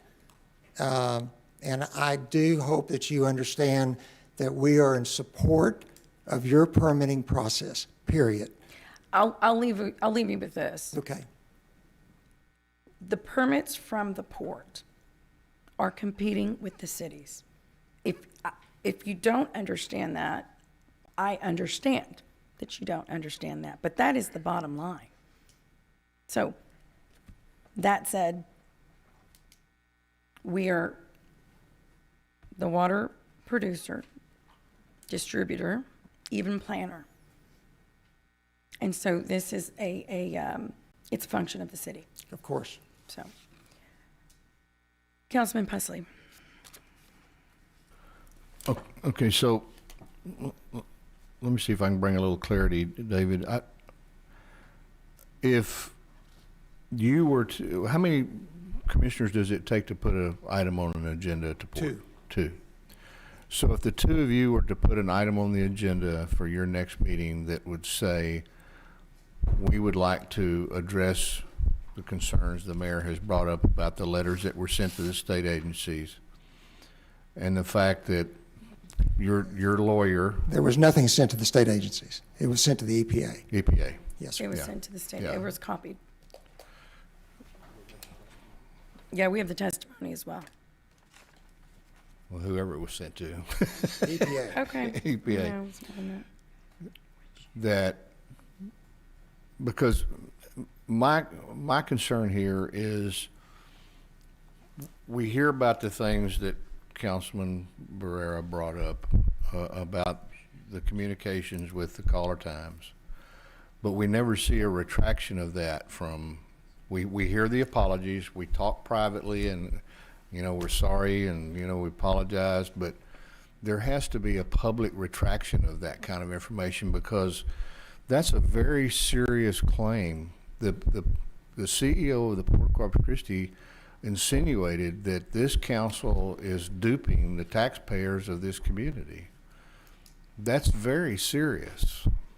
And I don't know if y'all feel that that's a serious issue, but I certainly do. We're up here trying to do the best we can with making the decisions on, you know, where we do with and what we do with desal. But when those kind of accusations are made, I mean, if you have a piece of property that you're willing to give us that works better, we're all ears. But nobody has come forward with that from the port, just the accusation that we're duping taxpayers. And so that's what I'm looking for. I'm looking for my port commissioners to stand up and say, you know what, we don't agree with that, and we're going to put that item on the agenda for public discussion about, and you know, I understand you can't talk about the issues you talk about behind closed doors just like we can, but you certainly have the ability to come out in a public open forum with an item put on the agenda to say, at least from your perspective, and I hope this is true, you don't agree with the statements that are made that accuses the city of, you know, not doing its job correctly. And to go along with that, one of your lawyers going up to the state agencies and testifying that we don't know what we're doing in our permitting process, and that but y'all do. And so that's extremely disheartening. So I would like to see and hear in the future that our commissioners are willing to openly state that they don't support those issues, other than just calling us up privately and saying, well, we're sorry, those remarks were made. We're going to try to make sure that never happens again. So anyway, that's all I have. Well, I'll publicly state it now that I think those remarks are not how I feel, and I certainly don't think that the city is duping taxpayers. I know that y'all took a lot of time and effort to figure out where that property is, the best location for your desal plant, and I have no clue why that was said. I don't agree with it. Councilman Hernandez. Thank you. And, I have to say that I understand. And sometimes your position, things are done, and the people that work for you don't necessarily always do what you'd like them to do, especially if you're an individual member. Now, I don't want to berate you in the sense like some other of the council has done here, because I'm not in your meetings. I'm not at your, I don't see all the information you get. I know I get beat up for stuff that, there's no understanding of from the community here, so because they don't always see all the information we see. So from that perspective, I want to give you some leeway there, similar to hopefully some of our citizens will give us leeway when we make decisions on things that are controversial. Now, I want to say specifically that in that resolution we did as a city, it did not say that we did not want you to get those the permit on Harbor Island. I'd always maintain the position, and so have some other council members here, that it gives us a backup in case we don't get our permit in the Inner Harbor. That being said, going back to something that Councilman Barrett had brought up in terms of the economic development stuff, when that thing came up, I understood, as you mentioned about the C district, specifically that would make sense. I don't think I want tank farms in the C district, right, when the bridge comes down. So there was some leeway there to say that would be the ideal location to have some sort of variance from what is requirement from the port. And I said I would support that, but I wouldn't support anything beyond that, simply because to Councilman Smith's position, I don't think we should be competing, especially not on a retail level, hotels or things like that. I don't want to be like New York, where their port authority can just, build whatever. So that being said, I hope you will look at whatever legislation requests are coming up to you really diligently, so that we aren't in an adversarial position going forward. With regards to, and I'll state this again, going back to desal, with regards to desal, I think it's important that you continue with your efforts on Harbor Island, because it gives us an option in case we don't get ours. With regards to, and I want to keep this light, not heavy, okay? And because there's desal in itself is very controversial, and we just had public comment today chastising us for putting it in the Inner Harbor. So it's something that we have to deal with as well on our end. So I would like to say that please, if you have information that you think is important to us or should be, don't hesitate to pick up the phone and call. I think I have the tremendous respect for all three of you, and I consider some of you personal friends, and so it's important that we have that communication. But just like you said, you're one of 7. I'm one of 9, and this council split on lots of issues, especially with regarding the port. So it's not all one-sided in terms of how we say that you should be doing so. So I would actually take the time and meet individually with all of us, and so you can understand our positions completely. With that, thank you for your service. Thank you. Councilman Lerma. Thank you, Mayor. We've been talking about communication. I remember when I was running for the District 1 position. I actually met with Sean, because I really didn't know much about the port. What's the port doing? I mean, I had to educate myself. I mean, people were asking me, well, what are you going to do with the port? Well, what's going on with the port? So, I mean, from what Sean told me, I probably was the only candidate that ever went up and asked to be briefed before he even got elected. But I just needed to have answers. One of the biggest issues that I've always been, that was brought to my attention is transparency and communication. That's very important to me. I mean, the public need to know what we're doing. What are we spending their money on? It's been brought to my attention that the monies the port makes isn't taxpayers' money, but it is industry's money. They're still customers. We still have a responsibility to let them know what's going on with that money. What kind of investments are you guys doing? Is it a good investment, bad investment? How much money did you lose on investments? How much did you get? I mean, the public still should know that. It should be public knowledge of what is going on. We keep talking about communicating. I've talked to Sean many times, and he says we have a good communication, and I don't see that. He has a good communication with me. He probably has a good communication with the mayor individually, with Greg individually. We're talking about as a whole, okay? That's what I'm talking about.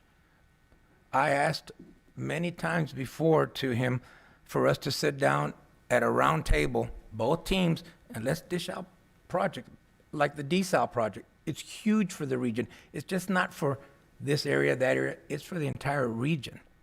Why can't we sit down in a round table and let's toss this stuff out with the commissioners, the council? Why can't we do that? What's the problem with that? Are we afraid that the truth is going to come out? Are we afraid that we're going to point fingers at each other? Well, you know what? It's okay to point fingers at each other. It's okay to have a debate, a fight, an argument, a discussion. It brings the best out of things. I'm still waiting. It's been 1.5 years that I've been on council, and that's all. I've asked that several times, not just once. Mr. Ingalls, appreciate you coming in, because I didn't know what you looked like to start out with. I've always heard your name. I'm better looking than you thought, right? And somebody tells me, well, I don't know who Mr. Ingalls is. Who's Mr. Ingalls? What does he look like? I mean, you could walk right by me and I wouldn't know you, sir. But I appreciate you coming in. But, you said earlier, you're 1 of 7. What kind of power do I have? You have a lot more power than what you think, sir. My colleague, Mr. Pusley, made a comment that he asked you how many people does it take to put something on the agenda? You said 2. Is there a problem with that? Right. I'm not saying that for you to vote a certain way. I'll never tell you guys to vote a certain way. You've got to do your own research and your homework. But to put something on the agenda that you feel is important, you voiced your opinion right here in public. Why can't you put that agenda in one of your meetings? 2 of you put it on, and let's talk about it. Toss it out to the rest of them, because we want to hear what everybody else has got to say. I think that's important. You've got a lot of power. 4 of you, all it takes is 4 of you to make a decision on which way to go, right? Just like it takes 5 of us here to make a decision. We may not like it, the other 4, but it takes 4 of you to make a decision. And we got 3 on city council, from the city council that's appointed. You represent, to me, your job is to protect the city, for people not to be attacking us for no reason. We should not be attacked by anybody from the port, but yet people are attacking us. Why is that? I don't understand. I've never understood that. Why do you allow executives or staff making crazy comments about the city of Corpus Christi? Why aren't 2 of you getting together and say, hey, we need to address this, we need to stop this in one of our meetings? Let's discuss it. It's simple. If it only takes 2 of you, geez, I've got 2 of them right in front of me, and I know Mr. Ahuja's listening to, What this council, well, I'm speaking for myself. The way I feel at this point right now, I don't have any confidence in my city appointees. And that's not a good thing for me. You know, I pride So, myself. Councilman Lerma, this is Rajan Ahuja. We have addressed that. We have, for the last 2-3 weeks, we've been addressing that. You will not, hopefully, hear another comment like that come out. We have very strongly taken care of that. And therefore, one voice coming from Chairman Zahn. And as far as putting things on the agenda, I have promised the mayor just a couple of weeks ago, I was supposed to do it this week, but I got sick, that what she's looking for is to retract Port's letter saying the city is not the main water provider. If there is a letter, if there's such a letter, we will put that on the agenda to retract it. She has asked me about a couple other things, and I will be putting that on the agenda, and David and Gabe are aware of that. So we are on the move. The three of us are on the move to make sure that we represent the city well, very well, extremely well. And as far as communication is concerned, I think every meeting we have with the council, with you guys, we talk about communications. I really wish one of us, and maybe it'll be me soon, get the three of us and then 4 of y'all in a room. I will propose a meeting within 2-3 weeks here, and I hope the commissioners Engel and Guerra would agree with me to get you guys in the room just like you wanted, just like we wanted. We wanted. We'll tell you 100 times we want it. It's got to happen. We are in early June. If you guys are ready, late June, early July, we're ready to meet with you and give you everything we know, everything we can tell you. You should know this is your city and you run the city, and we agree with you that you should know. And I will make that communication happen. I'll make the 3 of us meet with the 4 of y'all. You know, just to give you some history here, because I know you're new to the council and I've been on the commission a while. There was a workshop planned back when Joe McComb was mayor that he canceled at the last minute to do exactly what you said and to talk about desal. I instigated that. Secondly, I did meet with the mayor and 2 of the fellow council people back in November of last year with Chairman Zahn and one of the other commissioners to offer, let's get together in a workshop to talk about desal. It didn't happen. I don't know if it's our fault or whose fault, but it just didn't happen. But I agree with you. This should have happened years ago, and we wouldn't be in the boat we're in today. But it didn't, for whatever reasons. So I hear you loud and clear. I do want to say that, you know, we don't just represent the city of Corpus Christi. The port is a separate political subdivision. And our loyalty and our oath is to manage the port.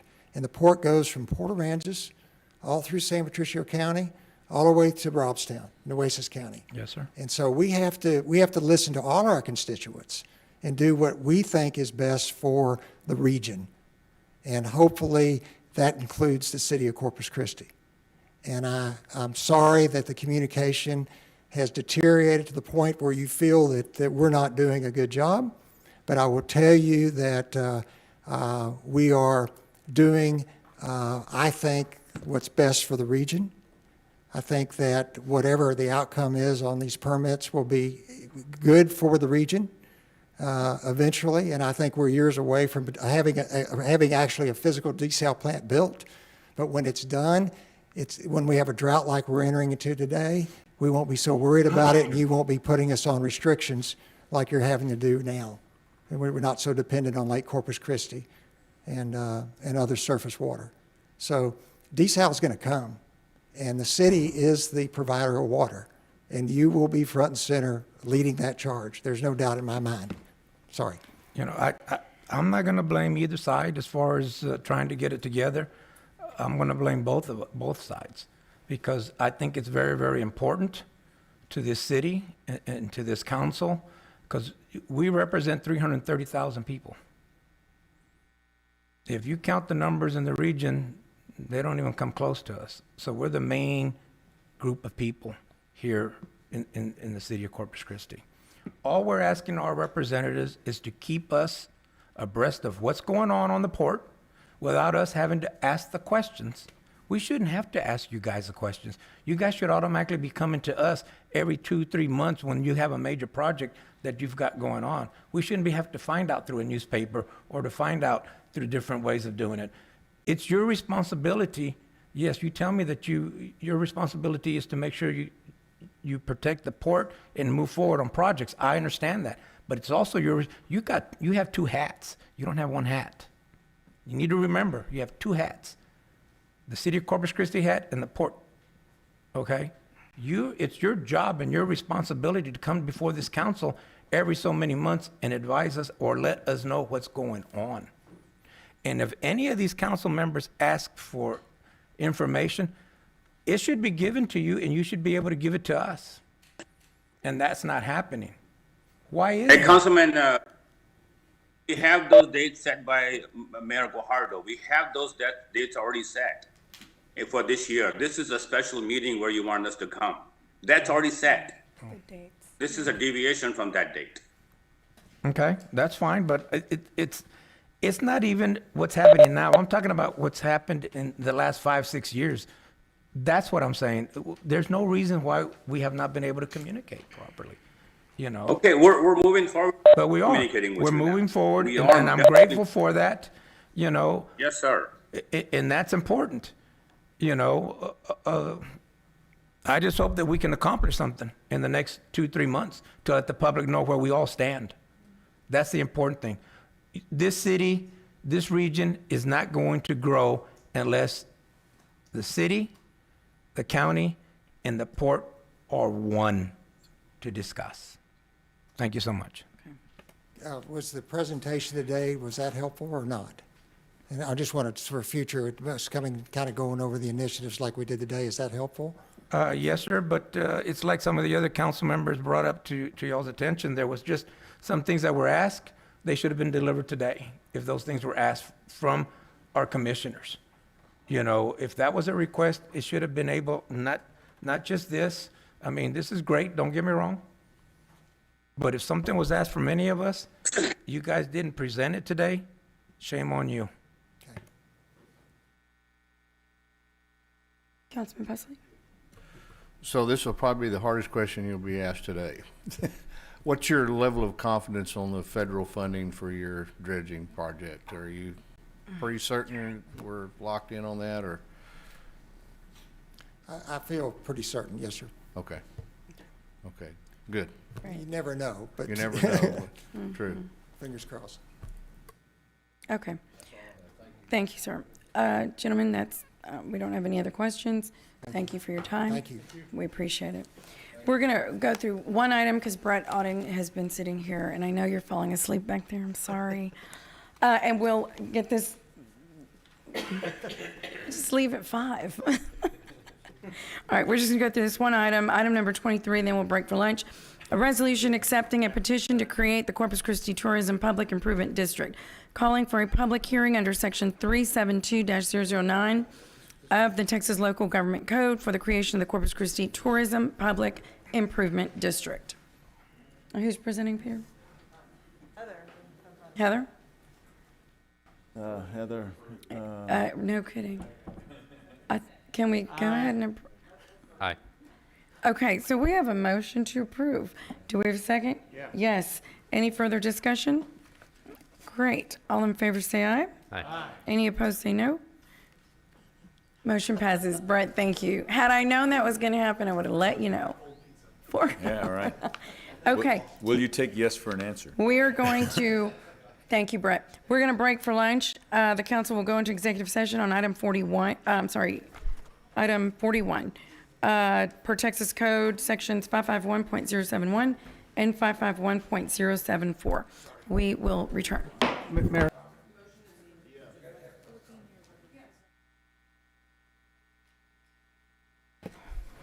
Okay, we are back from executive session and lunch.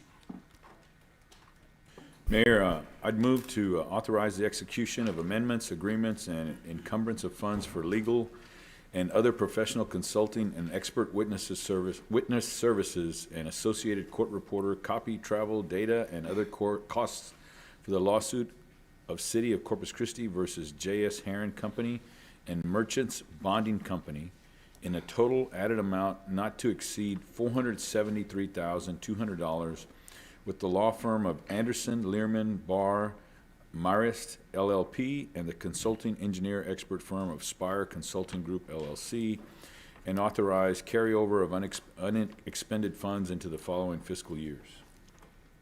Okay. Second. We have a second. Any further discussion? All in favor, say aye. Aye. Any opposed, say no. The motion carries. That will put us in section M, first reading ordinances, items 26 through 37. Mayor, I would like to make a motion that we consider items 26 through 30 as a group. They're all for the consideration and acceptance of grants. Okay. I'll go ahead and open public comment. Is there anyone who would like to comment on items numbers 26 through 30? Okay, there being no one wanting to make public comment on them, we'll close that.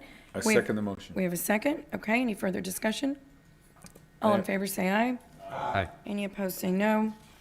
The motion carries. Mayor, Yes, ma'am. did you want to take any action on item number 25? No. Okay. And that takes us over to item number 31, an ordinance authorizing the execution of a 30-year commercial land lease agreement with Blue Marlin Holdings LLC for 2 tracts of city-owned land totaling 1.268 acres for use as a recreational vehicle park called Puerto del Sol Recreational Vehicle Park, located at the northern end of North Beach in Council District 1. We have. We have, yeah, we met in executive session at We the have. last meeting. Okay. Right. Well, let me open public comment. So we're going to go ahead and open public comment. Is there anyone here besides Mark and Heather that would like to make public comment on item number 31? There being no one, I will close public comment and entertain a motion. Second. Okay. We have a motion and a second. Any further discussion? All in favor, say aye. Aye. Any opposed, say no. The motion carries. Item number 32, an ordinance authorizing 2 amendments to the service agreement with Sec Ops, Inc. for citywide security guard services. Move to approve. Okay, any further discussion? All in favor, say aye. Aye. Any opposed, say no. Motion carries. Item number 33, an ordinance authorizing the issuance of City of Corpus Christi, Texas Utility System Junior Lien Revenue Improvement, Series 2022B for water, wastewater, and stormwater utility improvements in an amount not to exceed $102 million. Good afternoon, Council and Mayor. Heather Hurlbert, Director of Finance. So we'll be discussing items number 33, 34, 35, and 36 as one group. They are all pertaining to the delegation ordinance for the authority for the bond issuance.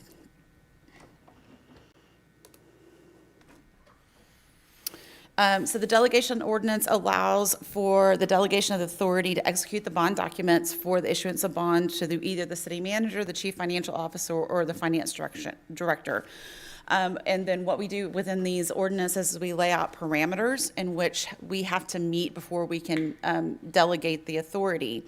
And so we are not able to issue any amounts over $102 million for the utility revenue bonds, $41 million for the general improvement bonds, $9.5 million for the certificates of obligations, the taxable series, $11.5 million for certificates of obligation, the tax exempt series, and then our true interest cost must not be over 5.5% per year. As long as we meet within those parameters, then this authorizes us to execute those documents at any time so that we can take advantage of the markets and the best pricing time periods. So this reflects what we had, I think it was 2 weeks ago. We did the plan of finance. And so what we're looking at issuing is for our general obligation credit, That is, we have a $75 million that was authorized by voters in 2020. And so what we're doing now is issuing the bonds for those projects. We're looking at issuing an amount not to exceed about $40 million. And so this funds portion of the projects, and then to next year, we will fund the remainder of that outstanding authorization. And those include projects within streets, parks, and public safety. And then on the CO side, we have about $20 million of certificates of obligations that are going to be issued. Of that, 11 million of those are non-self-supporting, and so those are for facility projects, for parks, public safety, and the health department. And then there's $9 million that will be self-supporting, and that is for our solid waste facilities. And then looking at the utility, we will be issuing up to $102 million. And the reason there's some differences between the numbers is that the amounts on the slides reflect what the project totals are, and then we have issuance costs, bond, counsel, and our financial advisor fees on top of those. So when we talk in our amounts, we talk about a not to exceed amount for those fees. So we have $30 million for water, $40 million for wastewater projects, and then another $30 million for stormwater projects. And so you would delegate the first reading of the delegation ordinance will be today. We have the second reading of the delegation ordinance on Tuesday, the 28th. And then we are planning on pricing the week of June 28th. Right now, especially with as there's a Fed meeting that second week in July. And so what we're trying to do is trying to get that pricing in before that Fed meeting, because a lot of times the market starts to adjust a week or so before that Fed meeting. And so we are looking at pricing the week of June 28th, and then we will close on the bonds by the end of July. So that concludes my presentation. I'm available for any questions. I don't see any questions, Heather. Okay. Thank you. You're welcome. So that presentation was for all, right? That's for all, yes, exactly. But just because of the way that the ordinances, we have to have separate items for each one of those issuances. Okay. But in essence, the delegation ordinances are in essence the same, except for the differences in between the type of bonds and the dollar amounts. Okay. So can they be passed together, or is it better to do separate? I believe they can be passed together. They can be voted on together. Is that, yes? Okay. Second. Okay, any further discussion? And that is for items 33, 34, 35, and 36. Mayor, I do have one thing. Yes. I will vote aye for 33 and 34 and no for 35 and 36. So on your vote. So since we're combining them together. Well, okay. Is that clear enough, Ruth? Or should we do them separate? I think it's clear, thank you. It's good. Okay, great. As long as it's clear. Yeah. Okay. So, I said all in favor? Say Aye. aye. As I mentioned. As a group, right. And he's made it clear he's voting no on 33 and 35 and 36. 35 and 36, I'm sorry. 34? No, this is 33, 34, 35, and 36. So I'm voting aye on 33 and 34 and no on 35 and 36. Yeah. Right. Okay. Any opposed say no. The motion carries. Thank you, Heather. Okay, that concludes our meeting. Meeting adjourned.